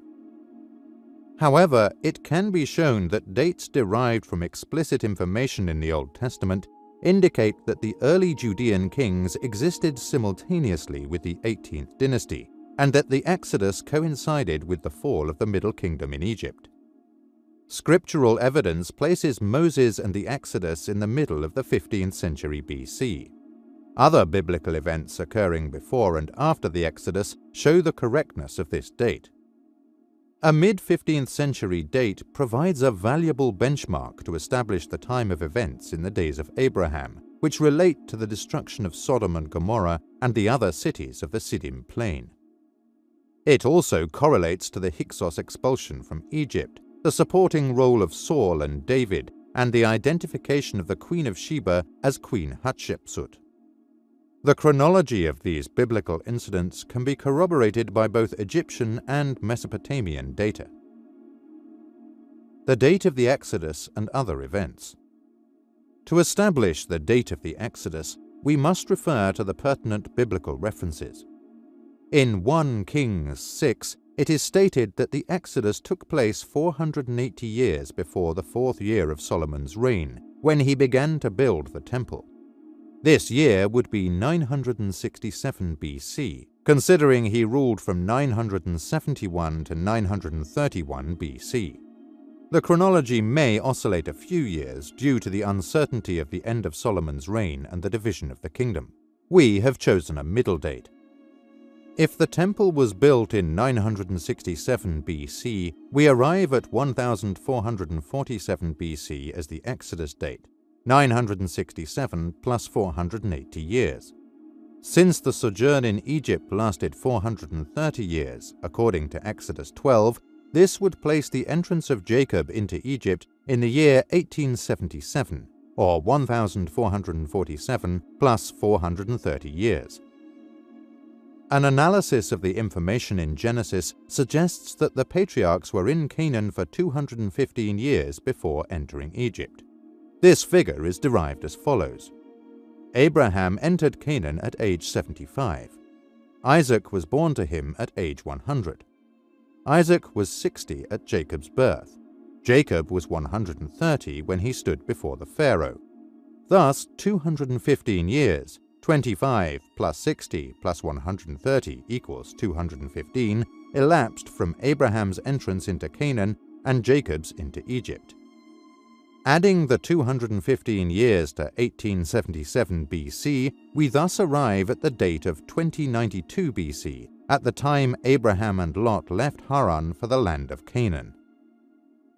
The establishment of the reigns of the kings of Judah is also critical to any attempt to synchronize Israelite and Egyptian chronology. Saul is believed to have ruled from 1021 to 1011 BC. David from 1011 to 971 BC, Solomon from 971 to 931 BC. This provides us with a timescale for over 1200 years, which encompasses the birth of Abraham and Solomon's death. A 15th century date also fits in well with information found in the Book of Judges. Evidence from the period of the Judges. An earlier or later date for the Exodus would contradict information in Judges. For example, one of the later judges was called Jephthah, who had to deal with a powerful Ammonite king. The king wanted the land of his ancestors returned to him. He warns, "Return them now peaceably, and I will go." Jephthah then describes the route they took in the Exodus and how Sihon would not let them pass through his territory and attacked them.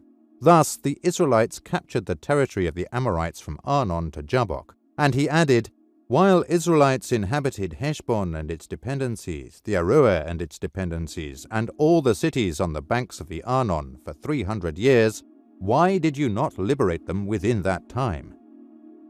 Since Jephthah lived about 1100 BC, the event of the invasion of the Israelites must have been about 1400 BC. That is, 1100 plus 300 years. The attack of Transjordan occurred after the period of wandering, or 40 years from their departure from Egypt.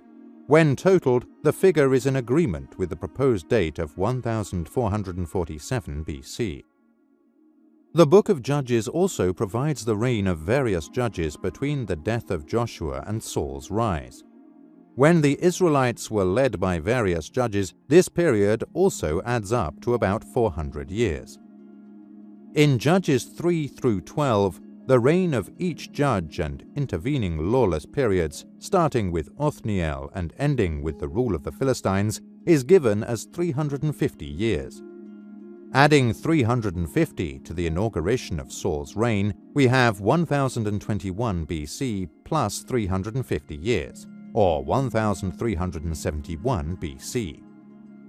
An additional 35 or 40 years must be added for the period of rule under Joshua, providing a date span of 1406 to 1411 BC as the year of the Israelite occupation. There are over 600 global flood myths collected from every continent. There are many flood myths from around the globe. The earliest extant flood legend is contained in the fragmentary Sumerian Eridu Genesis, datable by its script to the 17th century BCE. In the Babylonian Epic of Gilgamesh, there are references to the Great Flood. The best-known version of the Jewish deluge legend is in the Book of Genesis, Genesis 6 to 9. Two non-canonical books, the Enoch and the Jubilees, both later than Genesis, contain elaborations on the Genesis story. The apocryphal 2nd century BCE First Book of Enoch adds to the Genesis flood story by saying that God sent the great flood to rid the earth of the Nephilim, the titanic children of the Grigori, the sons of God mentioned in Genesis, and of human females. The Quran tells a similar story to the Judeo-Christian Genesis flood story, the significant differences being only Noah and a few believers enter the ark. Noah's son, one of 4, and his wife refuse to enter the ark, thinking they will manage the flood by themselves. The Quranic ark comes to rest on Mount Judi, traditionally identified with a mountain near Mosul in modern Iraq. The name appears to derive from the local name of the Kurdish people, although this is not certain. There are many sources of flood legends in ancient Chinese literature. Some appear to refer to a worldwide deluge, but most versions record only a regional flood. Shu Jing, or Book of History, probably written around 500 BCE or earlier, states in the opening chapters that Emperor Yao is facing the problem of floodwaters that reach to the heavens. This is the backdrop for the intervention of the famous Da Yu, who succeeded in controlling the floods. He went on to found the first Chinese dynasty. Shanhai Jing, classic of the mountain and seas, ends with the Chinese ruler Da Yu spending 10 years trying to control a deluge whose floodwaters overflowed heaven. Many Chinese folk legends contain references to a woman named Nuwa. Nuwa repairs the broken heavens after a great flood or calamity and repopulates the world. The ancient Chinese civilization concentrated at the bank of the Yellow River near the present-day Xi'an also believed that the severe flooding along the riverbank was caused by dragons, representing gods, being angered by the people's mistakes. In Indian mythology, according to the Matsya Purana and Shatapatha Brahmana, Manu was washing his hands in a river when a little fish swam into his hands and begged him to save its life. He put it in a jar, which it soon outgrew. He successively moved it to a tank, a river, and then the ocean. The fish then warned him that a deluge would occur in a week that would destroy all life. Manu therefore built a boat that the fish towed to a mountaintop.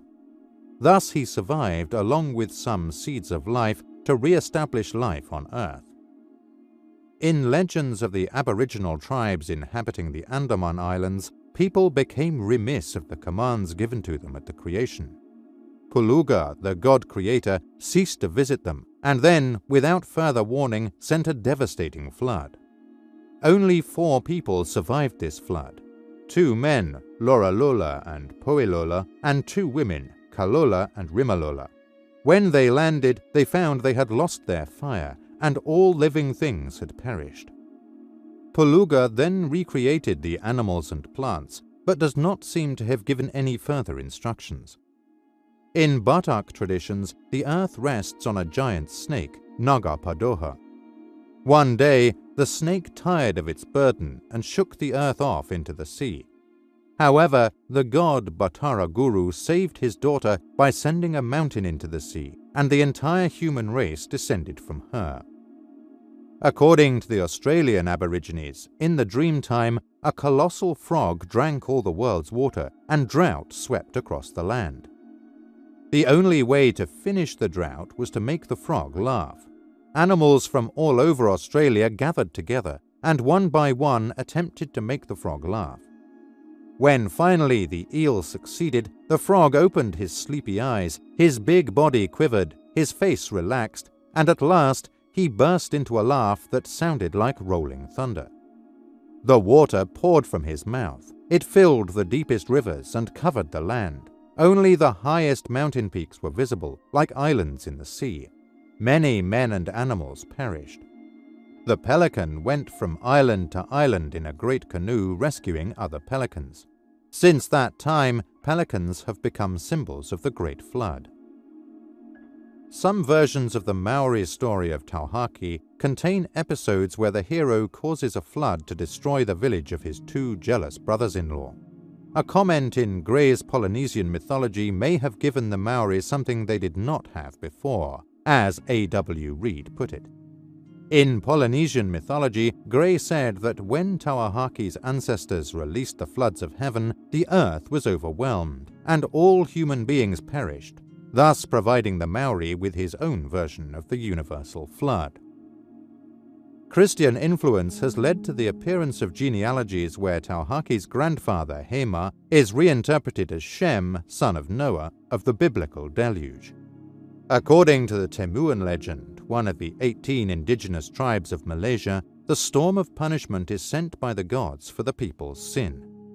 Only 2 of the Temuan tribes, Mamak and Inak Bungsuk, survived the flood by climbing the eaglewood tree at Royal Mountain, which became the ancestral home of the Temuan tribe. Greek mythology knows 3 floods: the flood of Ogyges, the flood of Deucalion, and the flood of Dardanus, 2 of which ended 2 ages of man. The Ogygian deluge ended the Silver Age, the flood of Deucalion ended the First Bronze Age, and the Ogygian flood occurred in the time of Ogyges, a mythical king of Attica. In many traditions, the Ogygian flood covered the whole world, and was so devastating that Attica remained without kings until the reign of Cecrops. In his Laws, Book 3, Plato estimates that this flood occurred 10,000 years before his time. Also in Timaeus and Critias, he describes the great deluge of all happening 9,000 years before the time of Solon, during the 10th millennium BCE. In addition, the texts report that many great deluges have taken place during the 9,000 years since Athens and Atlantis were preeminent. The flood theory in the Aegean basin proposes that a great flood occurred at the end of the late Pleistocene or the beginning of the Holocene. The Holocene is a geological period that began approximately 11,550 calendar years BP, or about 9,600 BCE, and continues to the present. This flood would coincide with the end of the last ice age, estimated at approximately 10,000 years ago, when the sea level rose as much as 130 meters, particularly during meltwater pulse 1A, when sea level rose by about 25 meters in some parts of the northern hemisphere over less than 500 years. The Peloponnese was connected to the mainland, and the Corinthian Gulf was not formed. Islands around Attica, such as Aegina, Salamis, and Euboea, were part of the mainland. The Cyclades formed an enormous island known as Aegis, while the Bosporus and Hellespont were not developed yet. These geological findings support the hypothesis that the Ogygian deluge may well be based on an actual event. In Norse mythology, there are two separate deluges. According to Prose Edda, the first occurred at the dawn of time before the world was formed. Ymir, the first giant, was killed by the god Odin and his brothers Vili and Ve, and when he fell, so much blood flowed from his wounds that it drowned almost the entire race of giants except the frost giant Bergelmir and his wife. They escaped in a ship and survived, becoming the progenitors of a new race of giants. Ymir's body was then used to form the earth, while his blood became the sea. In the Norse mythological time cycle, the second is destined to occur in the future, during the final battle between the gods and giants known as Ragnarok. According to the apocryphal history of Ireland, Lebor Gabala Eren, the first inhabitants of Ireland, led by Noah's granddaughter Kesair, were all except one wiped out by a flood 40 days after reaching the island. Later, after Partholon's and Nemed's people reached the island, another flood rose and killed all but 30 of the inhabitants scattered across the world. As it was Christian monks who first wrote the story down, it had previously been oral tradition, references to the biblical Noah were likely inserted into the account in an attempt to Christianize it. In the Kalevala rune entitled Hava, Wainamoinen attempts a heroic feat that results in a gushing wound, the blood from which covers the entire earth. This deluge is not emphasized in the Kalevala version redacted by Elias Lernerud, but the global quality of the flood is evident in original variants of the rune. In Aztec legends, when the Sun Age came, there had passed 400 years. Then came 200 years, then 76. Then all humanity was lost and drowned, and turned to fishes. The water and the sky drew near each other. In a single day all was lost, and flour consumed all that there was of our flesh. The mountains were swallowed up in flood, and the waters remained, lying tranquil during 52 springs. But before the flood began, Titlacahuan had warned the man Nota and his wife Nena, saying, "Make no more pulque, but hollow a great cypress, into which you shall enter the month Tozotzli. The waters shall remain near the sky." They entered, and when Titlacahuan had shut them in, he said to the man, "Thou shalt eat but a single ear of maize, and thy wife but one also." And when they had each eaten 1 ear of maize, they prepared to go forth, for the water was tranquil. In Caddo mythology, 4 monsters grew in size and power until they touched the sky. At that time, a man heard a voice telling him to plant a hollow reed. He did so, and the reed grew very big very quickly. The man entered the reed with his wife and pairs of all good animals. Waters rose and covered everything but the top of the reed and the heads of the monsters. A turtle then killed the monsters by digging under them and uprooting them. The waters subsided, and winds dried the earth. In Hopi mythology, the people moved away from Sotuknang, the creator, repeatedly. He destroyed the world by fire and then by cold, and recreated it both times for the people who still followed creation's laws and who had survived by hiding underground. People became corrupt and warlike a third time. As a result, Sotuknang guided the people to Spider-Woman, and she cut down giant reeds and sheltered the people in the hollow stems. Sotuknang then caused a great flood, and the people floated atop the water in their reeds. The reeds came to rest on a small island, and the people emerged with as much food as they started with. The people traveled on in their canoes, guided by their inner wisdom. They traveled to the northeast, passing progressively larger islands until they went to the fourth world. When they reached the fourth world, the islands sank into the ocean. In Inca mythology, Viracocha destroyed the giants with a great flood, and 2 people repopulated the earth. Uniquely, they survived in sealed caves. In Maya mythology, from the Popol Vuh Part 1, Chapter 3, Huracan was a wind and storm god who caused a great flood after the first humans angered the gods. He supposedly lived in the windy mists above the floodwaters and spoke the word earth until land came up again from the seas.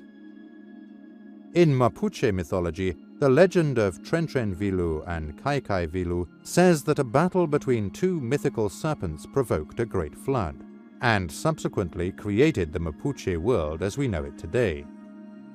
In Menomine mythology, Manabus the trickster, fired by his lust for revenge, shot 2 underground gods when the gods were at play.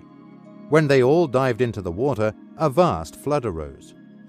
The water rose up. It knew very well where Manabus had gone.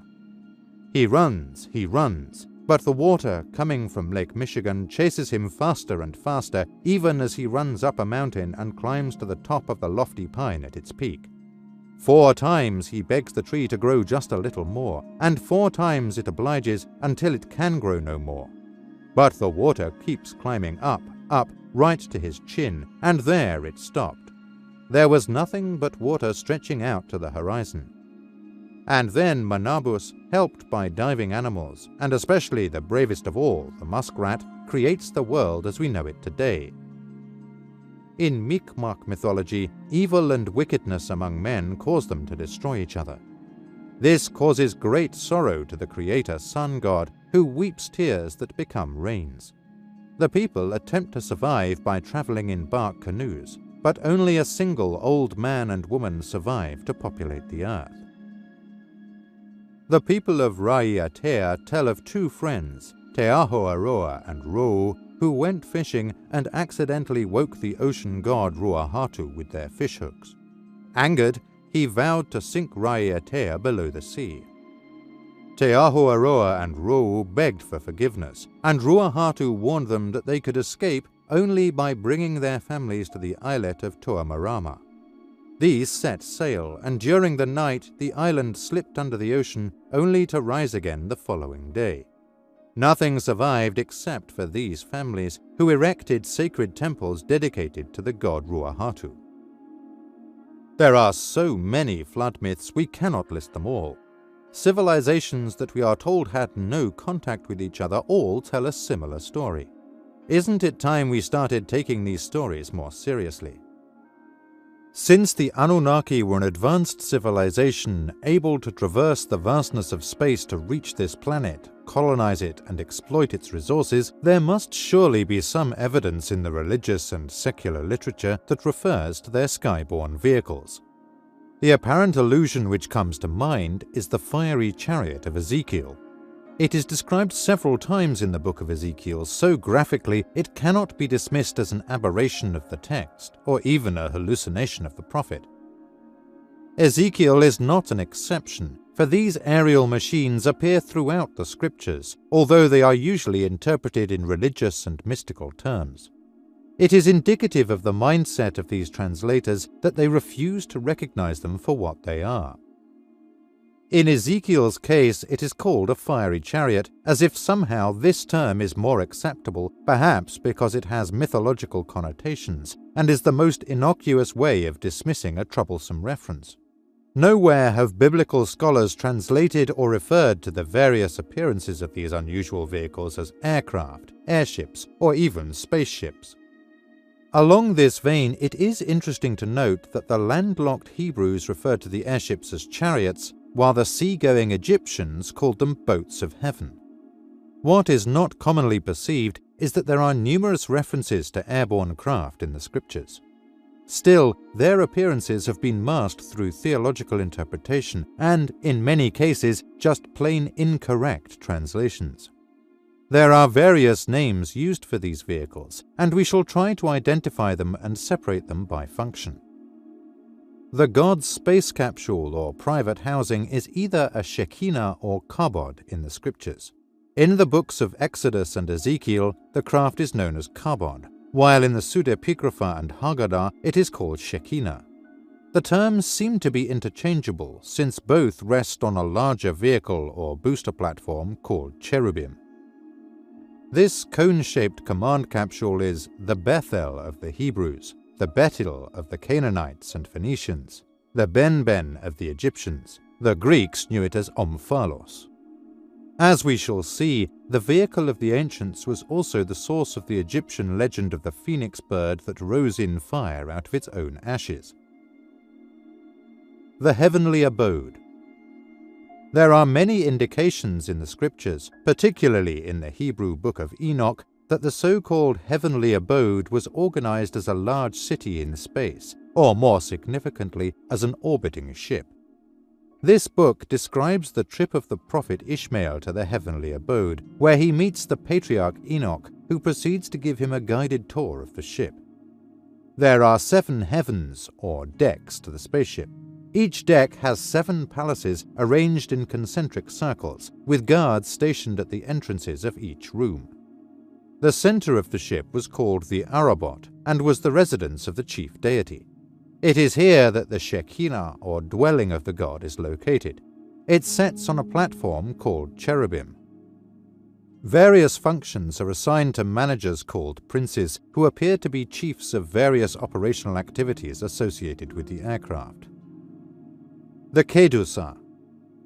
When the Shekinah leaves, the personnel of the heavenly abode participate in a ceremony called the Kedusah. In the Hebrew book of Enoch, there is a cosmic commotion at the singing of the Kedusah. It sounds very much like the countdown and frantic activity accompanying the launch of a rocket vehicle. It is said that all the pillars of the heavens shook, and the gates of heaven's palaces quiver. Before this intense activity begins, brilliant starry crowns are put on the heads of the angels and princes. These are protective devices, or headgear for protection against the blast-off's deafening noise and brilliant glare. The participants are warned that an accident or tragedy can happen when the proper procedure is not followed. They are told that when they do not follow the proper form of the Kedusah, the devouring fire goes out from little fingers of the holy ones and destroys the ministering angels. They are warned that the exhaust of the rocket can be dangerous, for as the Shekinah moves, a fire precedes him as he goes devouring all those around him. There is an interesting reference in the Haggadah that describes where the Shekinah went on one of its trips. The Shekinah is credited with dropping out of the sky and blasting these cities in the section that describes Sodom and Gomorrah's destruction.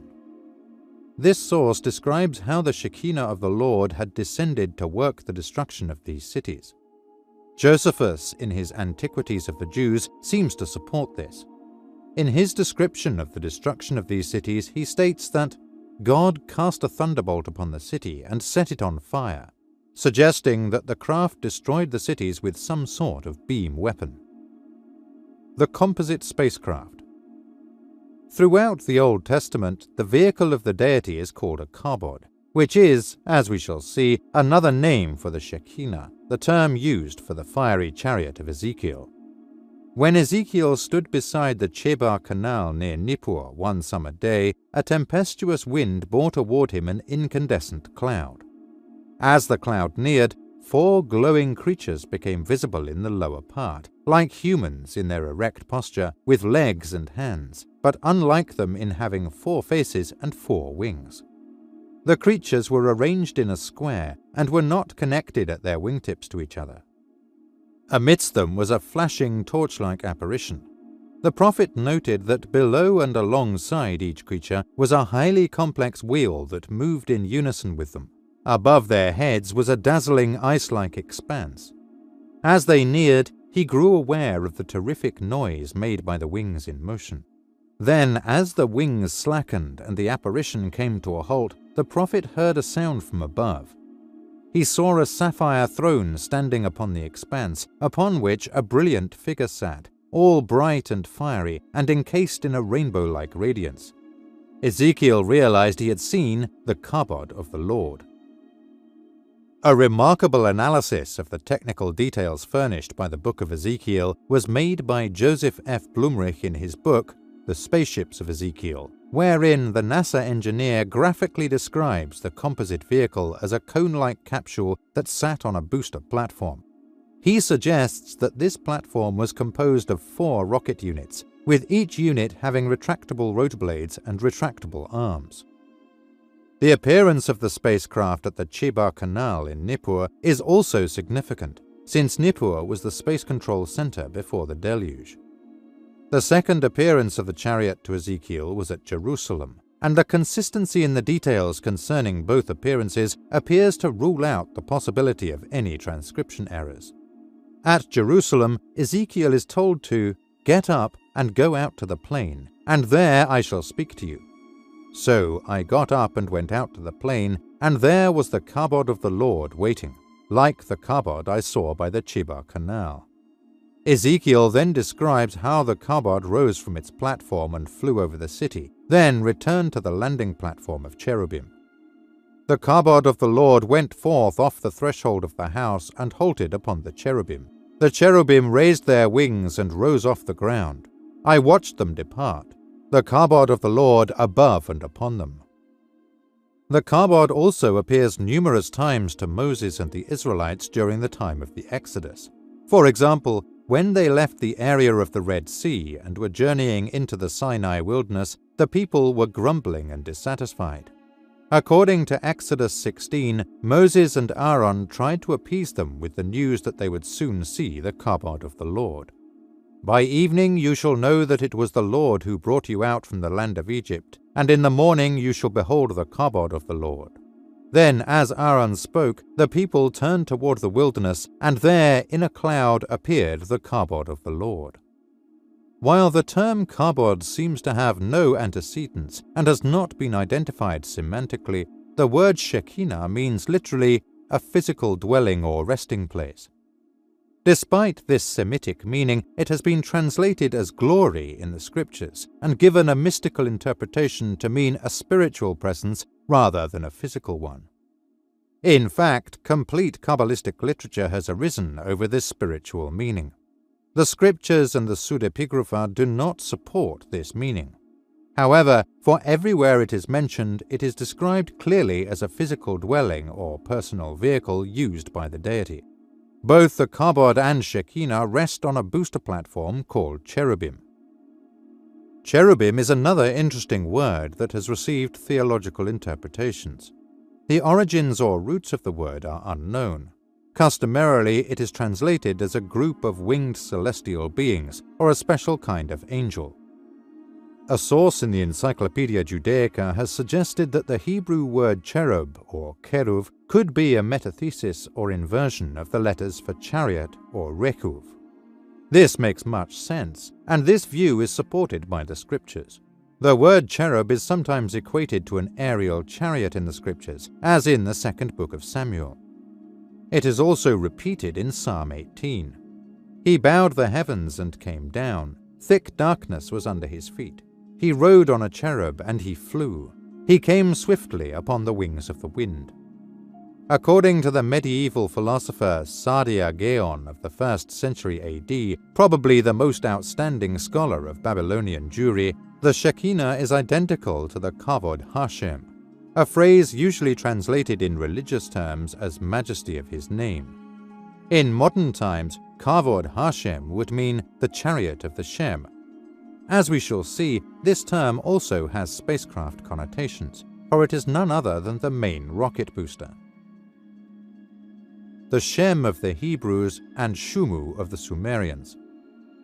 Generations of scholars and translators have sought to reference Shem in Genesis 11, only to give it an allegorical meaning, for humanity wished to make a name or reputation for himself by building a tower to the sky.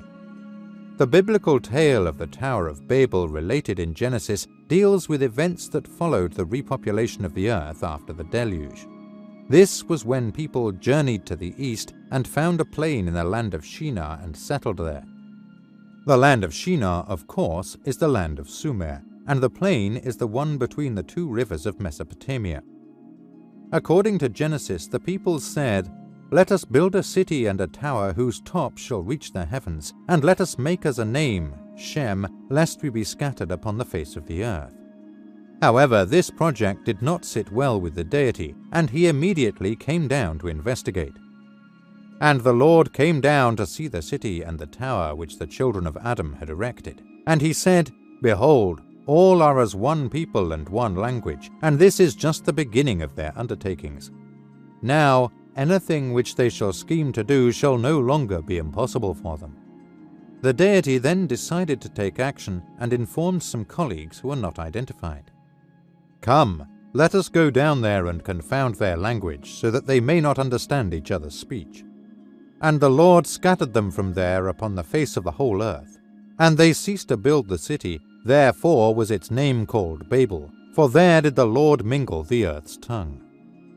This chapter in Genesis raises more questions than it answers.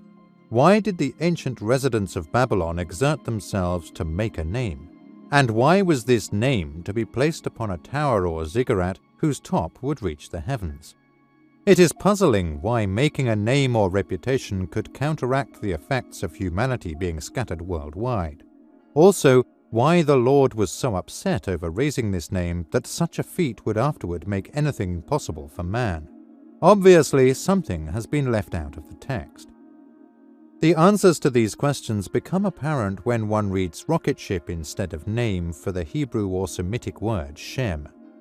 The story thus deals with humanity trying to build a tower and erect a rocket ship that could fly over the people and land like gods, and reach the orbiting spaceship to meet the gods and perchance achieve immortality.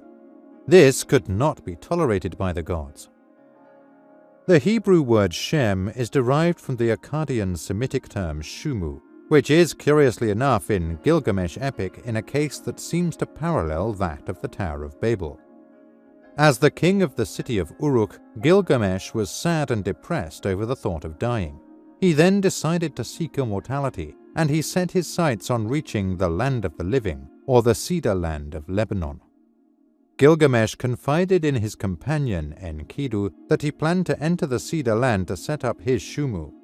"In the place where Shumus have been raised, I would raise my Shumu." Enkidu informed him that this land was under the sovereignty of Utu, that he must seek his permission, which Gilgamesh proceeded to do. Utu, or Shamash, was the chief of the cedar land. It becomes clear that to translate Shumu as a name or reputation makes little sense. Like in Genesis, man would imitate the gods and erect a rocket ship to reach them, since they held all the secrets, especially those of long life. A similar use of the word Shumu is seen in the tale of Adapa. After he is summoned to heaven by God, An, the god wants to know who provided a Shumu for him to reach the heavenly abode, or orbiting spaceship. The use of the word Shumu here clearly means a shuttle that took him from the earth to the heavens. Apparently, the Shem was the main booster that carried the Shekinah or Kabod, the command capsule, when it was necessary to leave the earth for the orbiting spaceship. The personal space capsule or command module apparently had its own propulsion system, for it could rise from the booster platform or cherubim and move freely about for short distances, as illustrated in the incident of Ezekiel's chariot at Jerusalem. This command capsule was the personal dwelling of the ancient gods. Its design and conformation came to represent the home of the gods throughout the Middle East, Mesopotamia, the Levant, Egypt, and Greece. The dwelling of the gods. The victory stele erected by Naram-Sin of the Akkad dynasty of the mid-23rd century BC represents his victory over a local people. It depicts Naram-Sin wearing the horned headdress of a god and trotting triumphantly over a prostrate enemy. He faces a sizable conical object which is dominated by the star symbol of Shamash. Naram-Sin had invaded a mountainous land in one of his wars of conquest. In an inscription, he boasts of destroying the cities of this mountainous land. As we shall see, this land was Lebanon, and the conical object signified the facilities at Baalbek. This conical object was considered the god's dwelling place and became the object of reverence throughout the Middle East. Called Betil by the Semitic peoples, a corruption of Bethel, meaning the house of the god, it appears in various forms. On a coin from Byblos, the Phoenician seaport, the cone-shaped object is set up in a sacred enclosure for veneration. A similar object was sacred to people all over the Middle East as the residence of the local god. To find the origins of the word Betil, we must look to the story of the phoenix. This legendary bird arose from the sunstone in flames. This fabled bird, which arose from its own ashes and thus became a symbol of regeneration, first became known to Western culture through the travels of Herodotus when that famous Greek historian visited Egypt about 455 BC. At the ancient religious center of Anu, known to the Greeks as Heliopolis, Herodotus was told of a sacred bird from the east. The bird came bearing its father embalmed in a ball of myrrh and buried him in the temple of the sun at the city of Anu. The Egyptians called it the Bennu bird, but it is better known by its Greek name of phoenix. Additional details of the phoenix were supplied by the Roman writers Tacitus, Pliny, and Ovid. They also visited Egypt and reported further that the phoenix built its nest on the sunstone at the temple, where it perished in flames. It then rose out of the ashes to leave Egypt and not return for 500 years. Herodotus was told that the bird resembled an eagle in size and shape, with golden and red plumage. As far back as the 25th century BC, early Egyptian depictions show the Bennu bird as a magpie. In later dynasties, it appears as a heron with two long feathers growing from the back of its head. As we all know, legends are built around a kernel of truth that eventually becomes distorted with time. In some instances, however, like that of the phoenix bird, good ancient sources enable us to trace its origin back to prehistoric times and discover the core of truth that precipitated the legend. The first available Egyptian reference to the Bennu bird is from the times of the Old Kingdom, when it is first noted inscribed on the walls of the burial chamber of the Pyramid of Unas, the last king of the 5th dynasty, circa 2400 BC. Called the Pyramid Texts, these carved inscriptions are a collection of spells and directions that gave the dead king all the information he needed to journey to the afterlife. Most authorities agree that the pyramid texts reflect the belief in a stellar cult that would require the deceased king to journey to the stars. Often he is pictured astride a serpent heading for a star constellation. His journey is an imitation of the sun god himself, who was said to traverse the sky in his boat of heaven. An inscription found on the walls of the burial chamber of this king describes the sun god as rising from the sunstone or benstone. It states, "O Atum, the creator, you became high in the sky. You rose up from the Benben stone in the temple of the Bennu in the city of Anu." At this time, the 25th century BC, also known as Atum-Ra, Atum had become the dominant sun god and had supplemented Ra, who had dominated the pantheon in the early days of Egypt. The so-called pyramid texts were later adopted by the commoners and painted on their wooden coffins. They thus came to be called the coffin texts, and eventually they were transcribed to papyrus, becoming known as the Book of the Dead. Collectively, the three sets of texts are usually referred to as the Book of the Dead. You might say that it was their equivalent of a do-it-yourself manual on reaching the gods in heaven, and thereby achieving immortality.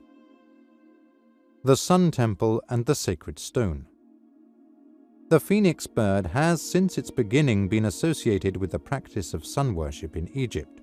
The coloring of the phoenix, its miraculous birth, and its connection with fire are symbolic of the sun itself.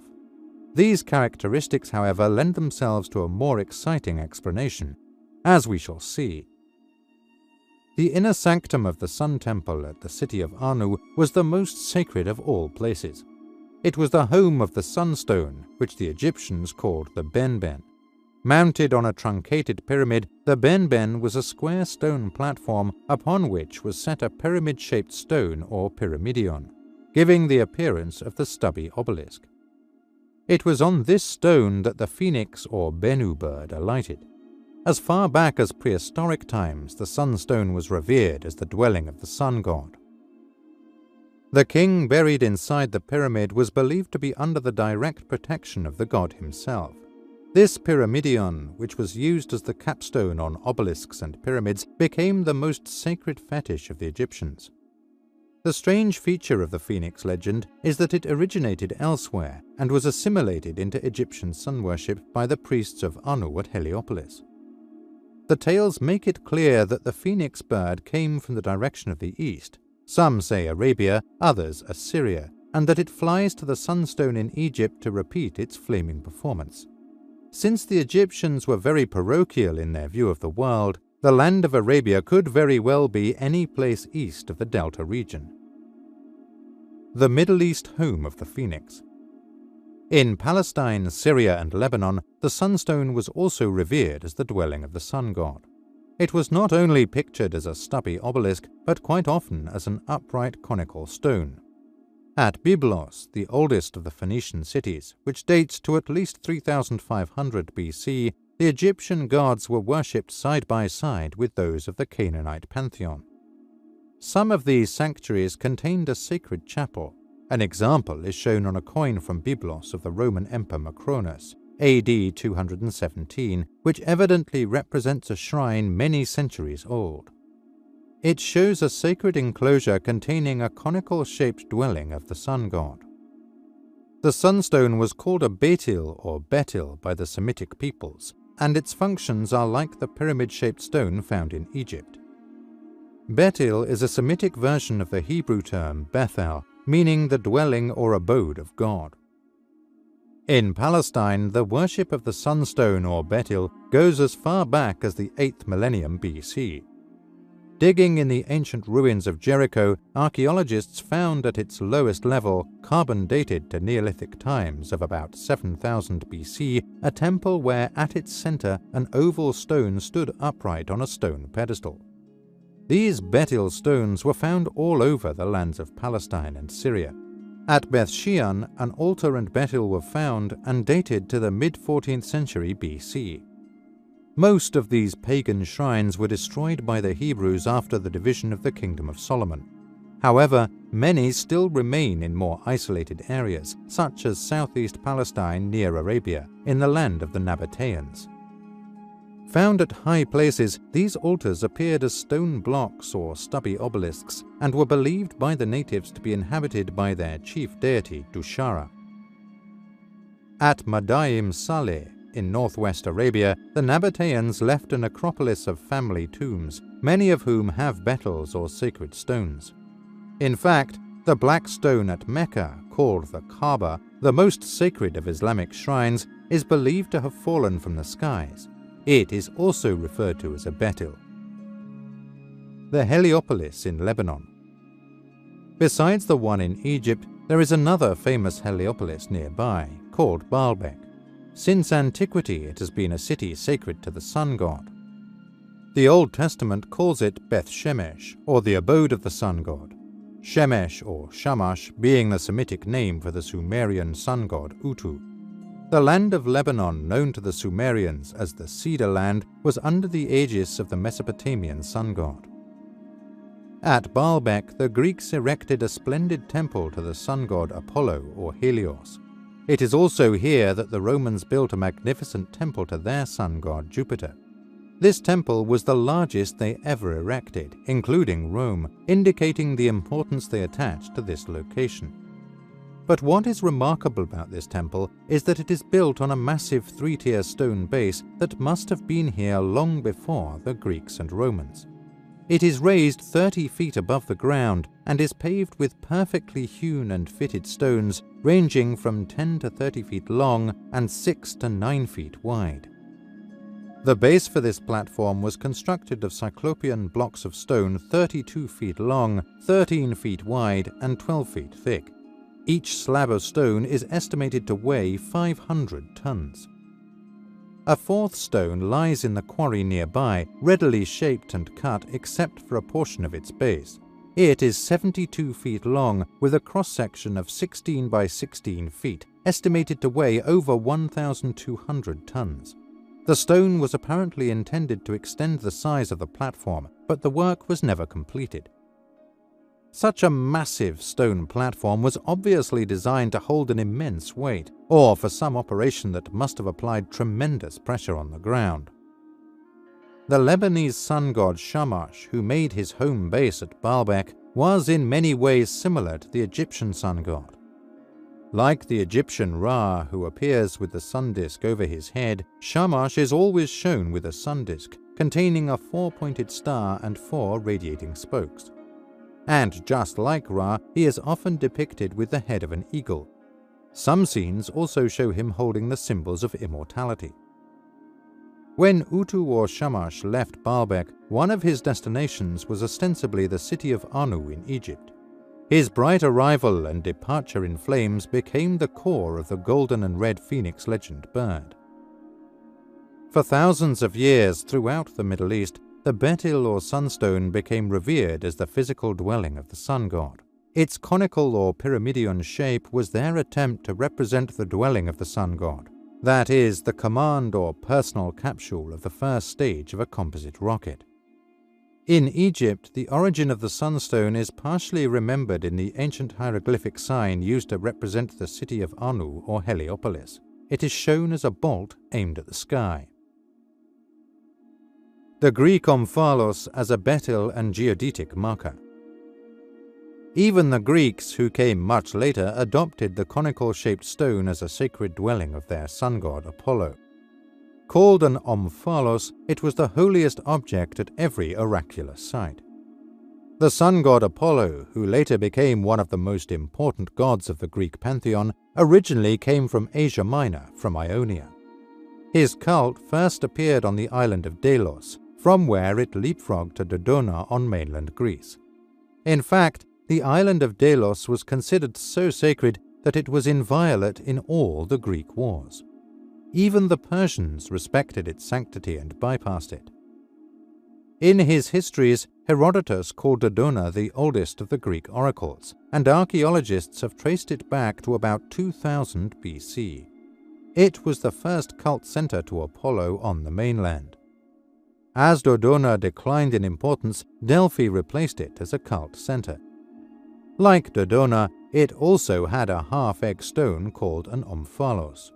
Herodotus said that the omphalos here was wrapped with cord, with one end held by the Pythia or priestess as she queried the sun god in the stone.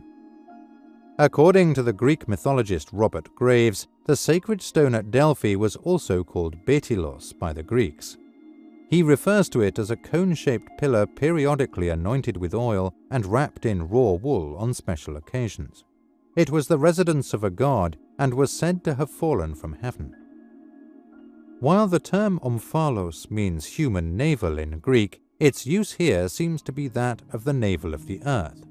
Besides being the residence of the sun god, the omphalos was also a geodetic marker.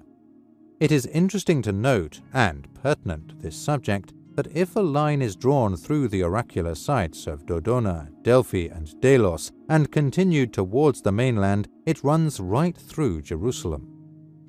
Like the Greek sites, in ancient texts such as Jubilees 8 and Ezekiel, Jerusalem is often referred to as the navel of the earth.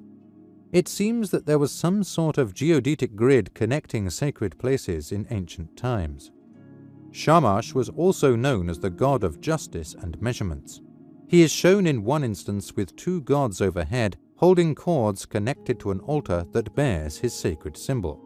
Therefore, it seems that the term omphalos was applied to the conical stone for its geodetic meaning, that is, as the geodetic point of a master grid. On the other hand, the term betylos was used to mean God's residence and referred to as an oracular device. In summary, the phoenix bird rising in flames became symbolic of the liftoff of the rocket craft. Initially shown in conical configuration, an imitation of the command capsule, it later became angular-shaped under the Egyptians, who used it as a capstone on pyramids and obelisks. Baalbek in Lebanon appears to be the original home of the phoenix bird, where a gigantic stone platform is all that remains of what was probably the main base for the chariots of the gods. The Ark of Noah is usually depicted in illustrations as an ancient sea-going ship with rounded hull, pointed prow and stern, with a keel running the ship's entire length. On its deck, a cabin is shown running the length of the vessel.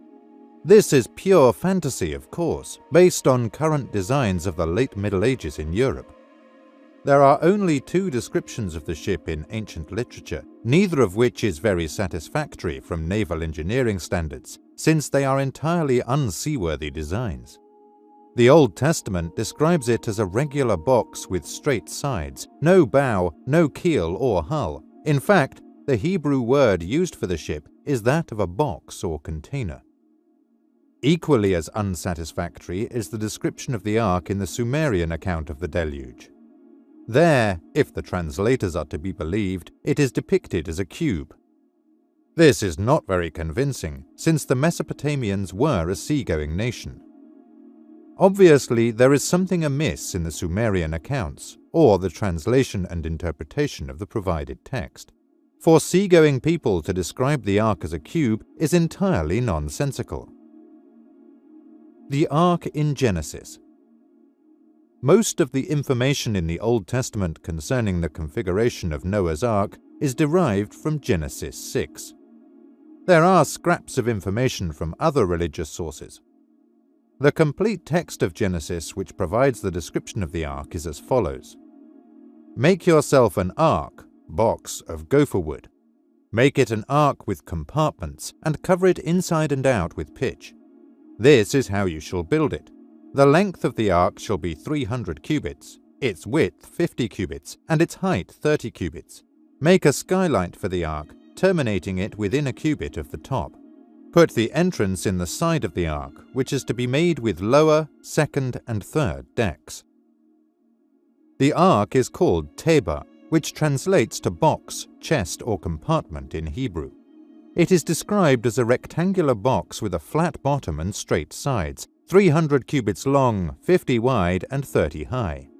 Since a Hebrew cubit was 18 inches, its dimensions were 450 feet, 75 feet wide, and 45 feet high, and as such was said to displace 43,300 tons. While the Hebrews had a perfect word for ship, they chose to call it a box or chest. This box of Noah was not a seaworthy craft, and as described, was merely a rectangular box. This rectangular box of Noah would have tossed and pitched uncontrollably in stormy seas, making a complete jumble of the occupants. Perhaps the Hebrew chroniclers may have felt that their word for a container would be more understandable to their pastoral people. This indicates that the flood legend was undoubtedly manipulated and modified by the early Hebrew priests to suit their purposes. The earliest part of Genesis was not written down much earlier than 1000 BC, and apparently is a version of the Sumerian account circulated in Mesopotamia and the Levant in Akkadian or Semitic form.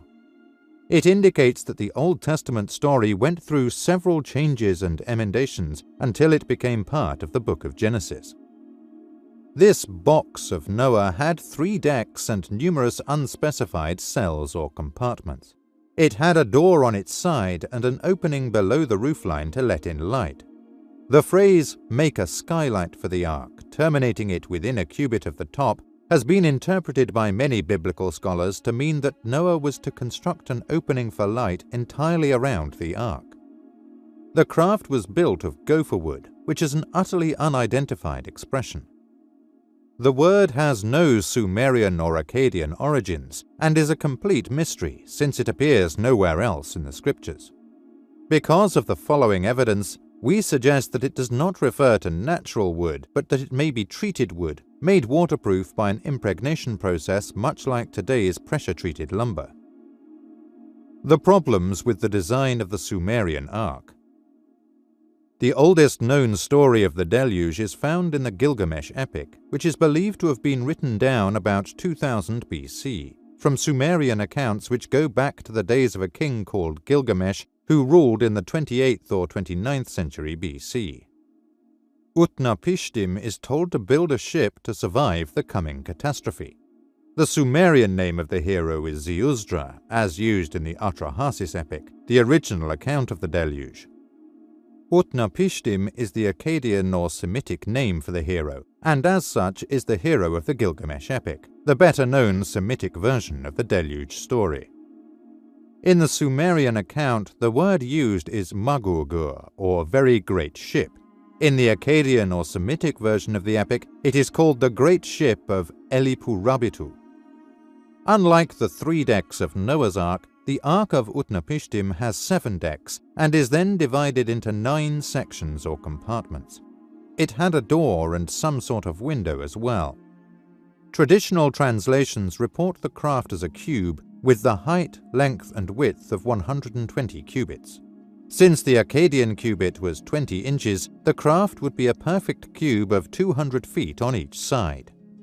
Again, we have that nagging problem of unseaworthiness. While scholars have insisted on translating the configuration of the Ark of Utnapishtim as a perfect cube, common sense tells us that this design is entirely impractical. The text is not clear whether the 200-foot width of the ship applies to the diameter or the radius. If the latter is true, then the ship would be 400 feet in diameter and 200 feet in height or thickness.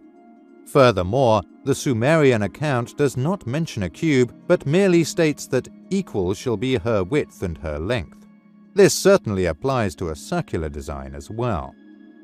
If a circular design is postulated, then the 9 compartments would radiate like spokes from a wheel in the form of pie-shaped sections. A streamlined ellipsoid design, such as found in modern submersibles, would undoubtedly have made more sense and provided stability in the tempestuous seas for which it was intended. The Sumerian account also reveals that the god Shamash played a key but unidentified role in its construction, and advised Utnapishtim when to launch the ship. However, since Enki was the Sumerian god of shipbuilding, and logically the advisor on ship construction, he should have dealt with Utnapishtim rather than Shamash. This divine assistance is also noted in the ancient religious document, the Ethiopic Book of Enoch. The Ark is said to be designed by a deity and built by angels, presumably the engineers of Shamash. The circular shape of the Ark, with a row of windows along the top, would probably result in an oval-shaped craft. There is also evidence that the Ark of Utnapishtim was propelled by some sort of fuel rod as part of a propulsion system, making it maneuverable and maintaining stability in the stormy seas it was intended for. The Sumerian punting poles or fuel rods. When the Sumerian craft was being built and waterproofed, punting poles were loaded aboard. Utnapishtim describes how, "I provided punting poles and stored up a supply." Apparently these were of paramount importance, for they were loaded before the Ark was finished. Only then were the food, supplies and personnel brought aboard. It is puzzling why Utnapishtim would require punting poles, such as those used by current-day riverboats to cross shallow waters. This was a closed and sealed craft, and again we see the traditional translation and interpretation as illogical. This strange item also appears earlier in the epic when Gilgamesh had to cross a dangerous area called the Sea of Death to reach his grandfather Utnapishtim, who was with the gods. For this trip, Gilgamesh had to procure 120 of these punting or thrusting poles. These could be used only once and were consumed as they were used. Each rod was good for only one thrust and then became contaminated and had to be thrown away. For want of a better name, they have been called punting poles, no doubt influenced by modern-day rivercraft. But the meaning is not clear, and basically the term means a thrusting stick or rod. In modern terms, we would describe them as fuel rods, since they were associated with the propulsion system. In this sense, they could be either fuel rods inserted into a nuclear reactor to control its energy output, or, more probably, tubes or rods filled with solid propellant used in some sort of rocket propulsion system. It is implicit that the gods must have had some means to convey their wishes from the heavenly ship to their representatives below. Conversely, these officials needed to occasionally contact the gods and each other for instruction and guidance. How then did they communicate with each other? Basic needs would require at least 3 types of communications equipment: permanently fixed transmitters, field or regional stations, and some sort of portable communicator.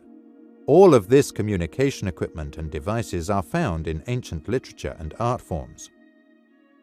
Before the Deluge, Larak in Mesopotamia had served as the primary communication center. However, it was now under the Persian Gulf waters.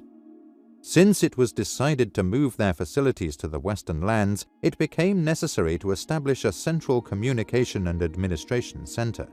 Ur-Salem, later called Jerusalem, is referred to throughout the scriptures as the navel of the earth, attesting to its role as both a main geodetic and communications center. It broadcast throughout the western lands, providing instructions and guidance to the distant colonies of the Mesopotamian Empire. Powerful transmitters are suggested in Psalm 29, which is called Hymn to the God of Storm, a veiled reference to the god Adad. This religious source indicates that Jerusalem broadcast instructions north to the complex at Baalbek and south to the alternate complex established at Kadesh, also known as Mount Sinai. It states, "The voice of the Lord is powerful. The voice of the Lord breaks the cedar. The Lord breaks the cedar of Lebanon. The voice of the Lord shakes the wilderness. The Lord shakes the wilderness of Kadesh." While Jerusalem was the central administrative center for western lands, there were other holy and sacred places in Canaan and Syria where the patriarchs contacted their god. These were the regional or field stations. They also dotted the landscapes of Mesopotamia and are mentioned in their literature and seen in their artistic depictions. The reed huts and other field stations. When Abraham and Isaac sojourned in the western lands, they would halt occasionally and set up an altar to communicate with Yahweh and receive further instructions. Certain places like Shechem and Bethel were considered sacred by the native population long before the Hebrews arrived. These were apparently the field stations or regional transmitters where communications facilities were available to the privileged few, the aristocracy. In Mesopotamia, reed huts were scattered throughout the land and often appear in paintings and engravings on cylinder seals and pottery. This is presumably the reed hut used by Utnapishtim when he was informed of the coming deluge. In the epic story of Gilgamesh, when the gods had decided to bring on the deluge and destroy humanity for his foibles, only one god remained sympathetic to man, his creator and benefactor Enki. Not wishing to see his creation destroyed, Enki decided to forewarn Utnapishtim so that he could prepare and build a ship. In the epic, Enki addresses the wall of the reed hut. "Reed wall, wall, wall, reed wall, listen. Wall, pay attention, man of Shurupak, son of Ubaratutu, tear down the house, build an ark." This verse of the epic has baffled scholars. Why would the god speak to the wall of a reed hut to pass information to the Sumerian Noah? Understandably, this was just not a pastoral reed hut. Enki would logically, at this time, be where the gods had just met in council to decide humanity's fate, so probably not on Earth. Utnapishtim was presumably listening to the broadcast at a reed hut or radio receiver below at his home city of Shurupak in Mesopotamia. These reed huts have a strange feature in common: antenna-like projections on the roofs with round eye-like objects attached. They were also portable and could be moved from place to place when required, as shown on a cylinder seal depicting one transported by boat. Another example of the portable or mobile radio station was the Ark of the Covenant built by Moses specifically to contact Yahweh during the days of the Exodus. The Ark of the Covenant as a portable transmitter. During the Exodus, Moses and the Israelites needed a communication device to keep in touch with Yahweh. After being soundly defeated at Rephidim, they retreated to Mount Sinai and Kadesh to regroup under Jethro. To reach Canaan, it was decided they would have to use a longer and more indirect route that would take them another 38 years. Meanwhile, a means of communication was needed to pass orders down when the deity was not among the Israelites in the tent of meeting. It seems that Adad, Yahweh, expected to stay at Mount Sinai and direct Moses from there. Moses was given instructions on how to build the Ark of the Covenant and schematic drawings as well. The fact that Moses built the Ark from graphics supplied by Yahweh on Mount Sinai is clearly stated in the Scriptures, when he is told, "Note well and follow the patterns for them that are being shown you on the mountain." The box itself was of acacia wood with gold plating. The cover, however, was the key to the device. The surface was to be fashioned of solid gold with a cherub at each end facing one another. Solid gold was an excellent choice since it was a good conductor of electricity. It was also specified that the cherubs and the cover must be made in one piece, probably to ensure good electrical contact. The cherubim were to have wings outstretched facing each other and shielding the cover with their wings, thus forming an antenna. The cover was to be placed on the box after depositing the tablets provided by Adad. Significantly, it was only after the ark was constructed that the tablets were supplied to Moses. The tablets presumably were an integral part of the device and contained the power source necessary to activate the receiver transmitter. Moses is told then, "There I will meet you, and I will impart to you, from above the cover, from between the two cherubim that are on top of the Ark of the Pact." This was the form of communication used as they traveled through the wilderness for the next 38 years. According to Numbers 7, Moses would hear the voice addressing him from between the two cherubim.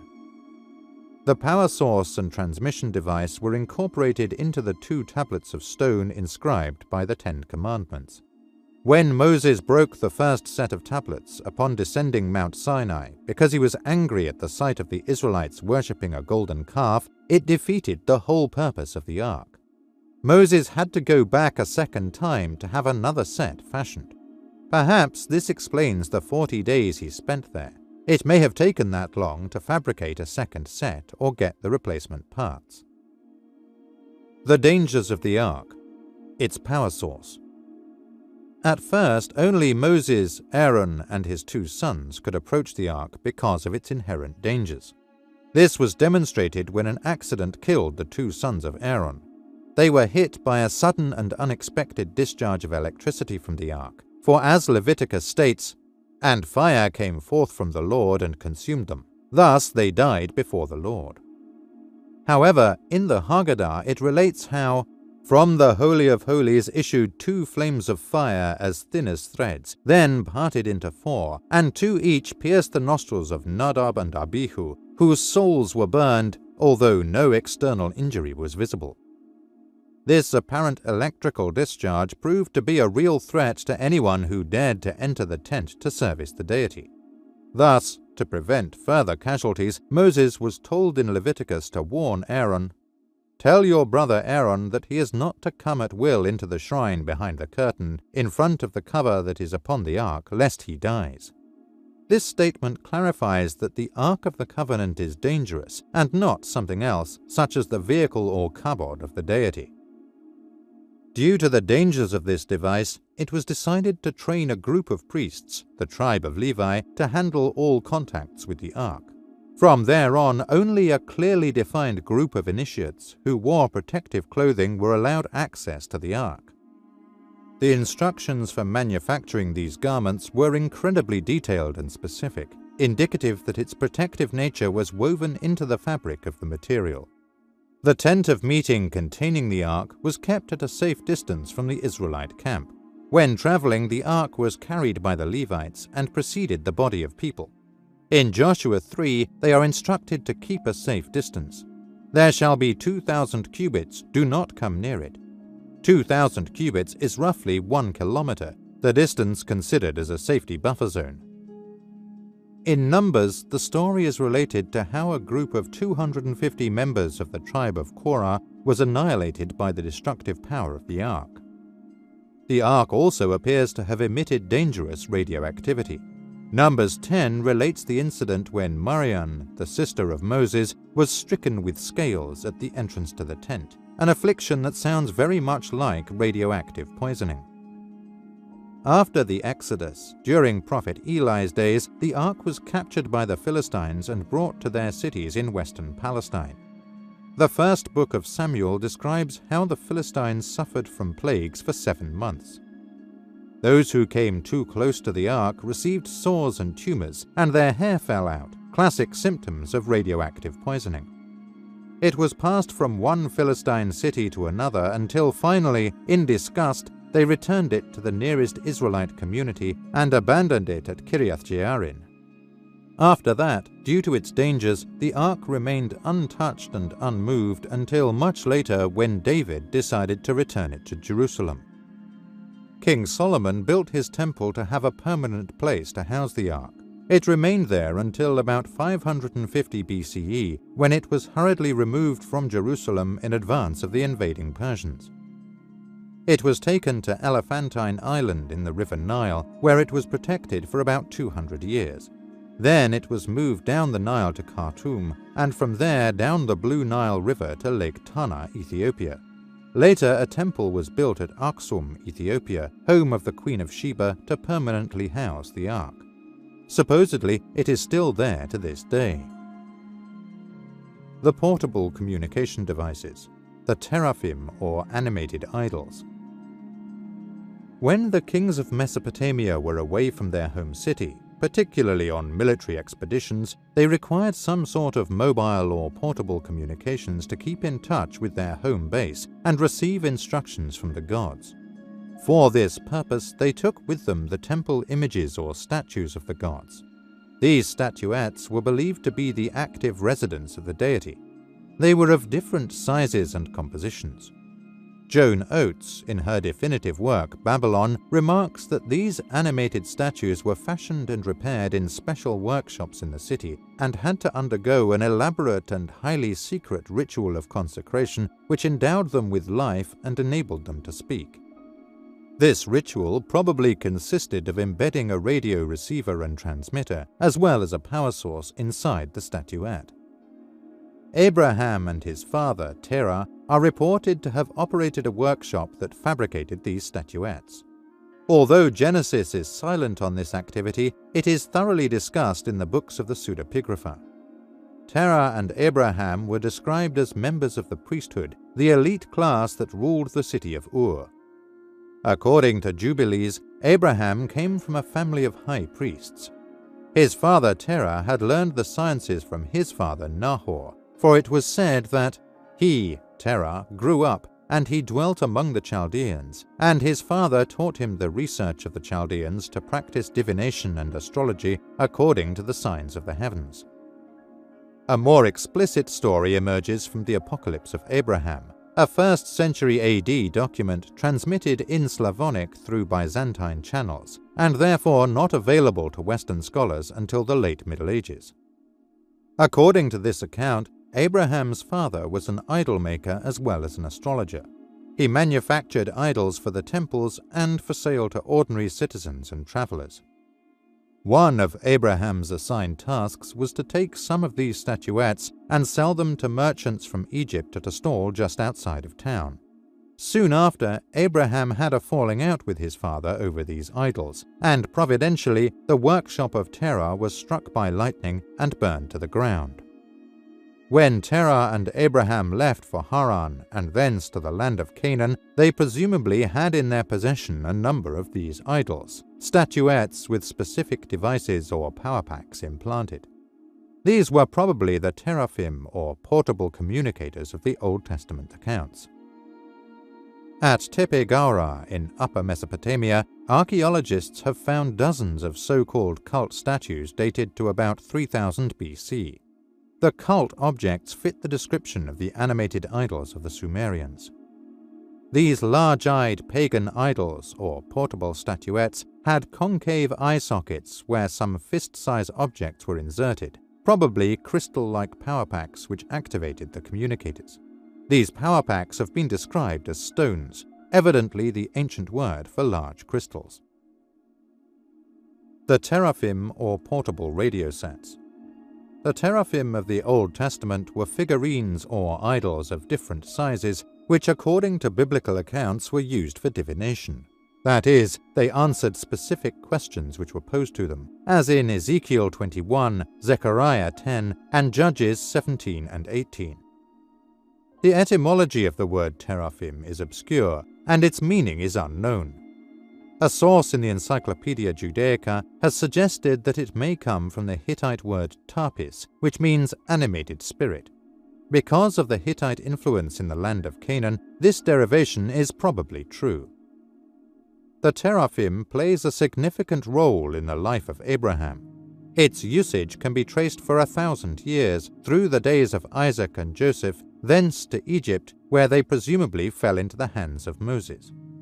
References to the teraphim reappear in the days of Joshua and his successor Kenaz. By this time, about 1400 BC, they became inactive and were considered merely pagan relics or curiosities. From Abraham's time to the days of Moses and before the Ark, the teraphim were used to communicate with deities. Using this device, El Shaddai or Adad directed Abraham to go to Canaan and then to Egypt. The first explicit reference to the teraphim is in Genesis 35, which deals with the incident of Rachel when she attempted to steal her father's idols. Jacob and Rachel obviously knew of the value of the teraphim, and from the lengths that Laban went to retrieve them, he may also have guessed their purpose, although he obviously did not know how to use them. The existence and significance of these idols must have been imparted to Jacob by his grandfather Abraham before he died. This can be shown by the following calculations. Abraham died at the age of 175 in the year 1992 BC. Jacob was born of Isaac when he was 60 years old, or in the year 2007 BC. Thus Jacob was 15 years of age when Abraham died. Abraham had sufficient time to brief his grandson Jacob of the existence and the import of these devices and their storage at Haran. Jacob's sojourn to Haran to live at Laban's house was probably predicated on his obtaining the devices and returning them to the control of Abraham's family. Rachel was obviously in on the plot, and it may have taken all these years that Jacob suffered at the hands of Laban to find out where the teraphim were hidden. The incident, as related in Genesis, reads like a story out of fiction. Jacob had been forced by Laban, under one pretext or another, to serve him for 20 years. Finally, Jacob and Rachel, taking advantage of Laban's absence, left secretly, taking with them the idols or teraphim of Laban. Laban was incensed over Jacob's secret departure, but seemed more concerned over the theft of his idols. "You had to leave because you were homesick for your father's house, but why did you have to steal my gods?" he complained. The account mentions only those hidden by Rachel in a camel cushion which she was sitting on. Laban searched everywhere but could not find the teraphim. While only this teraphim was mentioned in the account, there must have been many more in Jacob's possession, which somehow he managed to hide from the prying eyes of Laban. Jacob must assuredly have kept his, yet he was concerned that no one else could bring one back to his homeland. Control and use of the device were a tightly held secret. It would appear that only he and Rachel were privy to the real purpose of the teraphim. Many years later, these idols and their stones, or power packs, were unearthed by the followers of Kenaz, the successor to Joshua. When Jacob went to Egypt at age 130 in 1877 BC, he probably took along the communication devices. These were passed down until Moses acquired them several hundred years later and used one to contact Yahweh or Adad on the first visit to Mount Sinai. The crystals of Kenaz, power packs for the teraphim. The biblical Antiquities of Pseudo-Philo describes how the tribes were hard-pressed by the Palestinians after Joshua's death and sought a leader. Kenaz was elected and proceeded to question each tribe on its sinful behavior, believing that their troubles were caused by their straying from the Mosaic law. The confessions ranged far afield, but the one which is most interesting from our point of view is that of the tribe of Asher, who confessed that, "We have found the 7 golden idols whom the Amorites call the heavenly nymphs, and we took them along with the precious stones set upon them and hid them. And behold, now they are stored beneath the summit of Mount Shechem. Therefore send, and you will find them." Kenaz immediately sent a group of men to find them and have them brought to him. These stones were described as crystal and praise in color, that is, clear and light green. And these are the precious stones, he was told, that the Amorites had in their sanctuaries, the value of which cannot be estimated. These crystals which had been attached to the idols were also light-emitting. Kenaz was told that, for those entering by night, the light of a lamp was not necessary, so brightly did the stones shine forth. These clear and light green crystals were embedded in the Amorites' idols, Canaanites, presumably in the hollow eye sockets. The crystals were alien to the Hebrews, who probably did not know their purpose. Kenaz found out, however, that these stones or crystals were virtually indestructible. He tried to destroy them several ways, first by fire, but they quenched the flames. Then he attempted to split them with an iron sword, but they only dented the blade. Finally, in desperation, they were offered to the deity on an altar. Then, according to the account of Philo, they were removed mysteriously during the night by an angel. These crystals of Kenaz, which emitted light and were virtually indestructible, were embedded in the idols taken from the cache found at Shechem under an oak. Presumably, they were the ones that were buried by the household of Jacob several hundred years earlier. These crystals still emitted light after all this time, and therefore were active to a certain extent. The stones by themselves were not especially useful, for they served to activate devices such as the teraphim, the biblical portable radio receiver and transmitter. By the late 15th century BC, the stones had become mere curiosities and treated merely as pagan religious artifacts. The stones that illuminate. The crystals of Kenaz were also described as shining brightly at night, so lamps were unnecessary. Such a power pack was probably used by Noah for illumination in the ark during the long period of 150 days that his sealed ship was at sea. According to the Haggadah, the ark was illuminated by a precious stone that was so bright it made the night seem like day in the vessel's interior. A similar source of power is mentioned in the Book of Mormon, the holy book of the Church of Latter-day Saints. When the tribe of Lehi left Jerusalem about 600 BC for their trip to the Promised Land, they built 8 ships for the journey. These were sealed like the Ark of Noah. To see in the darkened interior, the vessels were given 16 small stones, 2 for each ship, which was white and clear, transparent as glass. These stones shone forth in the darkness during the 344 days they were at sea and before they finally reached the shore. Many books have been written about a land called Dilmun, probably second only to that of Atlantis. Unlike Atlantis, however, there are many recorded references to Dilmun, which assures us that it was a geographic location somewhere in the Middle East. Dilmun was a land intimately associated with Sumer and Akkad. Dilmun was also a sacred or holy land often called the residence of the gods, a sort of Garden of Eden, often referred to as the land of the living, that is, the land of immortality. Despite the references to Dilmun in Mesopotamian literature and myths, its location is still disputed among scholars. We know for sure that Dilmun was not just literary fiction, for it is mentioned in economic texts as early as the 24th century BC and as late as the 1st millennium BC. In his study Looking for Dilmun, Geoffrey Bibby identified it as the island of Bahrain in the Persian Gulf. Samuel Noah Kramer placed it in the Indus River Valley. In both instances, the geographic placement of Dilmun seems to be contingent on the statement that it was in the west toward the rising sun. The difficulty in locating the land of Dilmun is mainly due to the modern translations of the Sumerian and Akkadian texts, where arbitrary interpretations are given to the original texts. A significant source of information on this land is the accounts of the travels of Gilgamesh. The Land of Immortality and the Garden of Eden. The land of Dilmun is described in the myth of Enki and Ninkursag as a bright, clear and pure land called the Land of the Living, where there is no illness and death does not exist. Dilmun is thus the land of immortality. Enki oversees this land. He orders Utu to bring up fresh water from the ground, thereby turning it into a paradise, a divine garden green with fruit-laden fields and meadows. It is a veritable Garden of Eden.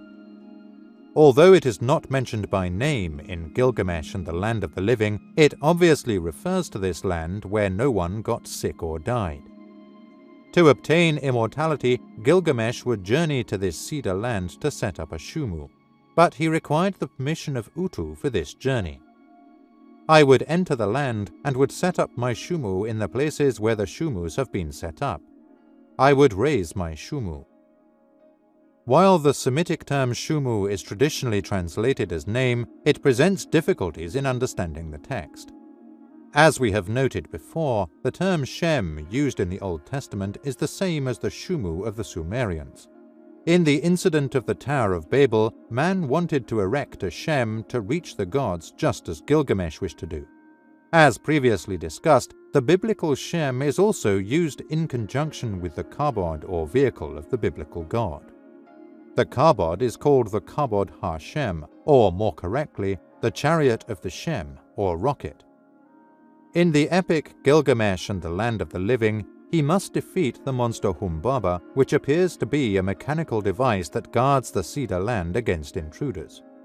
Although the land Gilgamesh journeys to is not mentioned as Dilmun, it is a paradise land, a land of cedars, and one controlled by Utu or Shamash. In the Gilgamesh epic, he also journeys to a distant cedar land where he hopes to achieve immortality. He meets and destroys a monster called Humbaba who protects the cedar forest.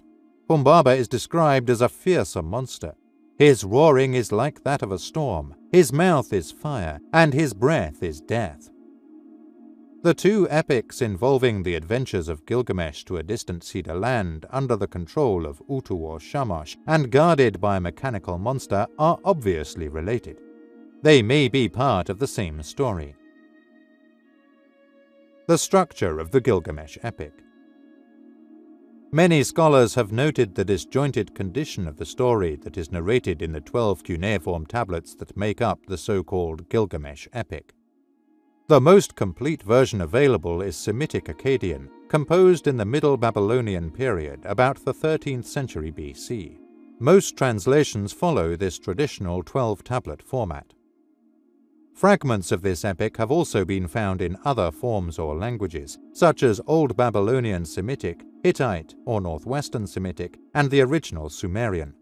Some of these fragments date as far back as 2000 BC, confirming the view that the exploits of Gilgamesh were well known all over the Middle East in the 3rd millennium BC. It appears reasonable to assume that by the time the Middle Babylonians produced their version of the epic, they simply combined the contemporary texts into one continuous story, which also became an epic. The fact that it is a compilation of many Gilgamesh stories is evident in its structure. Tablet 1 deals with the birth of Gilgamesh, his deeds, and the creation of Enkidu as Gilgamesh's friend.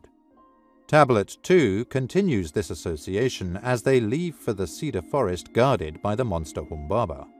In Tablet 3, they obtain permission from Shamash to enter the land under his control.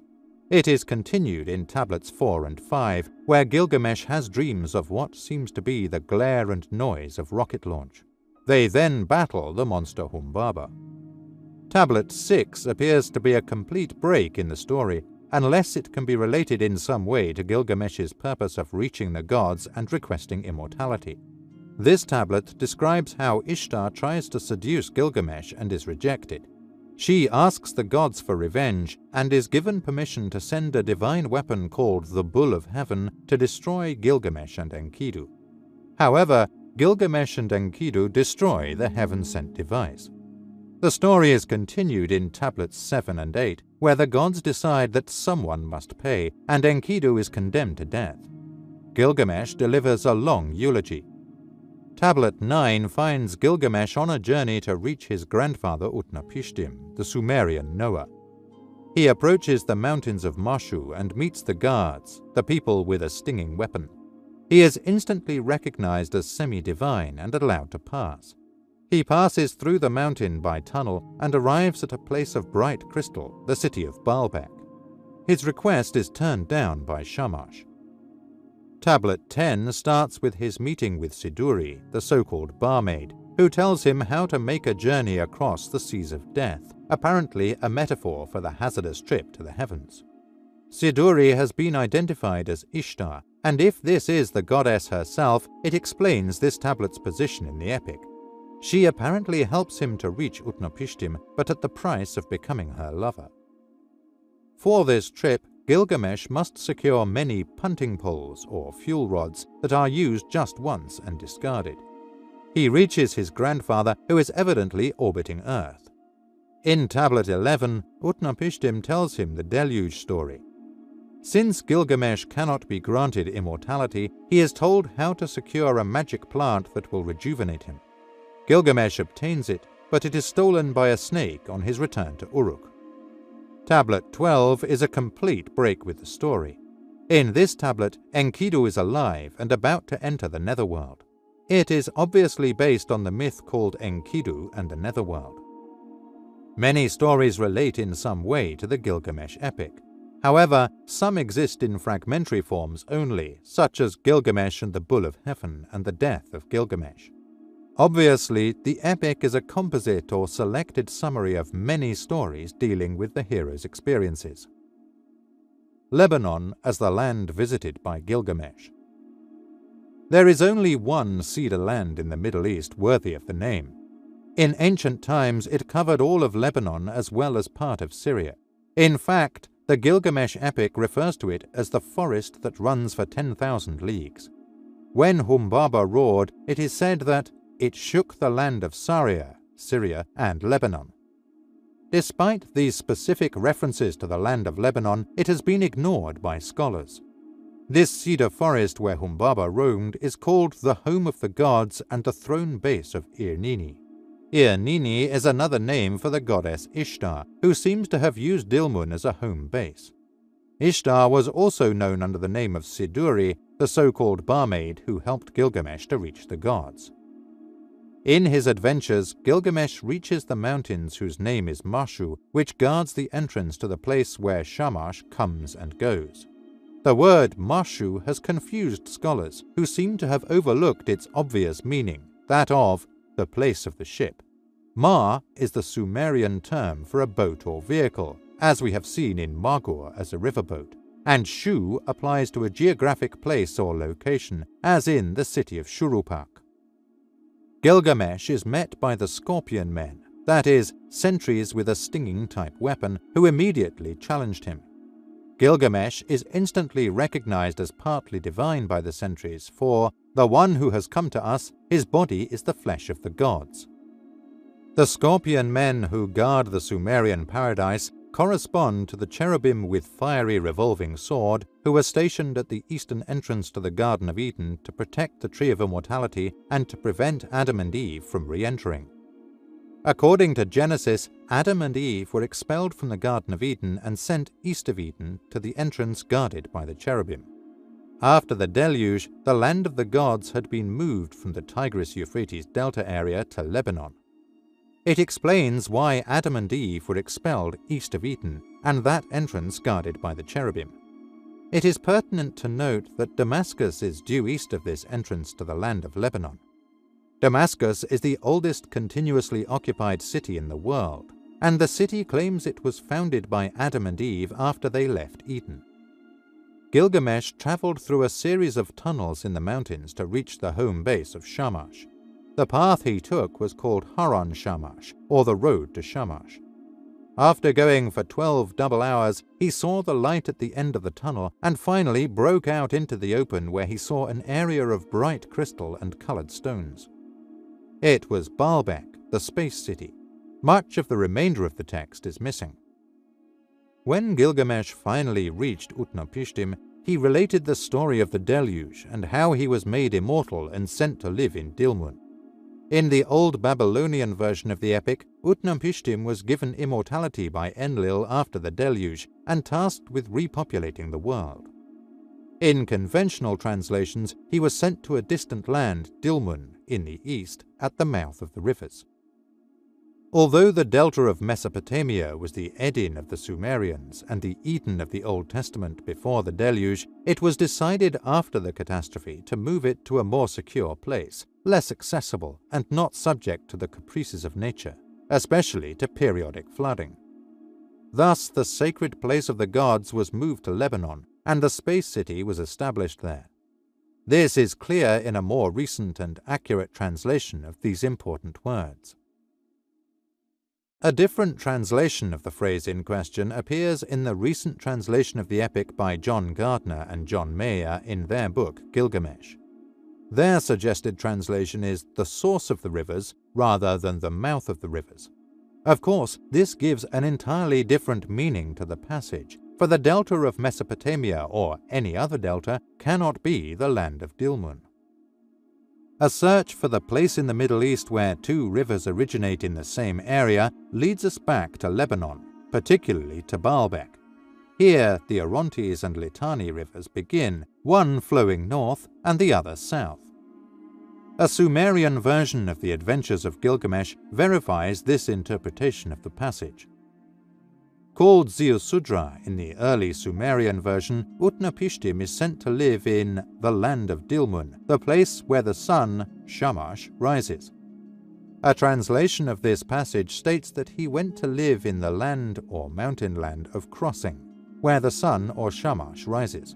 The phrase land of crossing can also be translated as the mountain land of crossing, since the word lends itself to either definition.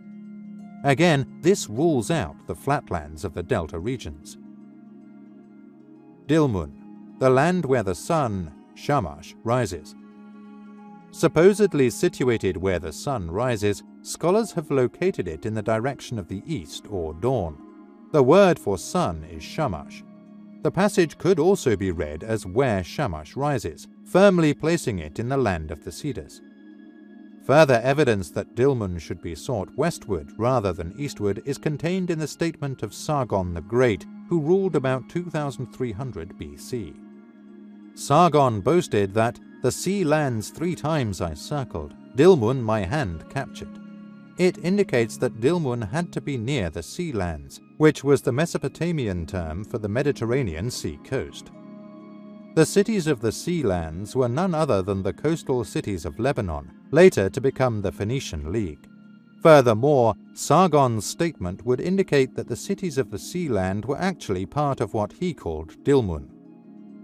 Dilmun had to be near Magan, Egypt, and Meluha, Africa, according to the epic where Enki conducted what appears to be an inspection trip of the lands which he controlled, that of Magan, Meluha, and Dilmun. Dilmun is in fact often associated commercially with Magan and Meluha, which dictates that its location had to be in the west near Egypt rather than somewhere far distant in the east. Gilgamesh's route to the land of Shamash is provided in Gilgamesh and the Land of the Living. It also indicates a journey to Lebanon. For the trip, he had mobilized an expedition from his city of Uruk.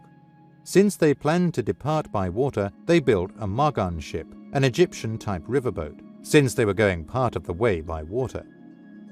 This type of ship precludes passage by the Persian Gulf and up the coast, since it would require a more seaworthy boat to survive the open sea. Gilgamesh and his group must have planned to sail up the Euphrates as far as possible and then take the overland trade route to the west. Mari would be the choice, since it was the transfer point with the trade routes to the Mediterranean. It went to Palmyra, ancient Tadmor, and then divided, going southwest to Damascus and west to Homs at the northern entrance to Lebanon. Either route led to the land of Lebanon or Dilmun, for just as today, they are the two major routes into the mountain land from the east. Gilgamesh's expedition was ill-fated, and the ship foundered in a storm in the river Euphrates, and all hands were lost except Gilgamesh and Enkidu. The epic heroes continued their journey on foot, and finally reached the land of Shamash, or the mountains of Mashu, the place of the spacecraft. Although Gilgamesh took the most direct route to Baalbek through the mountain pass near Damascus, it is noteworthy that at the northern entrance to the valley of Lebanon lie the ruins of an ancient city known as Kadesh, which guarded this entrance. Its origin is lost in antiquity, although Kadesh is the Semitic term for sacred city, and the reason for its holy appellation has been lost. Dilmun, a commercial giant of the ancient world. Dilmun was not only an earthly paradise, the famous Garden of Eden, the meeting place of the gods, the land of well-being, and the home grounds of Enki, Shamash, and Ishtar. It was also one of the wealthiest and most powerful countries in the ancient world. Judging from the financial documents, Dilmun has a long commercial history that extended for at least 2,000 years. Dilmun's ships anchored at the docks of the Mesopotamian cities alongside those of Egypt and Ethiopia since at least the mid-3rd millennium BC. As early as the days of the Akkad dynasty, Dilmun is mentioned as a place on the Mediterranean coast. Sargon the Great, circa 2300 BC, boasted that he had traversed the mountains and encircled the sea lands and captured Dilmun. Since the sea lands were on the Mediterranean, Dilmun must have been nearby, if not part of this complex. The location of Dilmun as an island, as was indicated by the account of Sargon II, the Assyrian ruler of the 8th century BC, who announced that, "I brought under my control Bitiakin on the shore of the bitter seas as the border of Dilmun. Uperi, king of Dilmun, whose abode is situated like a fish 30 double hours away amid the sea of the rising sun, heard of the might of my sovereignty and sent his gifts." The account of Sargon II undoubtedly refers to the western lands and to the coastal cities of Phoenicia, which was still a commercial power in the 8th century BC. However, their influence had waned since their heyday from the 14th to the 9th century BC. At that time, Tyre dominated the League of Cities, and, in fact, the title King of Tyre was synonymous with that of King of Phoenicia. Located on an island offshore, it exercised control over the commercial cities of Aradus, Byblos, Sidon, and Akka. Originally part of the Egyptian Empire, the Phoenician cities became independent with the fall of the Middle Kingdom in the disasters of the mid-15th century BC. Tyre retained its independence until 586 BC, at which time it fell to Nebuchadnezzar of Babylon after a siege of 13 years. Thus, the account of Sargon II reveals that he claimed control over the area from Bitiakin, an unlocated city but believed to be Jericho near the Bitter Sea, which can only be the Dead Sea, as far as the borders of Lebanon or Dilmun. He had subjected the coastal cities, and particularly Tyre, which lay amid the sea. Mainland Dilmun was not claimed by Sargon II for the simple reason that it had been devastated 15 centuries earlier. The economic significance of the cities of Dilmun, especially Tyre, is revealed in the Ebla financial accounts of the late 3rd millennium, where its name served as a royal standard for gold, which is usually referred to as Gin Dilmun or Dilmun shekels. In his account of Ebla, Petinato reported that the shekel is always written with the Sumerian term gin and accompanied by the word Dilmun, indicating that the unit of weight and purity was set by and originated in Dilmun. All kinds of products flowed from the ports of Dilmun since it was an entrepôt, that is, a transshipment point for goods from Europe, Africa, and the lands of the Mediterranean. While the literary evidence indicates that there were 2 Dilmuns, they were actually part of the land today known as Lebanon. There was a mainland Dilmun in Bekaa Valley, and across the mountains the coastal plain of Dilmun with its commercial cities. The mainland of Dilmun ceased to be a paradise and spaceport of the gods in the reign of Naram Sin, the demented despot of the Akkad dynasty, when he invaded in 2225 BC. Although the mainland territory was laid waste and avoided by everyone for over 1,000 years, the coastal cities continued to flourish as independent city-states under the aegis of Egypt and later as the Phoenician League. The coastal cities of Lebanon. The coastal area of Lebanon was inhabited by Canaanites, who later became known by the Greeks as Phoenicians. The first of these cities to step on the threshold of history was Gubla, Byblos to the Greeks, with its history going back to 3500 BC.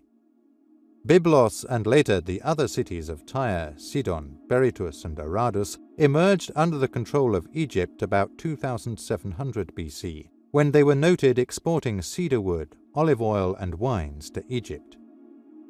Evidence of trade with Egypt went back to pre-dynastic times and continued uninterrupted for many centuries. The mountainous land provided wood for the palaces, temples and boats of the pharaohs. The 60-foot funerary barge of Pharaoh Khufu, circa 2550 BC, found in a limestone crypt at the foot of the Great Pyramid of Giza, was constructed of Lebanese cedarwood. Canaanite pottery was found in the First Dynasty tombs, about 2900 BC, and decadent offerings to the temple at Gubla were made by the pharaohs of the Second Dynasty. Egyptian pectorals and jewelry were also found at Gubla. As a nation, Phoenicia emerged about 1400 BC. Sidon first dominated her sister cities, but eventually Tyre took the lead, and by the time of the Hebrew kings, the title King of Tyre began to mean King of Phoenicia. In the days of Hiram, the lumber and agricultural products of Lebanon flowed out to the world through its numerous seaports. With the expulsion of the Hyksos by Ahmose and Saul, the land was divided between the three leaders. Egypt retained a strip of land along the coast of Phoenicia, which gave her control of the coastal highway. Solomon took over Palestine, Syria, and to a certain extent the lands to the west. For example, he built a fortified city at Tadmor, which controlled the rich trade route across the desert from Mari on the Euphrates. Hiram, king of Tyre, controlled large parts of Lebanon, from Ugarit in the north to Philistia in the south. Hiram was also responsible for what remained of the sacred sites of Lebanon and the city of Baalbek. Although Dilmun is not mentioned by name in the scriptures, there is much information on the literal city of Lebanon. The evidence that Hiram held a unique position in the religious and political affairs of the time is reflected in the book of Ezekiel, where he is considered to be semi-divine. In Ezekiel 28, the prophet relates in a diatribe against Israel's enemies that no secret is hidden from him. Apparently, Ezekiel expressed the view of his day that while Hiram had been a good friend of Solomon, his descendants failed Jerusalem in her hour of need. Ezekiel begins, "Because your heart is proud, and you have said, 'I am a god, sit in the seat of the gods, in the heart of the seas.' Yet you are but a man, and no god, though you consider yourself wise as a god. You are indeed wiser than Daniel. No secret is hidden from you. By your wisdom and understanding you have gotten wealth for yourself." Ezekiel continues his accusations and reveals Hiram's divine status and the reasons for his downfall. He is here repeating the words of the deity. "You were the signet of perfection, full of wisdom and perfect in beauty. You were in Eden, the garden of God. Every precious stone was your covering. On the day that you were created, they were prepared. With an anointed guardian cherub I placed you. You were on the holy mountain of God, amid the stones of fire you walked." Ezekiel refers to the raised platform at Baalbek, the holy mountain, and the brilliant rocket exhaust, the stones of fire. It is also the land of the Garden of Eden and the guardian cherubim. Ezekiel continues, "In the abundance of your trade you were filled with violence, and you sinned. So I cast you as a profane thing from the mountain of God, and the guardian cherub drove you out from the midst of the stones of fire." It is now becoming apparent that the Garden of Eden is in the area controlled by Hiram. The cherubim who acted as the guardian of Hiram at the mountain of God is reminiscent of the cherubim with the fiery revolving sword, or the scorpion men who guarded the cedar forest, the land of Shamash. There is also strong evidence that the land of Punt was also the land of Lebanon. The land of Punt was intimately associated with Egyptian history and religious tradition.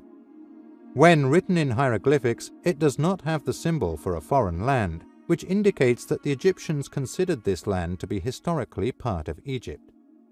Queen Hatshepsut of the 18th dynasty made a trip to this fabled land, which she describes in detail on the walls of her temple near Thebes. The reliefs state that she is met by Punt royalty upon her arrival, who inquired whether she arrived by the ways of heaven or by sea. In the land of Punt, it was legendary that the gods, or those favored by the gods, could arrive by either sea ship or airship. Lebanon, Garden of the Middle East. Because of its geographic location and integrated borders, Lebanon has always enjoyed a certain degree of natural protection from outside excursions. Protected by mountains on three sides and the sea in the west, it avoided much of the tribulations of invading armies from the east. Its religious tradition as the land of the gods was a safeguard, but it also came to be its downfall. Geographically, Lebanon has four regions: the coastal plains, the coastal mountain range, the central plateau or valley, the interior mountain range. The coastal plain is a narrow, fertile area, at times just a ribbon where the mountains come down to the sea, widening to about 8 miles at the most. It is the site of several principal seaports which became the Phoenician city-states. Lebanon's mountains range runs the country's entire length, averaging about 35 miles wide in the north and 6 miles in the south. The eastern mountain range, or Anti-Lebanon Mountains, forms the eastern boundary of the country. It is anchored by Mount Hermon at its southern end, the country's highest peak at 9,055 feet. Its name means sacred, and it is the site of the descent of the Nephilim before the Deluge. The Bekaa Plateau is sandwiched between the two mountain ranges, and it is a fertile, undulating plain about 75 miles long and from 6 to 10 miles wide.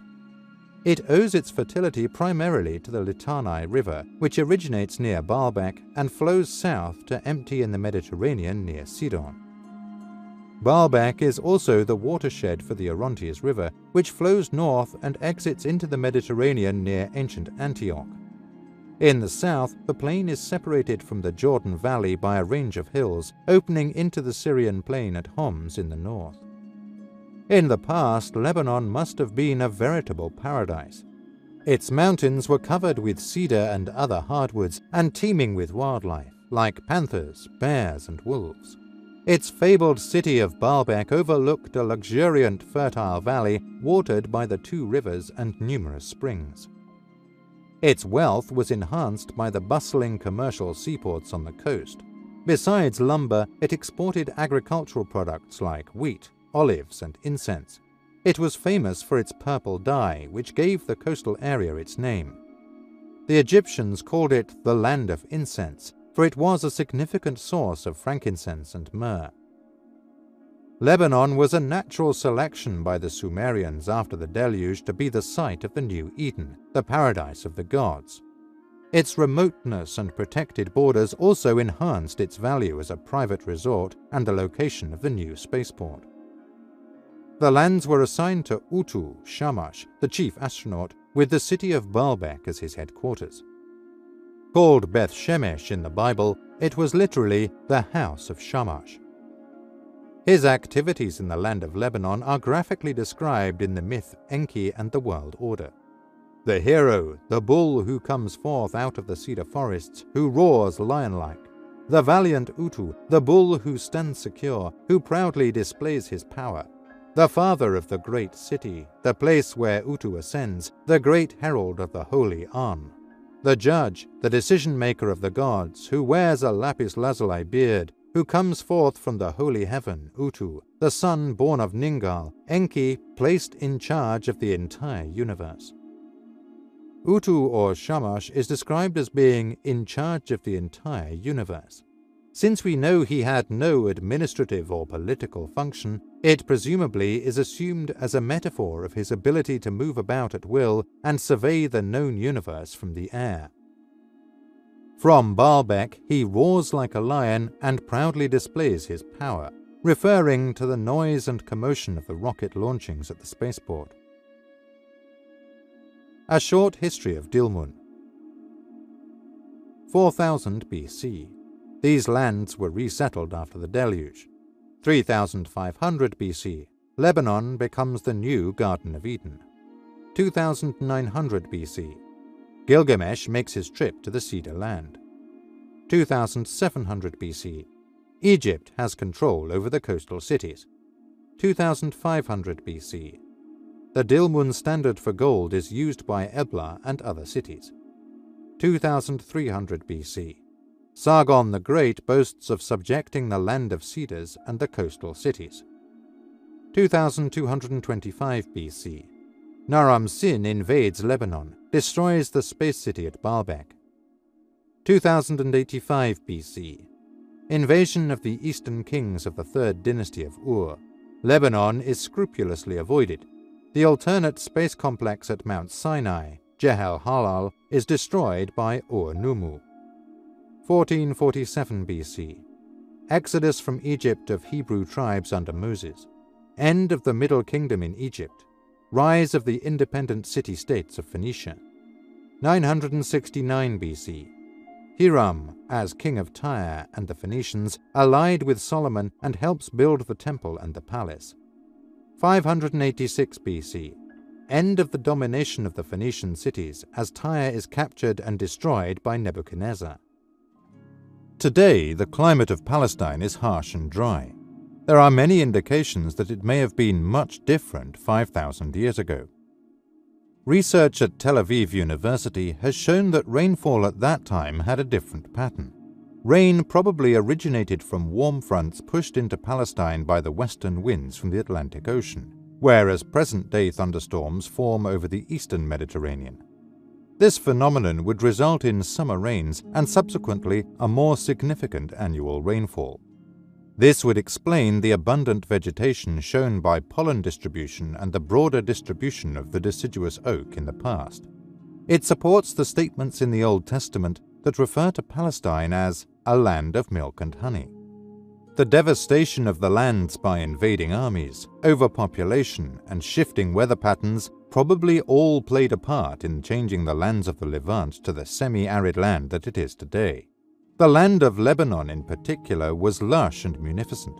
It became the biblical Garden of Eden and the Sumerian land of pleasant living. The old space platform at Sipar was now under the waters of the Persian Gulf. So was Larak, the control and communication center. It was moved to Ur-Salem, later to become known as Jerusalem. An alternate launch site and control center was established at Jebel or Mount Halal in northern Sinai, or biblically as Mount Horeb or Mount Sinai. A fortified support complex was located at the oases near Kadesh Barnea to protect the eastern approaches to the space complex. The chief astronaut, Utu, who previously had ruled Sipar, the space city, now reappeared in the land of Lebanon under his Semitic home of Shamash. The three main sites of the space complex are found in the Book of Jubilees, although they are couched in religious terms. According to this source, these all fell into the allotments of lands assigned to Shem after the Deluge. Perhaps this explains why Shem was favored above all the other sons of Noah. Jubilee lists these sites as the Garden of Eden is also called the Holy of Holies, Mount Sinai amid the wilderness, Mount Zion amid the navel of the earth. It is clear from this passage the three sites were all reasonably close to each other and were not spread out over the vast expanse of the Middle East. Jubilees says that they were created as holy places, one facing the other. With theological verbiage aside, the reference to the Garden of Eden is Lebanon, whose capital city of Baalbek was the dwelling of the Lord. Mount Sinai is on the border of the wilderness of the Sinai and served as the alternate space complex. Mount Zion is one of the three peaks that make up the city of Jerusalem. Its massive stone platform later became the location of Solomon's temple and is now occupied by the Islamic shrine called the Dome of the Rock. As the navel of the earth, Jerusalem served as the headquarters and administrative center for the Western space facilities. Ur-Salem, the Space Control and Communications Center. Long before the days of the Hebrew kings, Jerusalem was considered to be a sacred city by the native people of the land of Canaan. Called Salem or Ur-Salem, it encompassed 3 peaks. Mount Zophim in the north, now called Mount Scopus, or literally the Mount of the Observers. Mount Zion in the south, which meant Mount of the Signal. In the center of Mount Moriah, which means Mount of Directing. Mount Zion is presently occupied by the Muslim shrine called the Dome of the Rock, and is reputedly where Solomon built his temple. The Muslim shrine is built on a fashioned rock 57 feet long and 44 feet wide. At present, 4 to 6 feet are above the floor, with caves and passageways reportedly underneath. In a way, the monolith stone is like the stone platform at Baalbek, although relatively more minor. The 3 peaks of Salem were some sort of control center similar in function to that of Larak or Nippur in ancient Sumer. In the scriptures, Jerusalem has been called the center of the earth and the holy mountain. Mount Zion has been referred to as being amid the navel of the earth. Remarkably, Jerusalem is not a city sacred to the Israelites before the days of David. It is only mentioned once in the Torah, the first 5 books of the Old Testament, and it is not until later in Joshua 10 that the name is encountered. Shechem, a city north of Jerusalem, was regarded by the ancient Hebrews as sacred, with the shrine located near Mount Gezerin. Its holy status is reflected in its use as the storage place of the teraphims, the religious idols or communications devices. In Solomon's time, the temple was built upon the monolith rock at Zion. Its original use as a landing and launching platform was lost in the dim past. In the days of David, the stone was used only as a threshing floor, but David must have suspected its holy status when he purchased it to build the temple. Where was Mount Sinai, also known as Mount Horeb? When Moses took refuge in the land of Midian to escape the displeasure of the Pharaoh, he met Jethro and settled near Mount Horeb. The land of Midian was in northeast Arabia, on the eastern shore of the Gulf of Aqaba. The Midianites spread north into the Sinai and into Moab and the land west of Edom. The Midianites called themselves the Sons of the Serpent, and were apparently Anunnaki descendants assigned to defend the installations at Mount Sinai and Kadesh. Since Jethro is clearly associated with the holy mountain and appears to be its high priest, it seems that Moreb would be in the eastern part of the Sinai, perhaps in the general area of Midian. Kadesh Barnea is also in that general area. Mount Horeb would be reasonably close to Kadesh, since this was the staging area used by the Israelites for the 2 years before their trek into the wilderness. Jebel Halal, a flat-topped mountain just west of Kadesh Barnea, appears to have been the historical Mount Sinai or Horeb. The location of Mount Sinai in an area which is the conjunction of Sinai, Seir, Paran, and Kadesh is strongly indicated in Deuteronomy 33, at the time that Moses is recapitulating the events of the Exodus just before he died. The Lord came from Sinai. He shone upon his people from Seir. He appeared from Mount Paran, and he came from Meribah Kadesh, while lightning flashed from his right hand. In this remarkable statement, Moses juxtaposes these 4 locations as if they were all the same place. In this respect, it is pertinent that the goal of the invading Eastern kings some 600 years earlier was a place called El Paran in the northern Sinai. Thus, Mount Horeb, Mount Sinai, and Mount Paran appear to be named for the same mountain, or perhaps complex of mountains in the northern Sinai, which served as the alternate space center after the destruction of Baalbek. Kadesh and its oases complex were part of this network. The primary evidence that Mount Sinai was reasonably close to the Kadesh oasis is provided in the statement from Deuteronomy 1, where the distance between the two is stated in travel time. It is 11 days from Horeb to Kadesh Barnea by the Mount Seir route. It must be assumed, therefore, that it would have taken the Israelites about 11 days to travel from Mount or Jebel Halal to the complex of oases at Kadesh, which is about 30 miles away. There is an interesting legend in the Jewish oral tradition of how Mount Sinai was chosen as the place of the deity. Called the Contest of the Mountains, it describes how Mount Tabor, Mount Hermon, and Mount Carmel fought among each other for the honor to be the resting place of the Shekinah of the Lord. In other words, the landing place for his space vehicle. The dispute was settled by a voice from heaven which told them, "The Shekinah shall not rest upon these high mountains that are so proud, for it is not God's will that the Shekinah should rest upon high mountains that quarrel among themselves. He prefers the low mountains and Sinai among them, because it is the smallest and most insignificant of all." Mount Tabor is 1,938 feet high, Hermon is 9,055 feet, and Carmel is 1,791 feet. Mount Halal is 2,994 feet tall. The mountains in the southern Sinai, Mount Musa and Mount Ekaterina, traditionally identified as Mount Sinai, are 7,497 feet and 8,668 feet. This height alone would, of course, eliminate them from the legend. In addition, they have not been associated with the ancient religion of the Canaanites. Mount Tabor, Carmel, and Hermon were all sacred to the ancient people of Canaan. In the 2nd millennium BC, these three mountains formed a trilogy of places sacred to Baal, where ancient shrines to this god were located. The fact that these three mountains were considered by the Hebrews to be the location of their holy mountain shows the Canaanite elements in the Hebrew religion at the time. The legend states that a low mountain was selected to be the resting place of the spacecraft. Mount Halal near Kadesh is a low mountain with a flat top that not only fits the legend well, but is well suited by its shape as a launch and recovery pad. The significance of the Kadesh Complex. The area around Kadesh Barnea seems to have been significant in ancient days.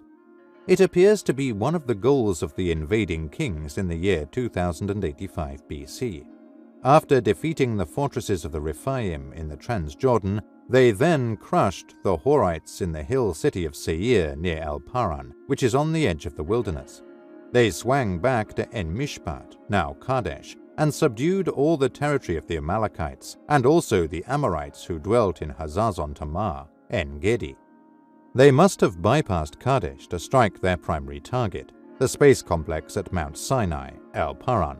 They then swang back to destroy the fortifications and space support facilities at Kadesh. Continuing north, they then beat the citadel of En Gedi, which protected the valley of Siddim from the south. Kadesh Barnea, Kadesh means sacred, is usually applied to a whole complex of oases fed by natural springs in that area. Remains of numerous fortifications in the area date to about 2000 BC, at which time they appear to have been destroyed, never to be rebuilt. The area of Mount Sinai and Kadesh was of major significance to the Hebrews, since it was a staging area for them during the days of the Exodus. From here, they were told to send scouts into Canaan. What they reported to Moses was discouraging. The land was inhabited by Anakim, who, like the Amalekites, were fierce warriors. At Kadesh, Moses realized that his small, disorganized army could not conquer the remnants of the Rephaim.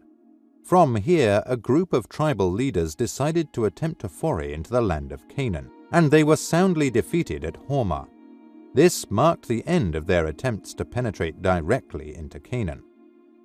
After 2 years at the Kadesh oasis, the Israelites sent a delegation to the kings of Edom and Moab for permission to pass unopposed through their land to the Transjordan. They were refused permission, and the Hebrews had to take the lengthy roundabout way by that of the Red Sea. In the 11th month of the 40th year, Moses addressed his people from Mount Nebo just before crossing the river Jordan, as stated in Deuteronomy 2.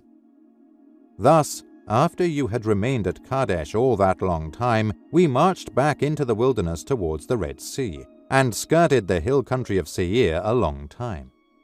The time that we spent in travel from Kadesh Barnea until we crossed the Wadi Zered was 38 years, until that whole generation of warriors perished from the camp. The Old Testament is strangely silent on those 38 years that the Israelites spent in the wilderness.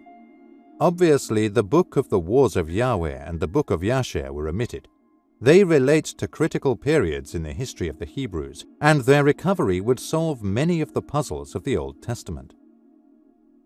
Western cities of the 3rd millennium BC.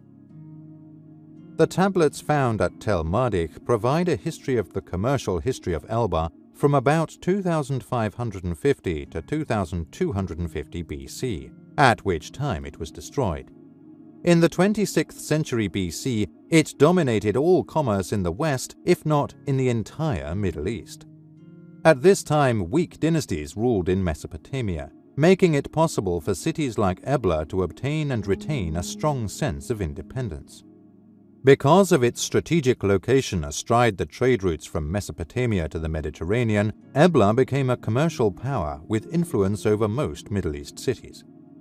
The archives of Ebla reveal many commercial and trading relationships, as, for example, a particular affinity to the city of Mari on the Euphrates, the entrepot for goods going from Mesopotamia to the west.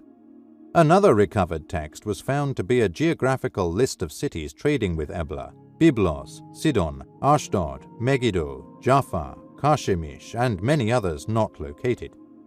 These lists provide a catalogue of viable cities of the era. Of particular significance in this commercial relationship is a list of cities mentioned in Genesis: Sodom, Gomorrah, Admah, Zeboim, and Bela. All are listed on a single tablet precisely in the same order, but with Damascus added.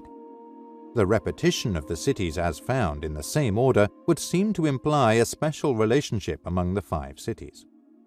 Ebla's importance in the panorama of the Middle East is attested to by the use of En to denote the king. It reveals a special status and close relations with Uruk, insofar as only the kings of Uruk, the sacred city of An, could use this prestigious title. Other sovereigns of Mesopotamia were called Lugal. The oldest reference to Ebla in cuneiform literature of Mesopotamia dates to the period of the Akkad dynasty, 2334 to 2154 BC. Sargon the Great, the founder of the dynasty, boasts of having conquered Ebla. 100 years later, his grandson Naram-Sin was not satisfied with subjugating the cities of the West, but destroyed them as well. According to the archaeologist Pettinato, the Italian expedition of 1974, which unearthed the royal palace of Ebla, Naram-Sin of Akkad was considered responsible for its fiery destruction.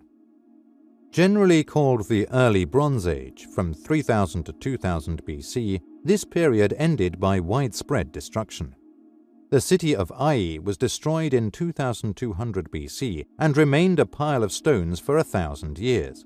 Likewise, Jericho was burned by a great conflagration at about this time. Just as Jericho protected the lower end of the Jordan Valley, Beth-Shan controlled the approaches in the north, dominating the valley at its widest and guarding the highway which connected it with the sea coast. At the western end of this route, the citadel of Megiddo stood guard. The fortress of Beth-Shan is of more than passing interest, for it is crucial for another reason. The name Beth-Shan means the temple of the serpent god, and numerous representations of serpents were found here. It may have been the center of the serpent cult, which was widespread in Palestine. In the 3rd millennium, a large population occupied Lower Transjordan near the Dead Sea. A vast cemetery found at Bab Edra reveals hundreds of shaft-type tombs used for group burial. An estimate of the size of the cemetery indicates it could contain at least 20,000 of those shaft tombs. The area suffered devastation about 2200 BC and remained a wasteland for over 1,000 years. Sargon the Great and the rise of the Akkad dynasty. Except for the exploits of Gilgamesh, little is known historically of the first half of the 3rd millennium BC. The reigns of these rulers are not known until the advent of Sargon, who founded the Akkad dynasty about 2334 BC. Sargon was not born of a legitimate king, and his antecedents are a mystery. He might have been the son of a priestess and a Sumerian god on an escapade to Earth. His origin is described in the biographic poem The Legend of Sargon. Sargon, the mighty king, king of Agade am I. My mother was a changeling, my father I knew not. My changeling mother conceived me, in secret she bore me.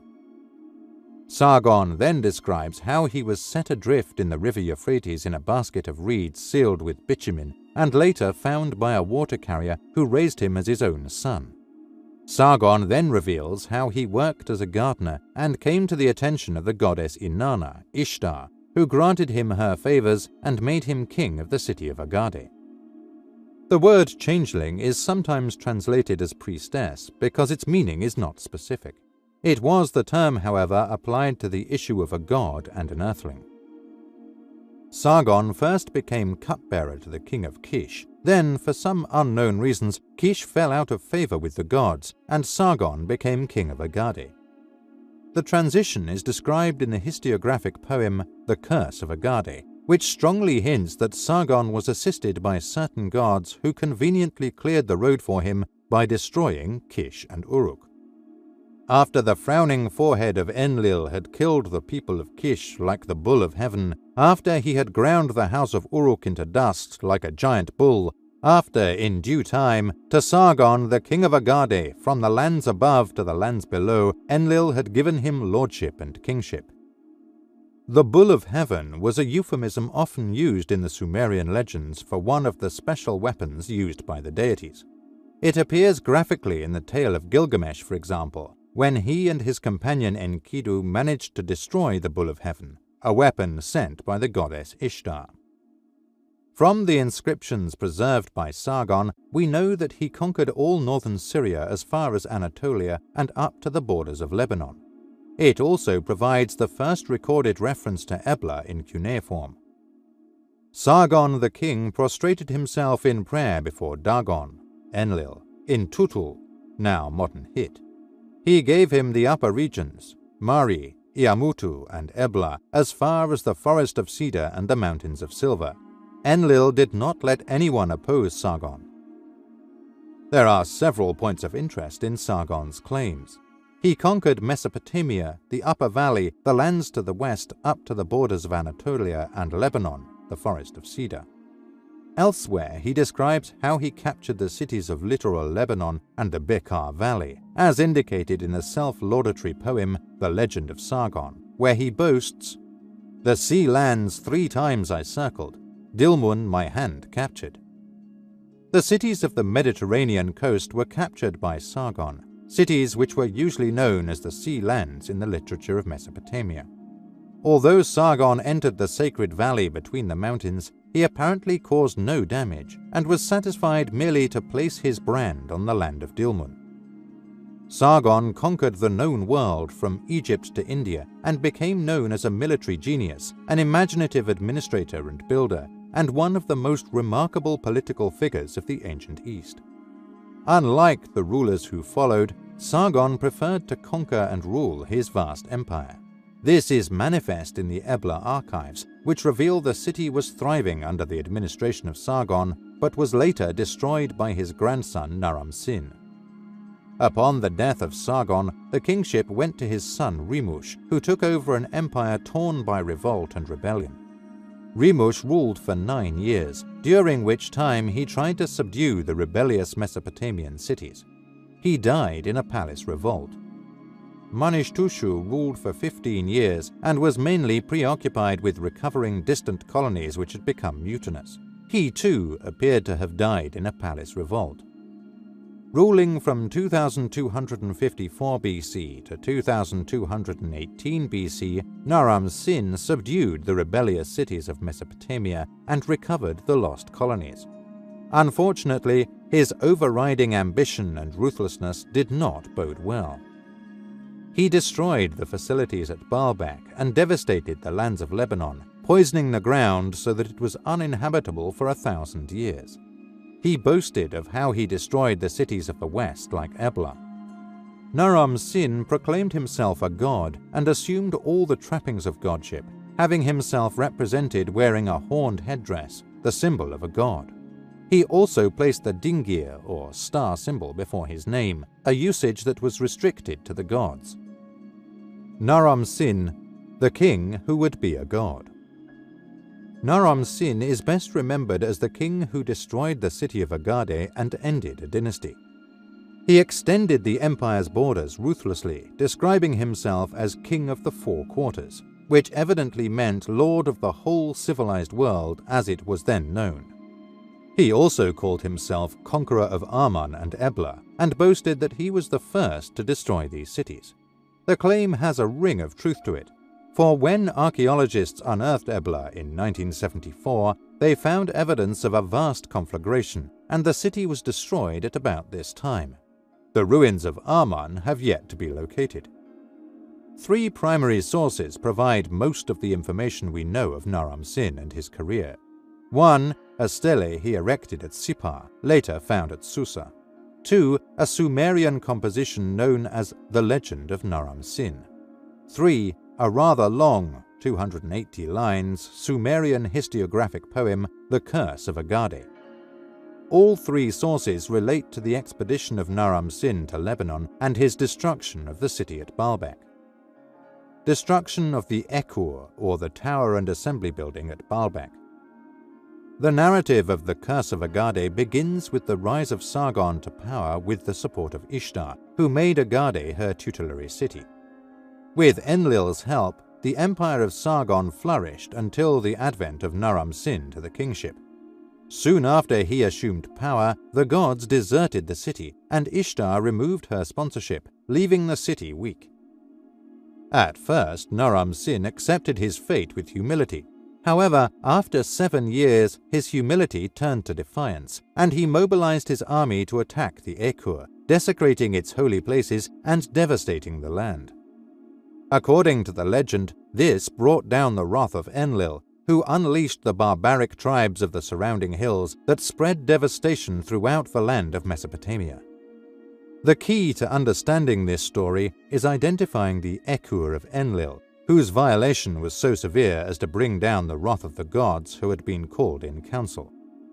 According to translations, the Ekur has been equated to Enlil's temple atop the ziggurat at Nippur, his sacred city. This identification, however, raises many difficulties, for nowhere in the text is the city of Nippur mentioned, or even suggested. The Sumerian term E-Kur is composed of the letter or symbol E, meaning house or home, and Kur, the word for mountain or hill.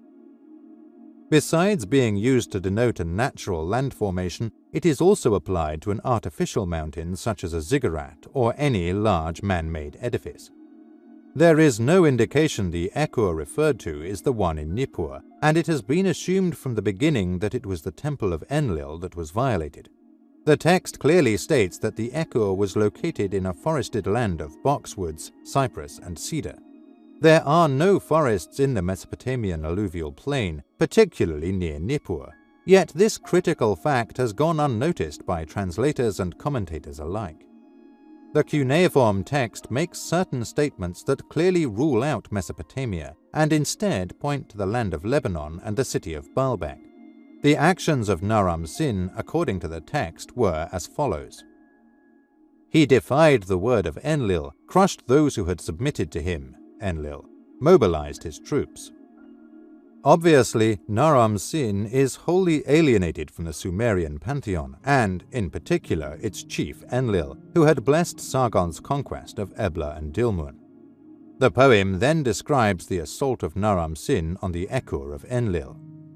Like a bandit who plunders a city, he erected large ladders against the house to destroy the Ekur like a huge ship, against the house that was not a mountain, where cedar was felled. He forged great axes, sharpened double-edged axes of destruction. The destruction of the Ekur was complete and so widespread that it affected the whole land, even that of Mesopotamia. The forests of the land of the Ekur were completely devastated as Naram Sin cast into the fire cedar, cypress, zabalum tree, and box tree. Its giguna trees he pulverized. The structure on the stone platform at Baalbek, the artificial mountain or rocket assembly building, and the launch structure were destroyed. This is described further in the poem.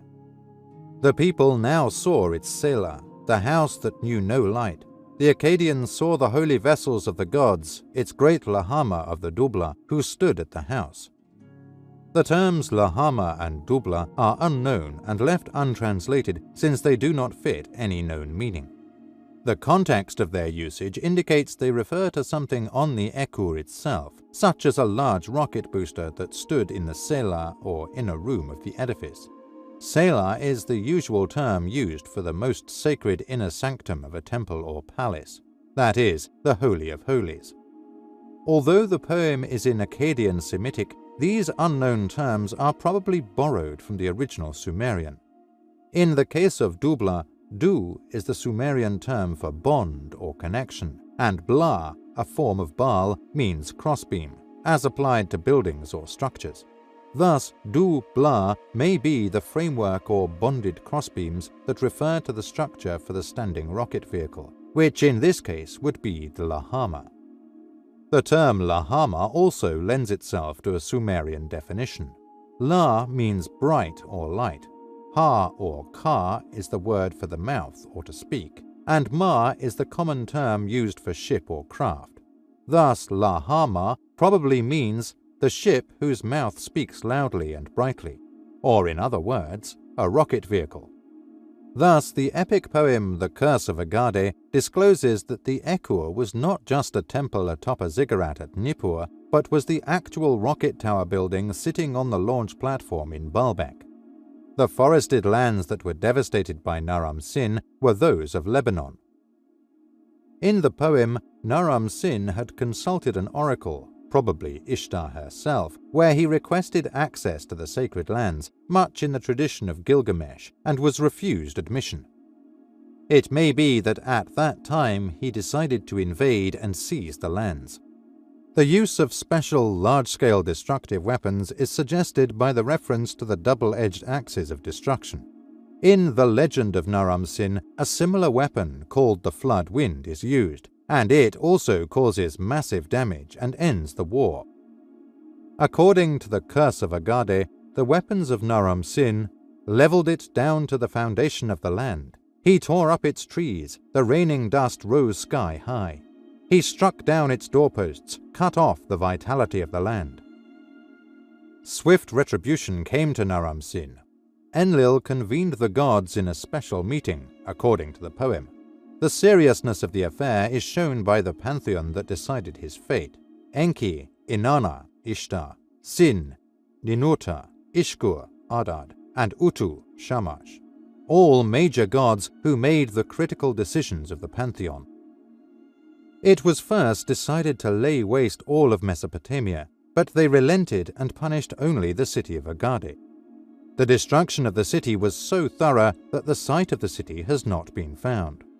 However, the destruction spread to the rest of Mesopotamia, and it lay in a devastated and chaotic condition for 100 years. The other Sumerian poem, called The Legend of Naram-Sin, concerns an expedition of his to a distant land where he destroyed the people of a rebel city located in a mountainous land. Naram-Sin did battle with the troops of this land, who numbered several 100,000. In 3 successive years, Naram-Sin sent out a massive army to capture the mountain land. 180,000 were sent the first year, 120,000 in the second, and 60,000 in the third year, but not one of them returned alive. The armies appear to have been destroyed by a flood wind weapon, which resembled the axes of destruction mentioned in the other poem. The legends of the hero Gilgamesh were undoubtedly known to Naram-Sin. In his overriding ambition, he probably tried to emulate him and duplicate the achievements of his grandfather Sargon. In declaring himself a god, it showed that there was apparently no limit to the excessive ambition of the egomaniac Naram-Sin. After the death of Naram-Sin, there were a few minor kings of the dynasty, but they ruled over a ruined land and could not stem the onslaught of the Gutian tribes. The land stayed in their hands for about 100 years, a time when there was no central authority in Mesopotamia. Utu-Hegal is credited with the expulsion of Gutians and the reorganization of the cities under the third dynasty of Ur. He was overthrown by a deputy, one Ur-Nammu, who also attempted to resurrect the glory of the old empire.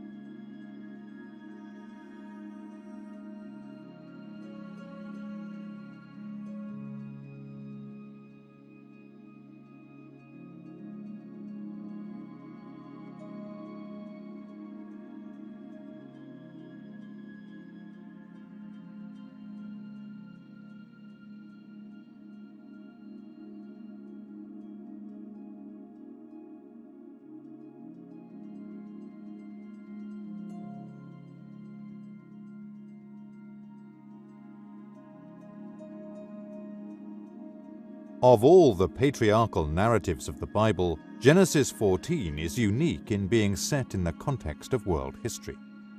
It describes an invasion from the east in the year 2085 BC and the role of Abraham in defending the land of Canaan. It was part of a vast panorama of history from the birth of Abraham in 2167 BC until 2067 BC, when Sodom and Gomorrah and the other cities of the Valley of Siddim were destroyed. This ended a dispute over control of the western lands and the space facilities.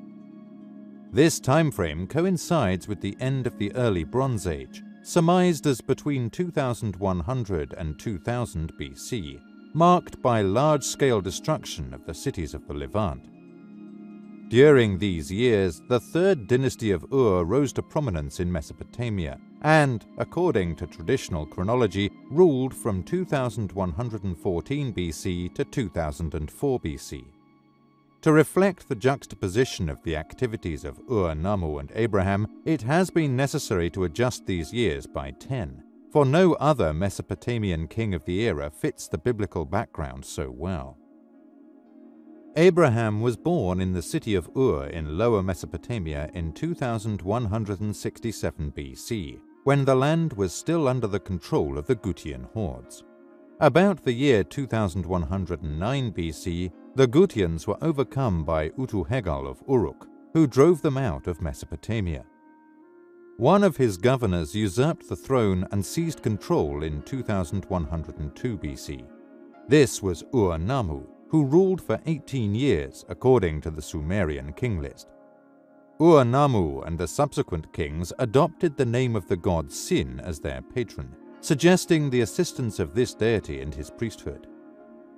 Abraham and his father Terah were high priests serving the deities of Adad at the city of Ur. The change in kingship placed them in a dangerous position.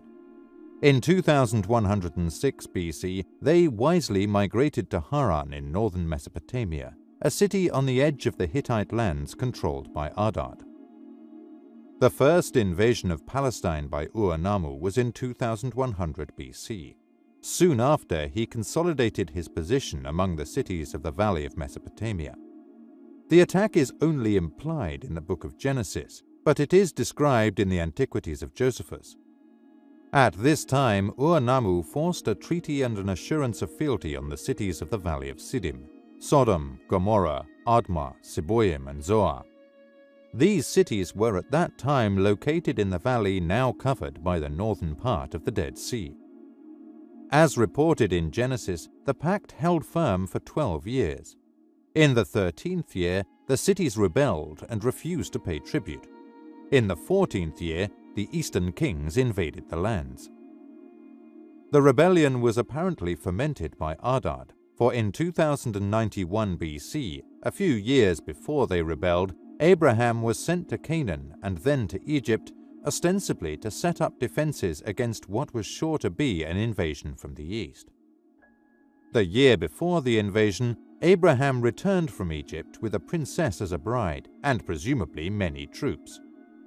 Abraham went to Bethel near Ai, where he divided his forces.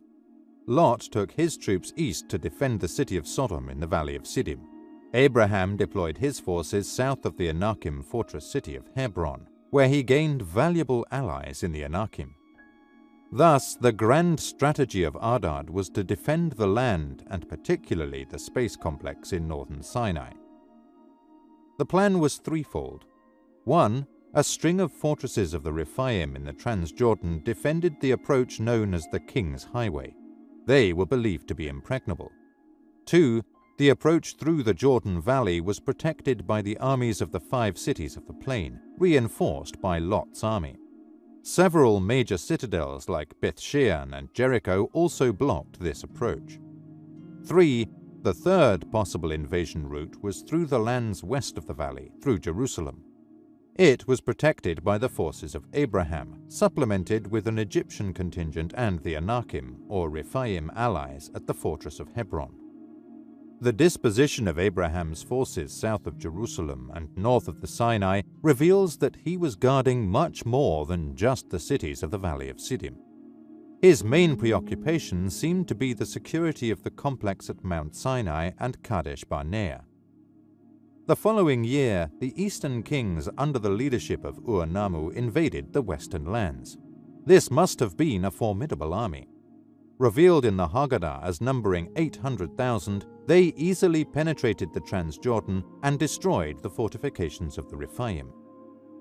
The rapidity with which they passed through this heavily defended area strongly indicates the use of special mass-destructive weapons supplied by their deity Sin.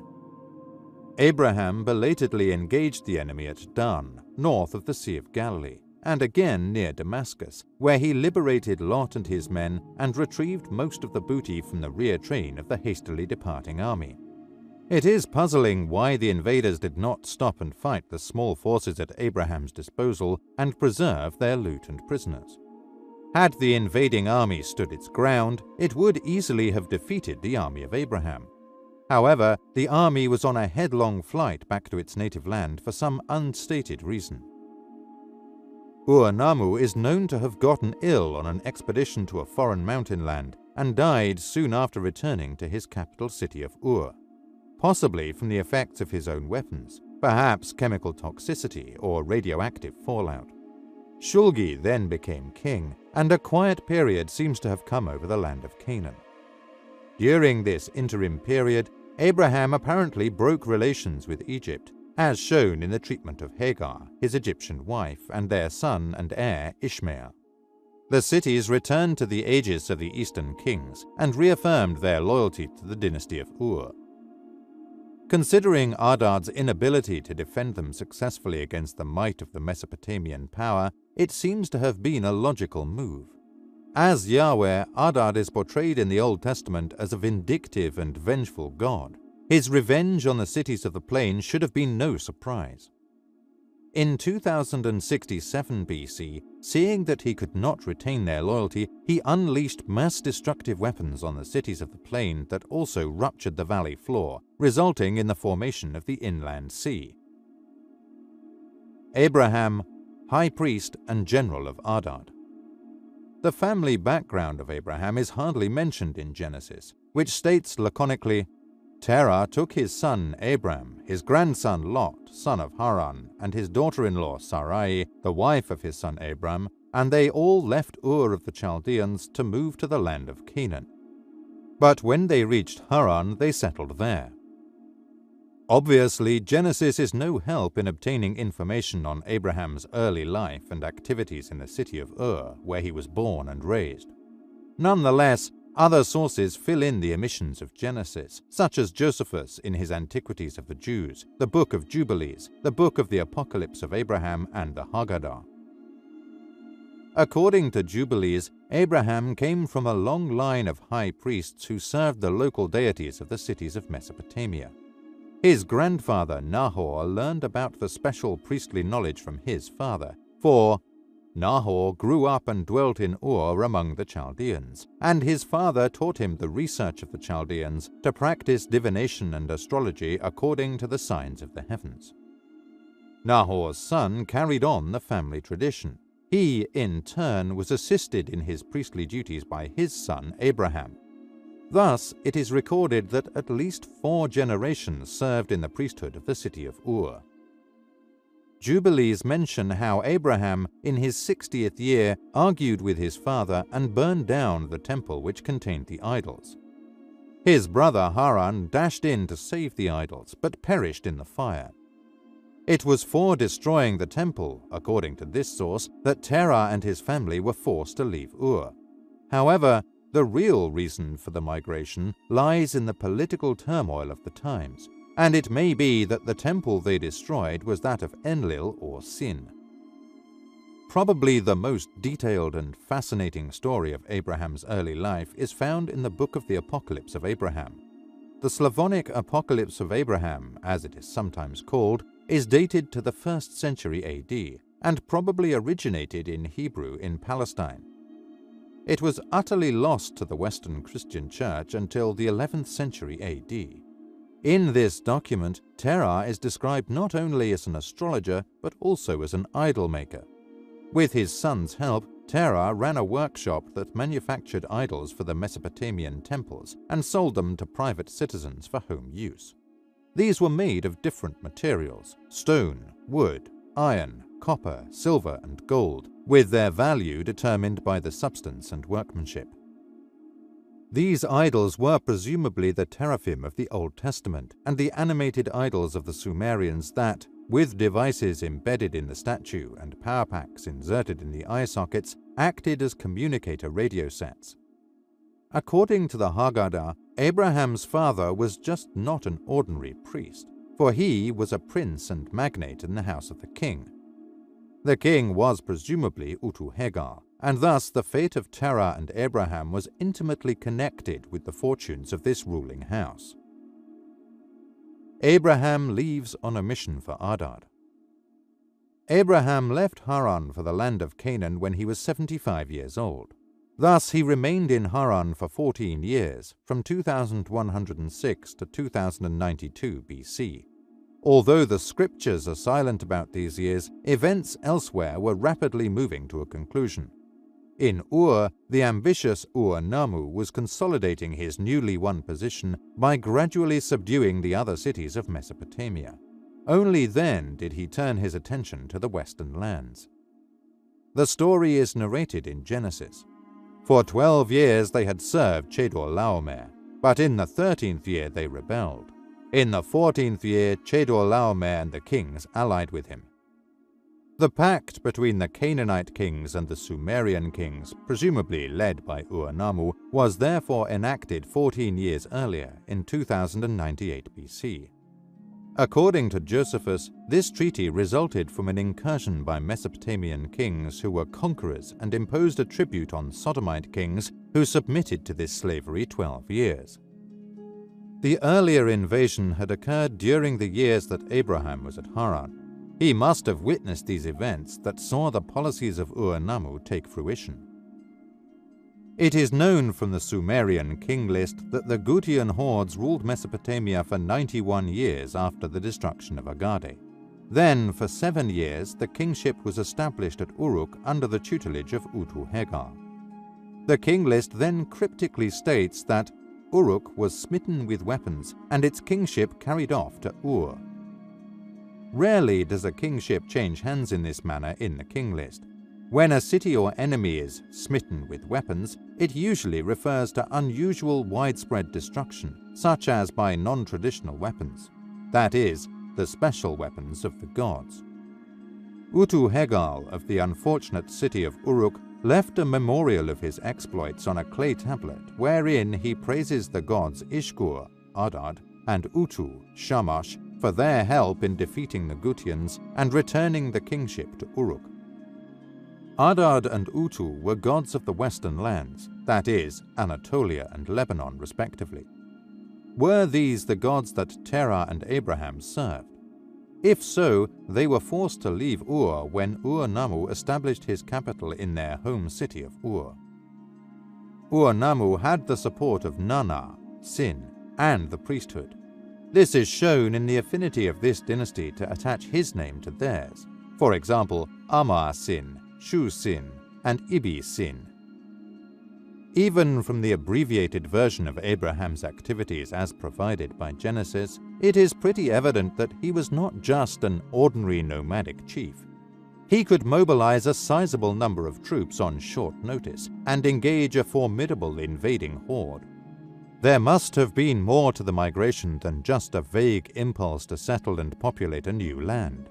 Thus, in the year 2092, the 15th year of his stay in Haran, Abraham received his marching orders. Genesis states tersely that Yahweh appeared to Abraham and told him to take Sarah and Lot and all the possessions they had acquired and all the persons they had obtained in Haran and set out for the land of Canaan. The statement leaves open the question of the size of his contingent, and all the persons they had obtained in Haran could have been a considerable number of people. Leaving with his entourage, Abraham proceeded to the area south of Shechem, a site that plays a significant role in the later activities of the Hebrews. Abraham traveled in the land as far as the site of Shechem by the terebinth, oak of Moreh, says Genesis. Customarily, Moreh is translated as a personal name, but its original meaning is guiding or oracular. In the book of Judges, the Moreh at Shechem is the soothsayer terebinth. It was apparently a place where one could contact the gods. Abraham returns from Egypt to set up defenses. At Bethel, Adad told Abraham to go to Egypt, where, according to Jubilees, he remained for 5 years. Was Abraham's visit there a mission for Adad to secure their help in the coming hostilities? Little is known of these years, although Josephus implies he moved in the highest circles, since he taught the Egyptians many sciences they did not know. Abraham also took an Egyptian wife, a princess, and the pharaoh's daughter, the usual practice when a treaty is struck between allies. This is not the action of a typical nomad and reveals Abraham's aristocratic status and verifies the statement in the Haggadah that his father Terah was a prince and magnate in the house of the ruler of Ur. Hagar, Abraham's bride, was apparently Adad's choice to start a dynasty under Abraham in the land of Canaan. This is evident in their first child Ishmael being made the heir apparent at the time. It was not until later that a change of fortune caused Adad to initiate a new line of descent under Isaac. Abraham must have had knowledge of the coming invasion from the east and sought Egyptian assistance in the form of an armed force. In 2086 BC, Abraham returned to Canaan and immediately proceeded to Bethel, where he had previous communications with Adad. This conference took place about a year before the invasion. Because of subsequent events, it seems that the cities of the plain must have abrogated their treaty with Ur at this time, probably at the instigation of Ardad, with the promise to provide them with the necessary protection. Abraham was entrusted with the task of setting up defenses. At Bethel, Abraham was told to divide his forces. Lot took part of the army eastward to the valley of Siddim and deployed them before the city of Sodom to protect it from a direct assault through the Jordan Valley. Abraham led his own forces and Egyptian troops southward to Hebron, a strong citadel of the Anakim or Rephaim. Here he received support from the Anakim generals Mamre, Eshcol, and Aner. It is noteworthy that Abraham did not deploy his forces north of Jerusalem, which is the logical place to defend it. Obviously, he was protecting someplace south of Jerusalem and Hebron. As events developed, it became evident that El Paran in northern Sinai was the target of the invading army. The third possible approach to the Sinai was through the Transjordan. Ardad and Abraham relied heavily on their formidable Rephaim allies, which controlled that mountainous region, and which was the main trade route known as the King's Highway. Protected by a string of fortified bastions, this area was believed to be impenetrable.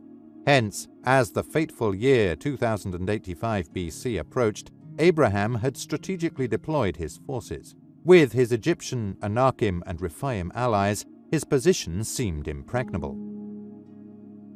Location of Sodom and Gomorrah.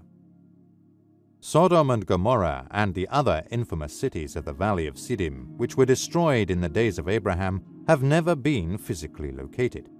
However, tradition places them under the waters of the shallow or southern part of the Dead Sea. A second false assumption that we will address here is the age of the Dead Sea, that it is hundreds of thousands of years old and has existed in this form since recorded time. There is no scriptural or other evidence to support both suppositions. On the contrary, all indications are that the cities were in the northern part of the Dead Sea and that this sea dates no further back than the days of Abraham. The 5 cities seem to have been a cohesive group. Sodom, Gomorrah, Admah, Zeboim, and Zoar or Bela were often linked together geographically as though they were neighbors in the Valley of Siddim.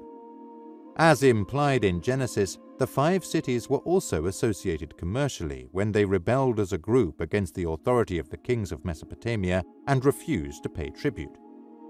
They are also mentioned as a group in the Ebla tablets, indicating that they were a trading consortium. The area covered by the Dead Sea is an extension of the Jordan Valley, as it would have continued into the Wadi Araba were it not contained south of Jericho for an area of some 50 miles. Since the lake is a continuation of the valley, what are the characteristics of this essential geographical feature? Today, the valley through which the Jordan River flows extends 65 miles between the Sea of Galilee in the north and the Dead Sea in the south. The valley is between 3 and 14 miles wide, while its river bends and twists in many loops to complete an overall run of 200 miles. The river itself is about 90 to 100 feet wide and 3 to 10 feet deep, except in flood at springtime. It falls 590 feet between the 2 bodies of water, providing for the river's swift current. After a tortuous descent of 200 miles, it loses itself entirely in the Dead Sea, from which there is no outlet. Historical evidence indicates that it was not so at the time of Abraham. The Jordan Valley at that time extended all the way from the Sea of Galilee through what is now the Dead Sea, then called the Valley of Siddim, and exited into the Wadi Araba. It may have continued south, emptying into the Gulf of Aqaba. The valley was highly fertile. Its lush vegetation made it a veritable Garden of Eden, as suggested in Genesis when Lot looked about and saw how thoroughly watered was the whole Jordan plain, all the way to Zoar, like Yahweh's own garden, or like the land of Egypt. Thus, the Valley of Siddim is compared in its green luxuriance to the Garden of Eden and the Nile Valley. In biblical times, part of the Jordan Valley was called the Thicket, or Jungle of the Jordan, where lions and other animals were so numerous as to be a threat to travelers and shepherders of the area. Its many advantages, an abundance of water, rich vegetation, and strategic location, made the Valley of Siddim a natural site for many large and prosperous cities. The Jordan-Siddim Valley controlled the major trade route from Lebanon and the Mediterranean ports in the north, with the land of Egypt and the Red Sea ports to the south. It was probably for these reasons that the valley was so heavily defended, with citadels like Jericho, Beth-shean, Beth-nimrah, and En-gedi protecting the vital approaches of the north and west. On the eastern side, a natural mountain barrier was supplemented by several fortified cities of the Rephaim. In the southern part of the Valley of Siddim, the bitumen pits formed a natural obstacle. The origin of the Dead Sea. Geological and historical evidence indicates that the lower Jordan Valley in the past was much different from what it is today. The Dead Sea did not exist at the time of Abraham. In fact, studies of the accumulation of the salt content of the Dead Sea place the lake no older than 6,000 years.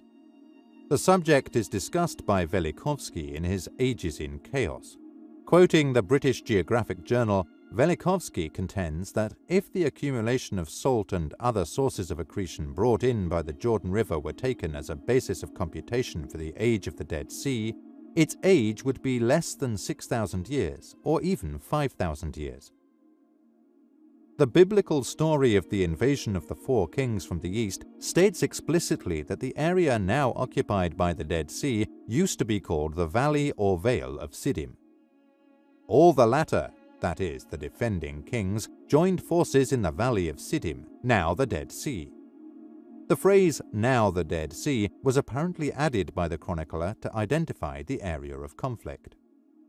The Jordan River evidently flowed through the Valley of Siddim and exited into the Wadi Araba. It watered the valley and provided for its luxuriant conditions. The Haggadah observes that the valley's fertility was due to a network of canals which later became the basis for the Dead Sea. It was a well-irrigated land, for according to Genesis, Lot looked about and saw how thoroughly watered was the whole Jordan plain all the way to Zoar. It is generally agreed that Zoar was in the southernmost part of the shallow part of the Dead Sea, somewhere near the Lisan or tongue of land that juts out into the sea. To Zoar Lot retreated to escape from the oncoming destruction of Sodom and Gomorrah. Some catastrophic event must have caused the geological fault which runs through and underlies the area to displace, the ground sinking in the process and forming a seal to allow the accumulation of water from the inflow of the Jordan River. Josephus, in his Antiquities, asserts that the lake was formed after the destruction of Sodom. When the eastern kings invaded Palestine, they pitched camp at the vale called the Slime Pits, for at that time there were pits in that place. But now, upon the destruction of the city of Sodom, that vale became the Lake Asphaltites, as it is called. Lake Asphaltites was the Roman name for the Dead Sea. Location of the 5 cities of the Valley of Siddim. The 5 cities destroyed in the Valley of Siddim are given as Sodom, Gomorrah, Admah, Zeboim, and Zoar, or Bela. These cities were not only linked geographically, but also commercially, and seemed to be a trading consortium. Except for Zoar, they were all located in the northern part of what is now the Dead Sea. When Abraham and Lot separated their forces, Genesis clarifies that Lot took his troops to the east, the northern part of the valley. As Genesis expressed it, so Lot chose for himself the whole Jordan plain and set out eastward and settled among the cities of the plain, pitching his tent near Sodom. Eastward could only be in the direction of Jericho, the city which marks the northern edge of the present Dead Sea. 18 years later, when the cities were destroyed in a cataclysmic explosion, Abraham observed the results from a mountaintop near Hebron, only 15 miles away. The disaster occurred at dawn. That morning, Abraham hurried to the mountaintop, and as Genesis says, as he looked down towards Sodom and Gomorrah and the whole area of the plain, he could see only smoke over the land, rising like the fumes from a kiln. Hebron is due west from En-Gedi and the central part of the Dead Sea. The area of destruction witnessed by Abraham must have been the area in the northern and central parts of the valley. Abraham looked toward the plain, and no mention is made of a body of water.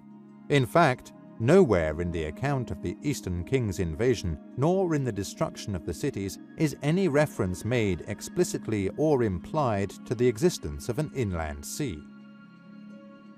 Who was the actual leader of the invading army? According to Genesis, the invading kings were Amraphel, king of Shinar, Arioch, king of Elasar, Chedorlaomer, king of Elam, and Tidal, king of Goyim. Continuous historical research through the years has not been able to associate these monarchs with known Mesopotamian regions, either through linguistic affinities or chronological associations. Shinar, of course, is Sumer. The land of Elasar is not identified. Elam is the eastern neighbor of Sumer and traditionally its rival. Goyim is the same as the Hebrew word for nations and presumably means he led a polyglot group. According to the Genesis account, Chedorlaomer was the leader of the invading group. Although it makes Chedorlaomer the leader of the invasion, many uncertainties arise from the Genesis text and the writings of Josephus, the only other religious source of the attack. He calls them Assyrian kings and lists them in the following order: Amraphel, Arioch, Chedorlaomer, and Tidal. It would seem he recorded them in what he considered their rank of importance. It is also pertinent that the opening sentence of Genesis 14, which provides the invasion account, also lists them in the same order as Josephus, with Amraphel given first and Chedorlaomer third. With that introductory statement, Genesis adds that the valley's cities had served Chedorlaomer for 12 years, and that Chedorlaomer and the allied kings invaded in the 14th year. Genesis gives their battle order in the valley of Siddim as Chedorlaomer, Tidal, Amraphel, and Arioch. The next reference in Genesis 14 mentions Abraham's victory over Chedorlaomer and the kings allied with him. So, while the Hebrew chroniclers explicitly state that the invasion was under the leadership of the king of Elam, it is not completely clear that this was actually so. One is forced to believe that somewhere along the line, someone tampered with the text. We are faced with the fact that Amraphel, by virtue of being the king of Shinar, Sumer, would logically choose to head the expedition. Apparently, something is amiss in the Genesis account, and it may be that the Hebrew chroniclers purposely diluted the role of the king of Sumer for reasons of their own, presumably political. The relations of the Sumerian cities with that of Elam were often tempestuous. Elam was a traditional rival and a persistent threat to the cities of Mesopotamia. Under the assignment of the lands after the deluge, Elam was assigned to Ninurta, the chief military aide of Enlil. In the Sumerian king list, Elam is not listed as one of the cities receiving the kingship, and stood out of the pale of legitimate cities. Only the cities of Mesopotamia under the aegis of Nana, Sin, were allowed to become capital cities. The only reference to Elam in the king list is not a happy one. One of the early kings of Cush is reported to have smote the weapons of the land of Elam. Perhaps Amraphel had to come to terms with the city of Elam so as not to leave this powerful adversary at his back in Mesopotamia when he took an expedition far away to the western lands. Amraphel and Chedorlaomer would thus be co-leaders of the expedition as suggested by the biblical accounts. Of the dynasties of Mesopotamia that could have produced the invasion king, the third dynasty of Ur seems the most probable. It is generally agreed that the Akkad dynasty was much too early to coincide with the days of Abraham. In the interim period after the fall of the Akkad dynasty, the land of Mesopotamia suffered severe disruptions and depredations at the hands of the Gutian hordes who had descended from the surrounding mountains. These intervening years can be eliminated as producing a candidate for our purpose, since the Gutian kings were not strong enough to consolidate the cities of Mesopotamia, much less mount an invasion to the west. It was one of their puppet kings, one Utu-Hegal, who rebelled and finally rid the country of the Gutian occupation. In turn, he appointed a military governor at Ur, later to assume the throne name of Ur-Nammu, who usurped the authority of Utu-Hegal and seized control of the Mesopotamian states, thereby founding what is known as the Third Dynasty of Ur. This dynasty was followed by the First Babylonian dynasty, and it is generally agreed that this dynasty is much too recent to be coexistent with the days of Abraham. In this respect, the Third Dynasty of Ur has been the choice of most scholars. According to the Sumerian king list, the kings who followed the defeat of the Gutians were as follows. Utu-Hegal ruled at Uruk for 7.5 years. The kingship was transferred to Ur, where Ur-Nammu reigned for 18 years. His son followed and ruled for 48 years. Then his son, Amar-Sin, ruled for 9 years, and then his son, Shu-Sin, ruled for a further 9 years. Ibi-Sin then reigned for 24 years and ended the dynasty, which has lasted for 108 years according to the king list. The reign of Ur-Nammu is believed to have begun in 2103 BC, and the dynasty ended in 1995 BC. Of these kings of the Third Dynasty of Ur, one is sought who fits the requirements based on explicit statements in Genesis 14. For 12 years they, the kings of the Valley of Siddim, had served Chedorlaomer, but in the 13th year they rebelled. In the 14th year, Chedorlaomer and the kings allied with him came and invaded Palestine. Therefore, our analysis requires a king who reigned at least 14 years, preferably a little longer. This would allow sufficient time for the monarch to invade the western lands, impose his will on the valley cities for 13 years, and invade again to subdue the rebellious cities. The second requirement is that there be a period of disintegration before his reign.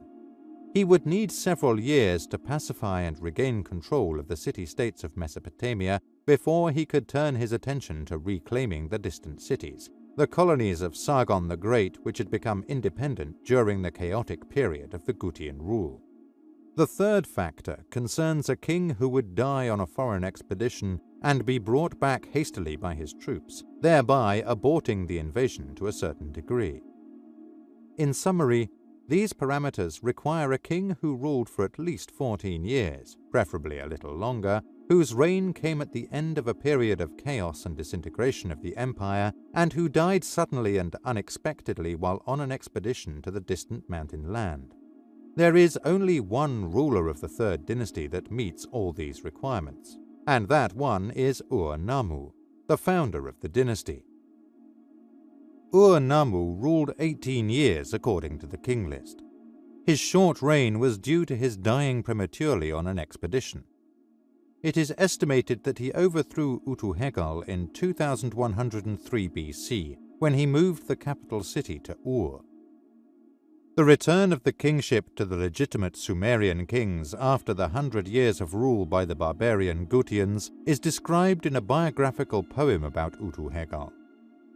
In the verse, he explains how he went before the shrines of the gods Ishkur, Adad, and Utu, Shamash, and requested their help dislodging the Gutians and expelling them from the Mesopotamian lands.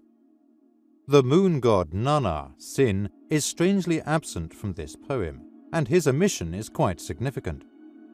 Utu-Hegal did not suffix his name with that of Sin, as did the subsequent kings of the dynasty, which may be a clue to his character, his overriding ambition and supreme ego which brought on his downfall.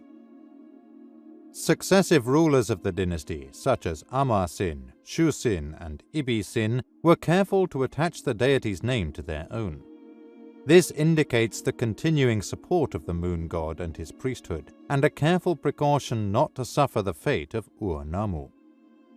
Sumerian cities were ruled by different aristocracies and priesthoods, which owed loyalty to a tutelary deity that protected the city from harm and supported the king in many military ventures.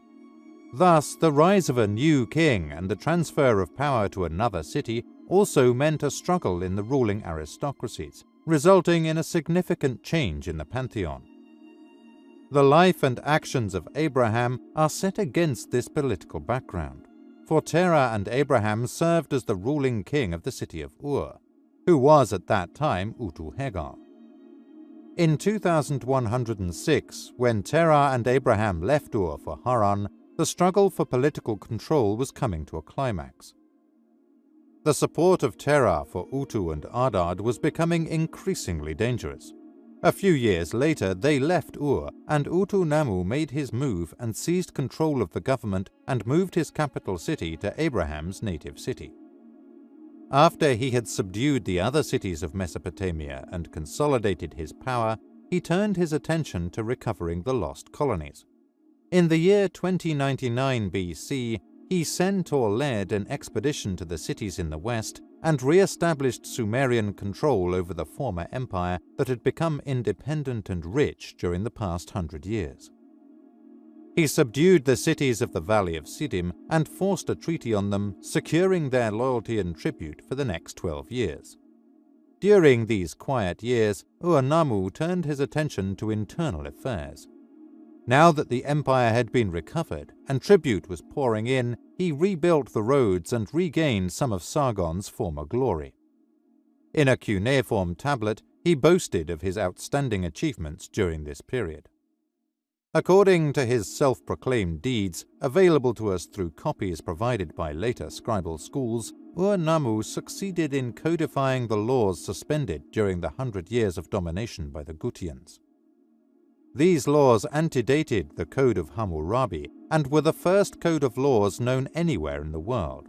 Ur-Nammu is also credited with building the great ziggurat at Ur, dedicated to the temple to the moon god Sin. Then, for some reason not provided by historical documents, the cities of the West refused to pay tribute and rebelled against the authority of their eastern masters. The instigator was presumably Ardad, whose influence over the western lands was quite strong.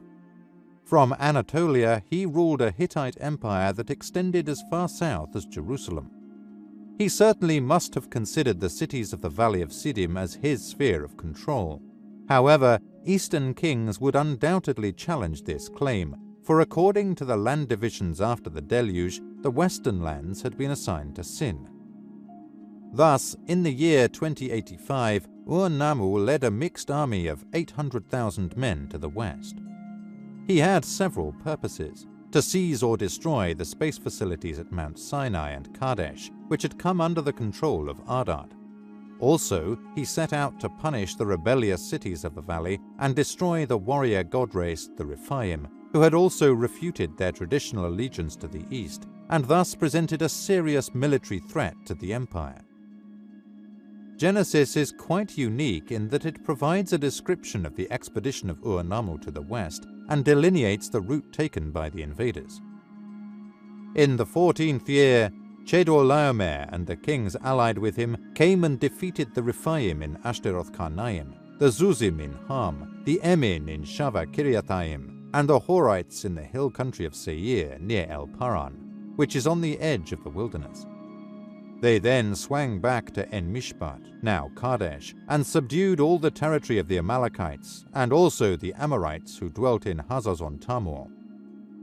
Bypassing the land of Lebanon and the Jordan Valley, the army took the route known as the King's Highway, which ran the length of the mountainous land of Transjordan.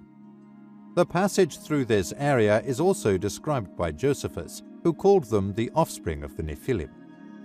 These kings laid waste all Syria and overthrew the offspring of the Nephilim.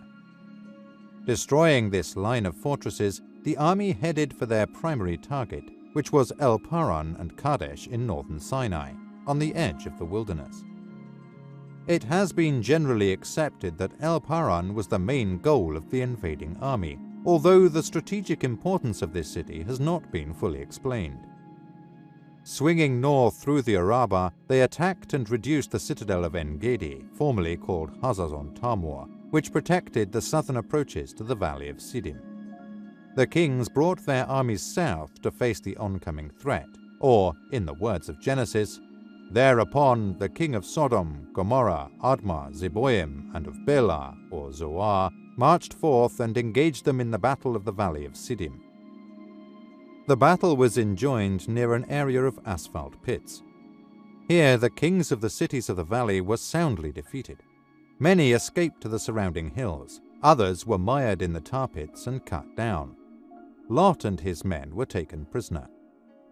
Now, the valley of Siddim was one bitumen pit after another. The kings of Sodom and Gomorrah flung themselves into these in their flight. Others escaped to the hills. The invaders seized all the possessions of Sodom and Gomorrah and all their food and departed, taking with them Lot, the son of Abram's brother, together with his possessions. Clearly, the invaders did not intend to lay waste the prosperous commercial cities, as they had done with the cities of the Rephaim. The cities were much too valuable as subservient commercial towns paying tribute to the city of Ur.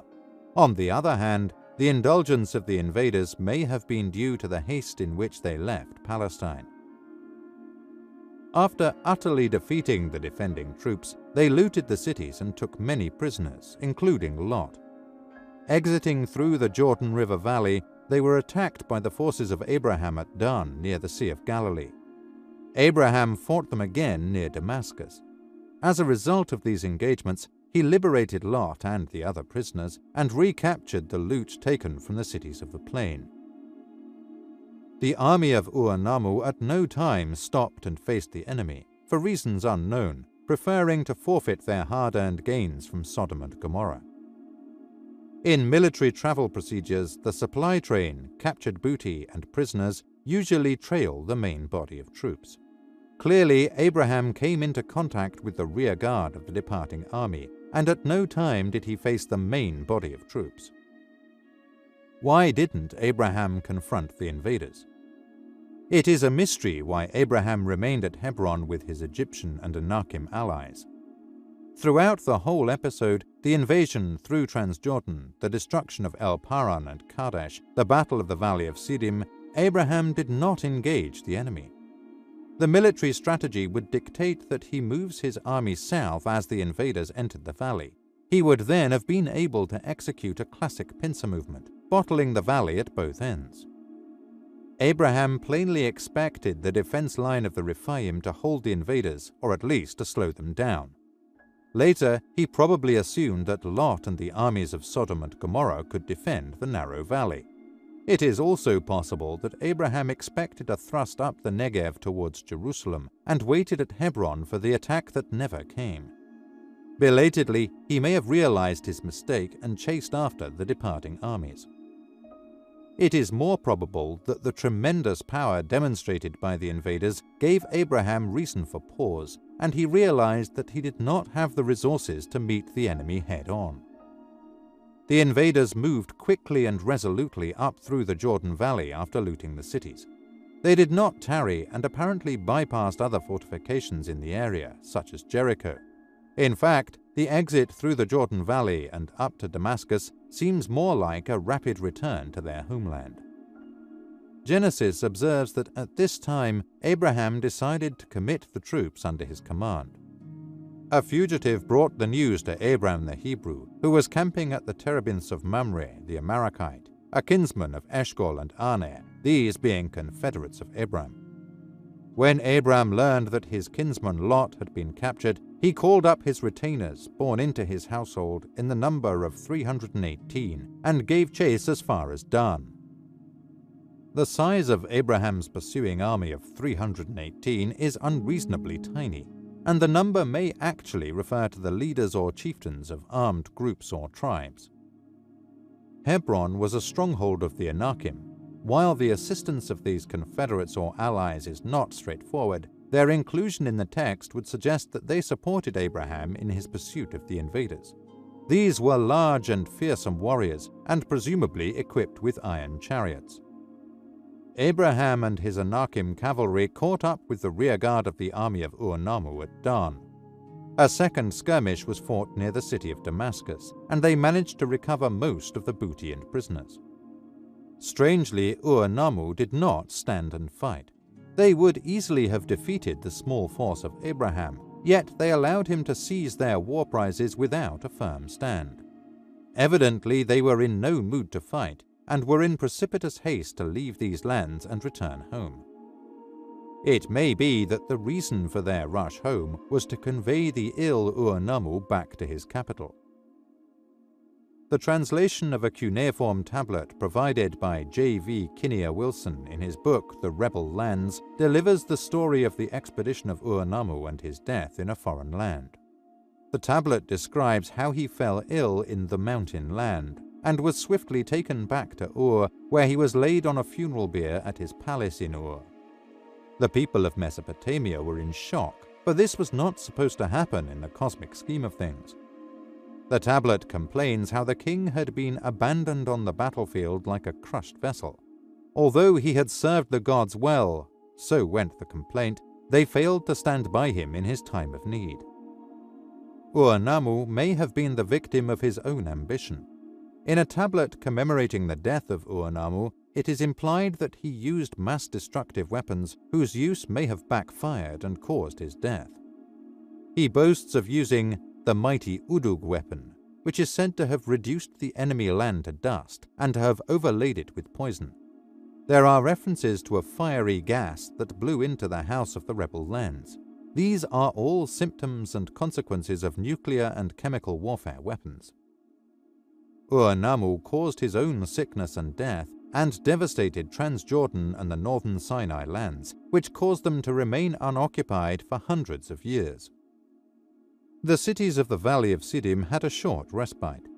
The death of Ur-Nammu and the change of kingship with the resultant disorganization probably allowed them to continue their independent ways. But their doom was sealed.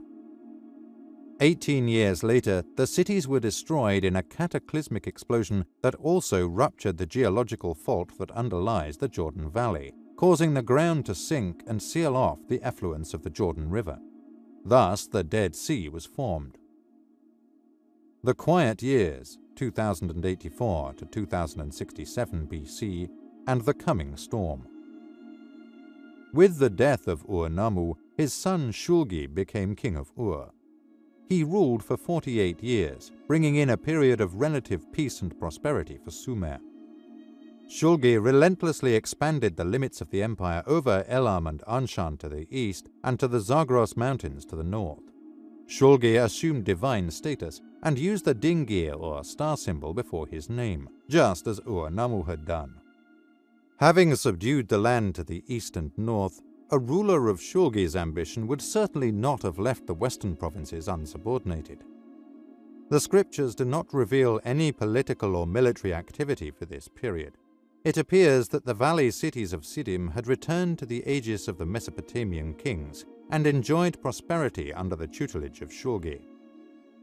After 2085 BC, Abraham and his retinue settled among the Rephaim at Mamre near Hebron. Here he complained to Yahweh or Adad that he had no offspring to continue the family line. Adad promised him a male heir, and soon Ishmael was born of his Egyptian wife in the year 2082, 3 years after the invasion of Ur-Nammu. At this time, Adad had apparently planned to perpetuate the line of Abraham through the Egyptian side, thereby indicating continued cordial relationships with Egypt. 14 years later, Isaac was born of Sarah, his second wife. Hagar was abruptly banished with the heir apparent Ishmael to the wilderness. In the intervening years, Adad must have changed his attitude and relations towards Egypt. The year before the destruction of Sodom, Adad made a new covenant with Abraham, this time choosing Isaac to perpetuate the line of Abraham. There is also a strong indication that Adad himself was the sire of Isaac. What caused the rift with Egypt and the start of a new dynasty under Isaac is not known. Still, the actions presumably were associated with the destruction of the valley cities the following year. The shift from Ishmael to Isaac is described in Genesis. Adad's change of heart is described in his announcement to Sarah that at the age of 90, she is to conceive and bear a son who will be the new heir. Evidently, Adad wishes to make a fresh start without the aid of his Egyptian allies. Of this arrangement, Adad informs Abraham, "I will bless her. Moreover, I will give you a son by her, and when I have blessed her, she shall give rise to nations." Taken literally, it means that Adad will be the sire of the son by Sarah. It was the policy of the Sumerian deities to mate with human women for the purpose of providing trusted personnel to run the empire, the aristocracy of kings, generals, priests, and other important functionaries. It was their way of assuring a race of demigods they could trust to carry out their wishes and be a barrier between them and ordinary humans. Adad was merely following the usual practice of the gods of Sumer. It explains Yahweh's particular concern for Isaac and his son Jacob in the Old Testament. The destruction of Sodom and Gomorrah.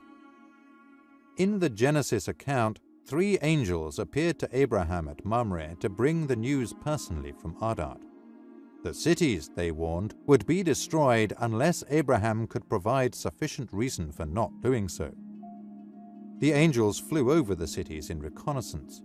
The men set out from there and looked down upon the face of Sodom. The messengers conducted an aerial survey of the cities, presumably to warn any friends and allies of Abraham. Later, 2 of them went to Sodom to retrieve Lot and his family. They were taken outside the city and warned to flee to the hills lest they be caught in the coming destruction. Lot and his family retreated to Zoar in the southern part of the valley, but, warned that they were not safe even there, decided to head for the mountains. The description of the destruction is provided by Genesis and some added details from Josephus and the Haggadah. Genesis says, "The sun rose upon the earth as Lot entered Zoar. Then Yahweh rained down upon Sodom and Gomorrah sulphurous fire. He overthrew the cities and the whole plain, with all the inhabitants of the cities and the vegetation of the ground." In this account, sulphurous fire came down from the heaven. Josephus adds more information, with the statement that the Lord cast a thunderbolt upon the city and set it on fire with its inhabitants. In the Haggadah, this thunderbolt comes from the Shekinah, the aerial chariot of the Lord. When the angels had brought forth Lot and his family and set them outside the city, he bade them run for their lives and not look behind, lest they behold the Shekinah which had descended to work the destruction of the cities. Lot and his family had been warned not to look behind them, lest they be blinded by the flash of the explosion, probably nuclear in nature. The spaceship of Adad or Yahweh had descended from the sky, firing a destructive weapon at the cities and vegetation of the plain. The force of the explosion, or explosions, was so great as to rupture the geological fault underlying the valley of Siddim, dropping the valley floor and sealing the fault, thereby creating a large inland sea. At this time, Abraham was at Hebron, where he climbed the highest point at dawn to witness the event. Hebron is only 15 miles from the valley, and from his vantage point, Abraham must have had an excellent view of the whole event. As he looked down towards Sodom and Gomorrah and the whole area of the plain, he could see only smoke over the land, rising like the fumes from a kiln. Was it a mushroom-shaped cloud that Abraham witnessed, a nuclear event that destroyed the cities of the plain? Adad is the prime suspect as the culprit who destroyed the valley of Siddim. The kings of the 3rd dynasty considered these cities too valuable to waste and preferred to bring them under their control and collect tribute. On the other hand, Adad had good reason to destroy the cities. He had failed in his attempt to protect the cities from the depredations of the Eastern kings. He also was unable to secure the space complex at Mount Sinai and the support complex at Kadesh or prevent their destruction. Seeing that they could not depend upon Adad or his resources to protect them from the Eastern kings, and being practical commercial entities, the cities apparently decided to revert to the aegis of the Eastern monarchs. Adad and Abraham had broken relations with Egypt, or perhaps it was the reverse, the Egyptians backing down from what they considered to be a bad alliance. Adad or Yahweh was known throughout the Old Testament as a vindictive and vengeful god. This appears to have been his last great act of vengeance. It also appears that Utu deserted Adad at this time. At first occupying Lebanon, Utu presumably shifted his space activities to the Mount Sinai complex after the destructive expedition of Naram Sin. With both space complexes destroyed, he had no base of operations in the west and presumably returned to his home in Mesopotamia.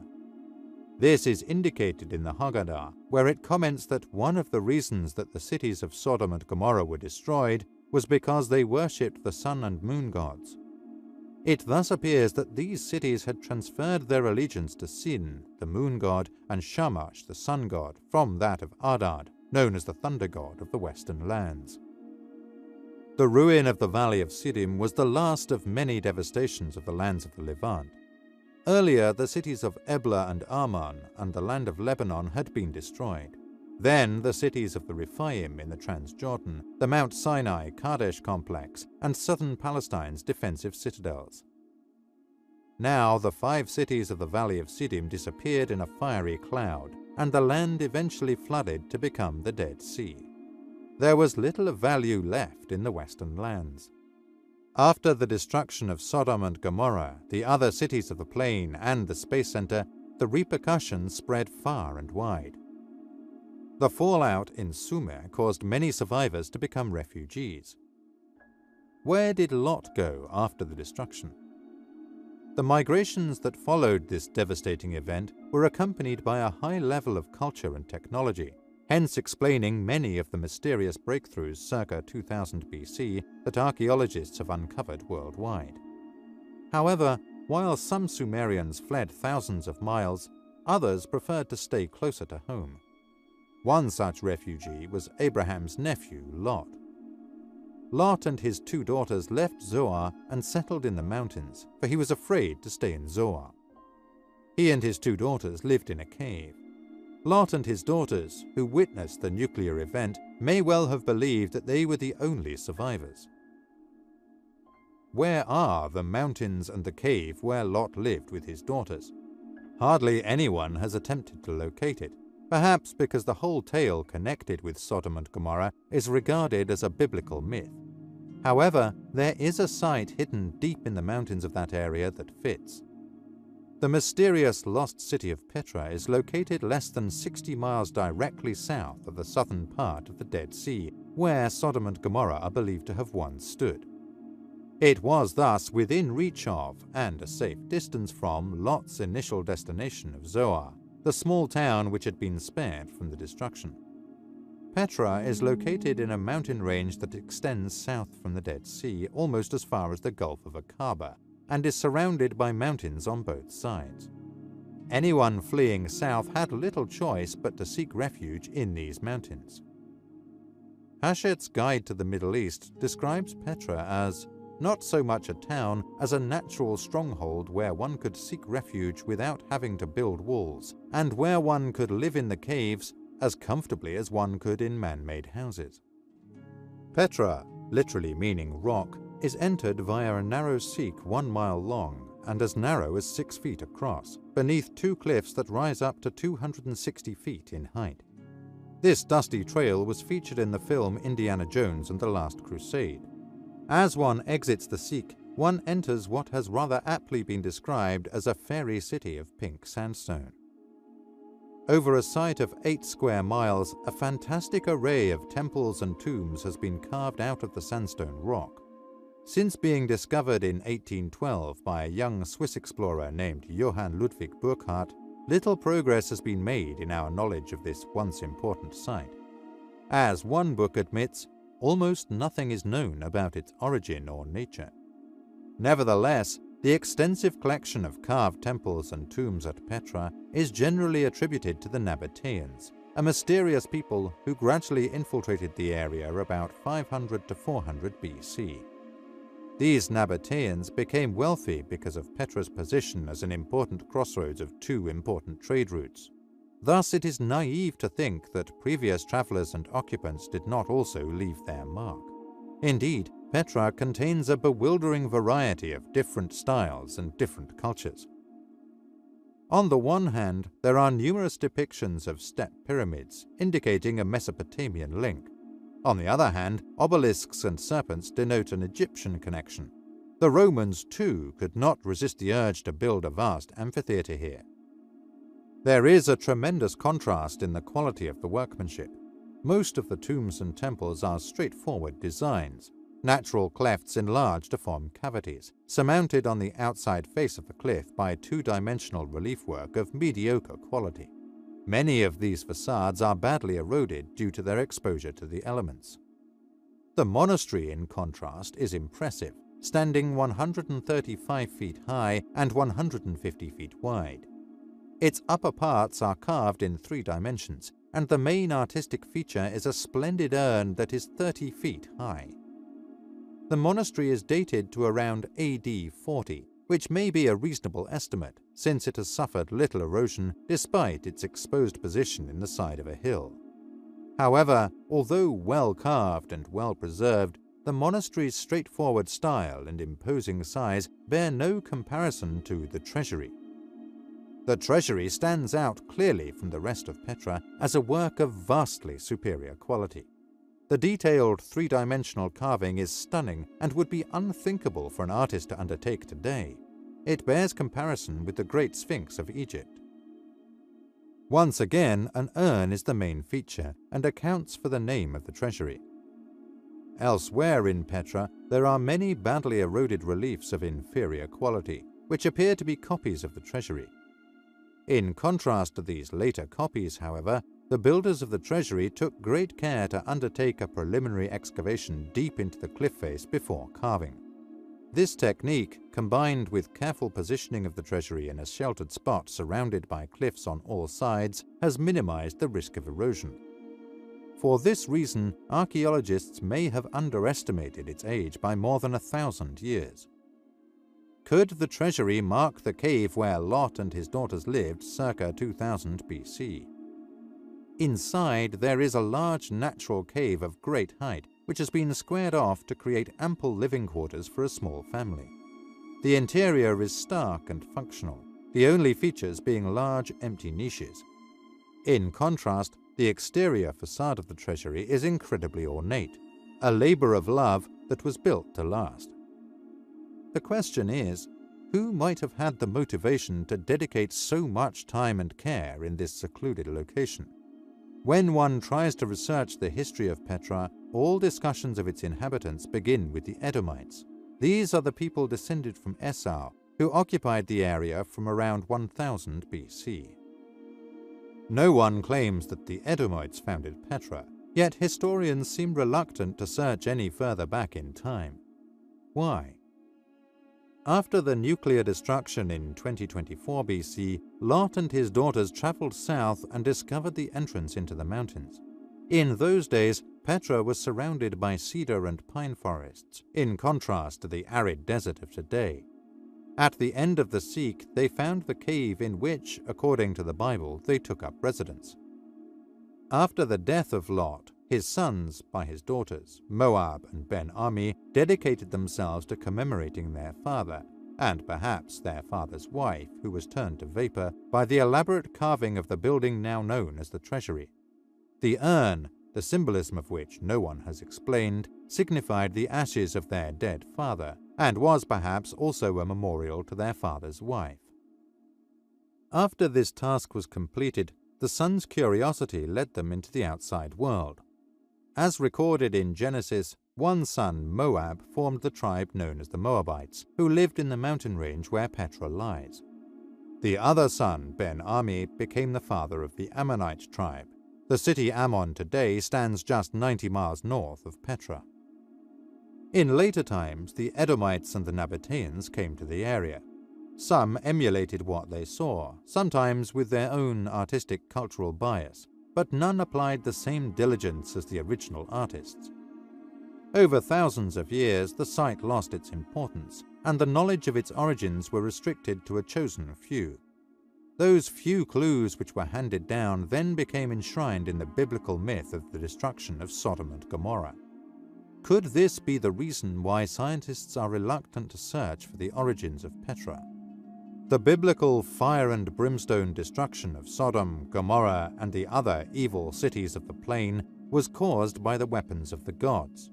A simultaneous strike destroyed the space center in Sinai, leaving the geological scar and blackened rocks which can still be seen today. The fallout brought the Sumerian civilization to its knees circa 2000 BC. The cave where Lot and his daughters fled following the attack on Sodom and Gomorrah is nowadays known as the Treasury in Petra. The literature and mythology of ancient cultures are filled with accounts of dragons, flying serpents, and other winged lizards. Who then were these flying, fire-breathing creatures that seem to have coexisted with early humanity, sometimes as our benefactor, but many more times as our tormentor? Perhaps they were just fabulous creatures, the product of humanity's fertile imagination. On the other hand, they were possibly the manifestation of something else, so disturbing and deeply rooted in our past that knowledge of their true nature has been subconsciously suppressed and remembered only in allegorical terms. Quite a few civilizations of this world trace their ancestry to such dragon-like lizards or flying serpents. In most cases, they are credited with bringing the benefits of society to humanity, and quite often they are described as our actual creators. Ancient humankind portrayed these creatures as superior beings or gods who could effortlessly move about the skies in their fiery chariots or boats of heaven. They usually lived in a heavenly abode and often descended to interfere in our affairs. The earliest and the most important of cultures, Mesopotamia, was probably founded by these serpent-like gods. The colonization of this planet by these creatures is described in one of the most dramatic and significant ancient documents. It is the so-called Sumerian king list. Dated to the 3rd millennium BC, this document provides the succession of the kings of Sumer and their successors, the length of their reign since what was to the Sumerians the beginning of time, when their ancestors came here and descended to earth to establish several cities on the alluvial plain of Mesopotamia. Calling themselves Anunnaki, these Proto-Sumerians are credited with establishing Western, if not world, civilization. Surprisingly enough, there is considerable data on these early civilizations. The Sumerian, later replaced by the Akkadian and the Babylonian cultures. From the numerous cuneiform tablets, monuments, and artifacts that have been unearthed in recent times, it is possible to reconstruct the events that transpired in humanity's early days. There is also a mass of evidence initially derived from the same source, but given a religious interpretation by being transmitted through priestly channels. It was from this vast reservoir of ancient sources that the stories of the Old Testament were derived. From a combination of these ancient secular and religious sources, it is thus possible to piece together the story of our ancestry, which lies in the coming of the alien Serpent Gods or astronauts who colonized Earth many eons ago. It will be found that our ancestors started a colony on Earth to obtain metals for their home planet. To process and transport these metals by air freighter to the orbiting ship, they built 5 operational cities in Mesopotamia. One of these served as a space launch platform. The Sumerian people referred to these gods as Anunnaki, literally the sons of An, their chief god and leader. The Anunnaki were not an earthly race. In reality, they were a serpent-like race. They required a cheap labor force, and for this reason they created primitive humans. Combining the Neanderthal-type human characteristics, they produced the Adam of the Old Testament with their own saurian nature. Yes, Adam was only half human. However, being a clone, he could not reproduce. As conditions began to change on Earth and the climate dried out, it became necessary for them to modify Adam to better adapt it to the unstable environment. The Homo saurus was altered and given more mammalian traits. This was the biblical fall of man, where Adam achieved knowing, or the ability to reproduce. As a result of this genetic modification, humanity lost most of its saurian appearance and nature. He acquired mammalian characteristics, a soft, flexible skin, body hair, the need to sweat, and the ability to produce live young. He now had to wear clothing for comfort and protection. For all purposes, man was now a Homo sapien. Modern man, or Cro-Magnon man, had arrived upon the scene. humanity soon populated the earth as slaves for their Anunnaki masters. They were sorely tested by the astronauts who descended to earth and mated with the daughters of man. Known in the scriptures as the Nephilim, they produced mixed offspring and conducted genetic experiments that went awry and made many bizarre forms. This was a trying period for humanity, for they were literally food for the gods in this era. It is the time of the biblical patriarchs and the Sumerian god kings. The turmoil on Earth was abruptly ended by the onset of a worldwide natural catastrophe known as the Deluge or Great Flood.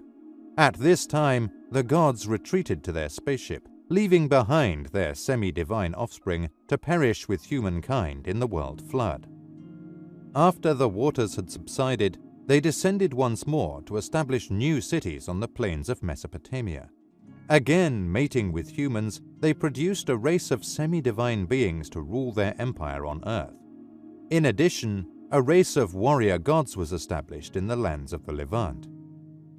Descendants of the Nephilim, but known by the name of Rephaim, this war-loving race plagued humanity for thousands of years and was not eliminated as a threat until the first millennium BC. In ancient Mesopotamia, the gods resided in a temple atop a ziggurat, a stepped pyramid raised above the plains. They were shielded from the public and accessible only to a few trusted priests. Here they ate in privacy, surrounded by curtains so that even the attending priests could not see them dine. One wonders if their table manners were so atrocious that they had to be hidden even from their retainers. Or was it something more sinister? In the Old Testament, the overriding need for privacy is also genuine. During the event known as the Exodus, the deity lived in a tent and was never seen. Specific instructions were given to Moses on preparing the food. Once cooked, the food was left on a grill near the deity's quarters for him to eat in privacy. It was forbidden for humans to see him. Moses was told flatly by his God that, "You cannot see my face, for a man may not see me and live." And this prohibition against being seen by humans is carried to an extreme throughout the scriptures. It became an injunction not to make a graven image or a likeness of the deity. Thus, man is not only banned from seeing what his god looked like, but even to make an image of what he thought he looked like. Why the taboo? Could it be that its appearance would be so foreign that it had to be withheld from humanity? One would logically assume that if the deities were so superior and grand as the scriptures indicate, that they would be flattered and pleased to allow humanity to see and copy their magnificence. Only a privileged few were allowed to even approach the deities. In Mesopotamia, they were the demigods, the offspring of the mating of a god or goddess and a human. These formed the aristocracy. They were entrusted by the gods to see to their needs and create a barrier with humanity. These demigods, or changelings, were somewhat strange in appearance and probably had saurian characteristics.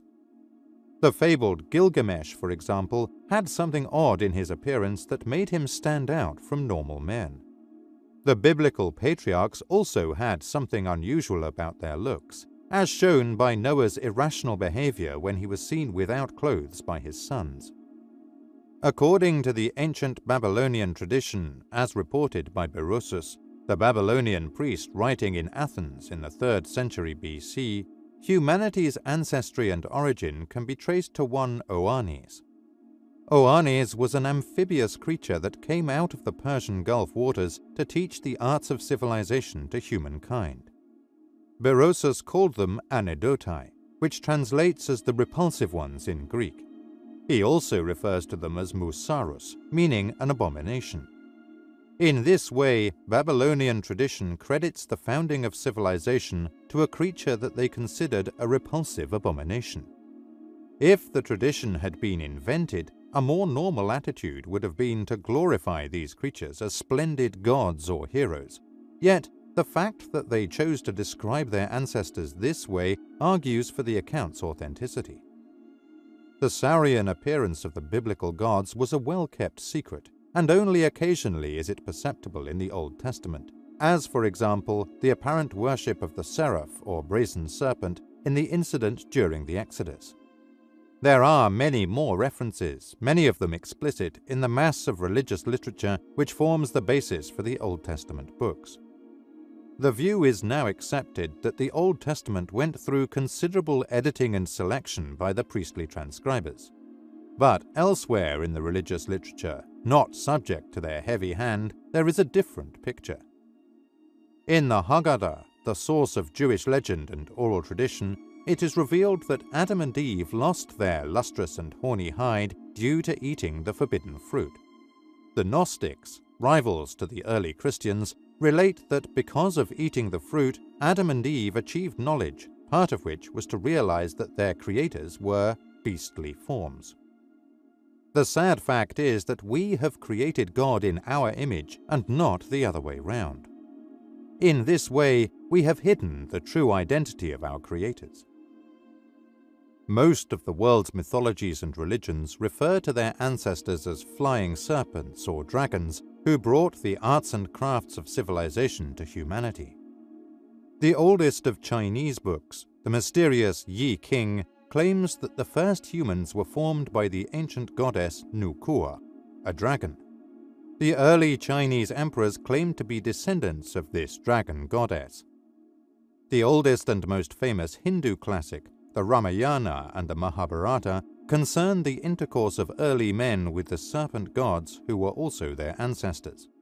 Central American and African mythology relates how flying serpents and dragon-like beings descended from the heavens to teach them the basics of civilization. The dragons and flying serpents that permeate ancient mythology were actually large-legged lizards, who also could travel about in their airborne craft.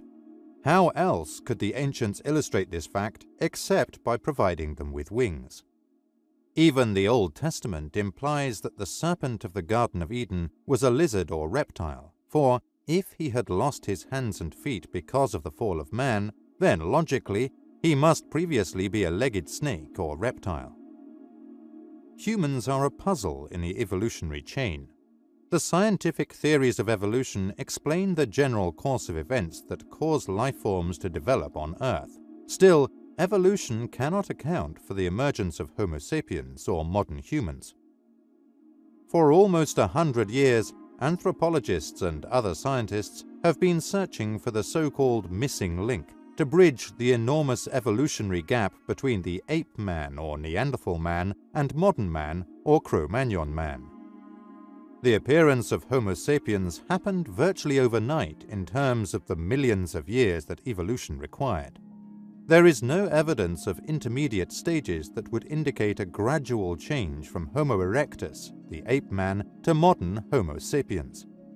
While the hominid of the genus Homo is a product of evolution, Homo sapiens is the product of a sudden revolutionary event. The first being considered genuinely manlike is Australopithecus, who existed in Africa 5 million years ago. Then it took eons to produce the first primitive man, or Homo erectus. About 1 million years ago, he appeared on the scene and was called Neanderthal man. Then suddenly and inexplicably, some 35,000 years ago, a new race of men appeared from nowhere, Homo sapiens, or thinking man, which we call Cro-Magnon man. He looked very much like a modern man, so much so in fact that if he were appropriately dressed, he could pass unnoticed on the street of any city in America. The Sumerians who arrived here before Homo sapiens existed explain the sudden appearance of modern man. He seems to have been developed through 2 creative stages. Humanity was first conceived as a slave worker. At this time, they were primarily saurian in appearance and nature, probably only 1/3 mammal. The second change increased their mammal nature, so they lost their scaly skin and could reproduce themselves. They developed soft skin and hair and now required the use of clothing for comfort and protection.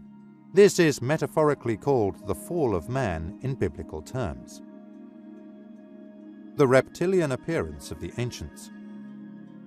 The patriarchs of the Old Testament and the Sumerian antediluvian kings and priests were all part Saurian, being the children of the gods and an earthling. This was also true after the Deluge, when the kings were also semi-divine. Probably the best illustration of this duality is found in the person of Gilgamesh. At the beginning of the epic, Gilgamesh is created by the mother goddess as two-thirds divine, the son of a male earthling and a female goddess. Sargon the Great was the son of a god and a priestess, a changeling as they were called. They would have had a Saurian appearance and, in certain respects, visibly reveal vestiges of their origin. This is shown when Gilgamesh is challenged by the guards in his venture to Shamash territory. Gilgamesh is instantly recognized by the Saurian guards as one of us, since he has the flesh of the gods. He is allowed to pass unhindered since he is one of the aristocracy. It is also manifest in the myth Gilgamesh and Aga. In this story, the city of Uruk was attacked by Aga, the ruler of Kish. Aga's envoy requested Gilgamesh to surrender his city with his army.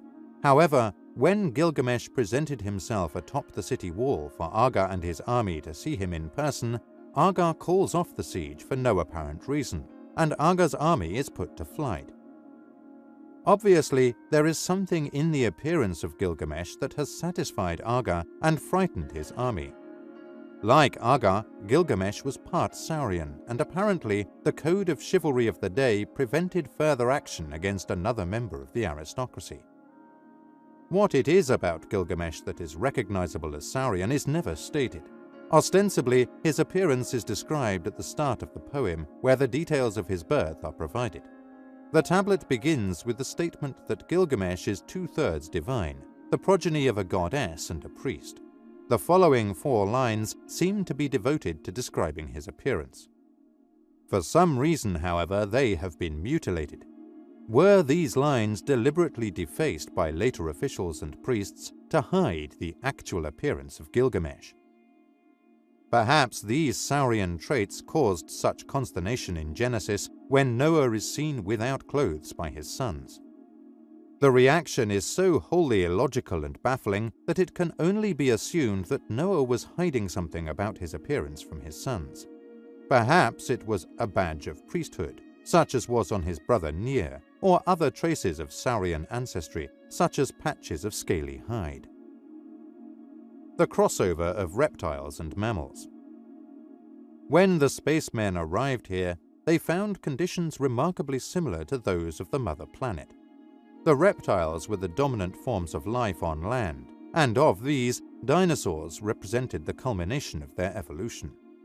These creatures were far from being slow, stupid, and maladapted beasts. Many were highly evolved, and in their time they adapted supremely well to the conditions in which they lived. They dominated the Cretaceous period mainly because the climate was benign worldwide, and what is more important, it was stable. It provided conditions that were ideal for the reptiles, for the simple reason that these were the same conditions into which the reptiles had evolved. Had the climate not changed and cooled, mammal forms may not have emerged as the dominant form.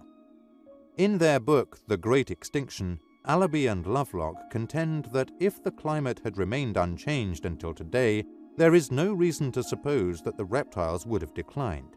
And if intelligent beings had evolved, that is, beings with advanced technologies, they suggest that these beings might well have had scaly skins and long tails. When the desiccation of the earth made conditions too challenging to perform essential functions such as food gathering, construction, and mining, the Anunnaki naturally turned to an established earth form, one that could be modified and given some of their characteristics. Was such a crossbreeding of 2 species an impossible feat in genetic engineering?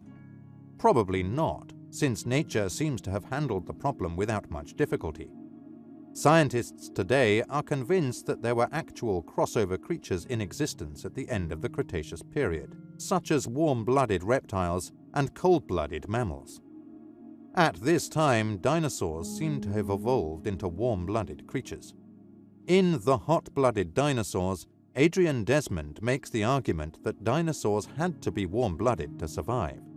The nervous system of dinosaurs had to be complex to account for their agility, speed, and balancing ability. The intricate manipulation of the fingers alone required a well-developed center of coordination and huge eyes to oversee the operation.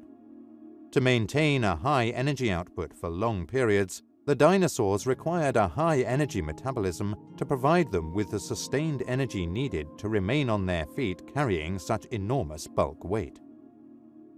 The origin of the stories of Genesis. Biblical commentators often expressed that the Hebrew legends of the creation of man and his downfall are original since they had yet to be discovered in Mesopotamian or other ancient literature or folklore. We have seen, however, that the fall of man, or the achieving of knowing or sexual knowledge by Adam and Eve, is a more recent version of the tale of Enkidu in the Gilgamesh epic. Enkidu was first created from clay by the gods as a wild man. Then, to make him more suitable as a companion for Gilgamesh, he was put through a civilizing process where he engaged in a sexual orgy with a reptile goddess. This process made him into a complete or modern man. The tale of Adapa is also related to the story of Adam in another way, that of immortality lost. Just as the guardian angel with the flaming sword kept Adam from approaching and partaking of the fruit of the tree of life, or immortality, so Adapa knowingly refused the food and drink of long life when he was offered immortality by the chief Sumerian god. It is echoed in Gilgamesh's story when he is thwarted in his attempt to achieve immortality in the Cedar Land. Like the angel with the flaming sword, Gilgamesh encountered guards with a stinging weapon at the entrance to the land of immortality. The priestly sources who compiled the Old Testament books had many legends and stories at their disposal to choose from. What was selected for the scriptures was a composite of the legends of their day, but modified to suit their priestly purposes. It is also evident that to enhance and perpetuate their grasp on the Hebrew tribes, they riddled the stories with the concept of sin and guilt. Evidence of humanity's origin in the Serpent Gods was expurgated wherever possible, but where the priesthood had no control over the content of the material, evidence of man's origin comes through clearly. Elsewhere in world mythology and history, the origin of humanity is not lost, nor is it discounted. In China, the most ancient books relate how dragons were the benevolent ancestors of humankind and taught them all the arts of civilization. In Hindu literature, the serpent gods are explicitly mentioned as humanity's true ancestors. Elsewhere, the flying serpents, dragons, and feathered snakes are recorded as our beneficent creators. A feathered serpent deity has been worshipped by many different ethno-political groups in Mesoamerican history. Such worship can be seen through studies of the iconography of different Mesoamerican cultures, in which serpent motifs are frequent. The real story of humanity's evolution and history is their alienation or estrangement from these origins. Recorded history is the story of the struggle of humanity to rid themselves from the bondage of the serpent gods' descendants. They plagued humans from the Deluge in about 4000 BC down to the days of the Hebrew kings, or 1000 BC. What did the ancient gods look like? The space travelers found our antediluvian Earth much to their liking because it approximated conditions on their home planet.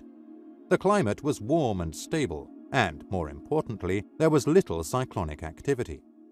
The atmosphere's carbon dioxide and moisture levels were high within the cloud canopy, leading to luxurious plant growth and giant animal forms. It was the era of the vegetarian dinosaurs.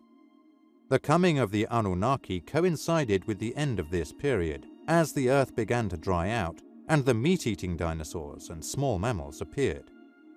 The Anunnaki gods needed moisture and warmth. It was probably why civilizations were founded at the mouth of great river systems, the Nile Delta, the Indus River Valley, and the Tigris-Euphrates system. The continuous drying out of the climate brought discomfort to the Anunnaki, and they were forced more and more to live in an artificial environment, their orbiting spaceship. While on Earth, they lived a great deal of the time in a personal capsule that simulated this artificial environment. The home planet of our ancestors was probably also covered with a vapor layer of clouds. On such a rather steamy planet, it would be necessary to keep cool, and intelligent life there would likely evolve as amphibious and be at home in the water as well as on land. It explains the Babylonian legend of Oannes coming from the sea. It also explains Enki's residence in a water palace, which appears to have been submersible as well. Their spaceships would probably contain giant water tanks to ease living conditions and protection from radiation on long space flights. Their form was remarkably adapted to space travel. Scientists have theorized that the saurian form would be ideal for travel through space on long voyages. Able to hibernate or slow down their metabolism for long periods and immersed in water or liquid, they could survive the perils of space travel, which have a deleterious effect on mammal forms. Radiation has been the major obstacle of space travel for humanity. Doses of radiation emitted by solar flares would be fatal to space travelers, for one solar flare could emit 800 to 1000 REMs, a measurement of radiation, over 24 hours. Humans would receive a deadly dose all at once, since the lifetime limit for exposure by humans to radiation is 300 REMs. Space scientists have proposed that for protection against these massive doses of radiation, the astronauts would retreat to large tanks of water or liquids during solar storms.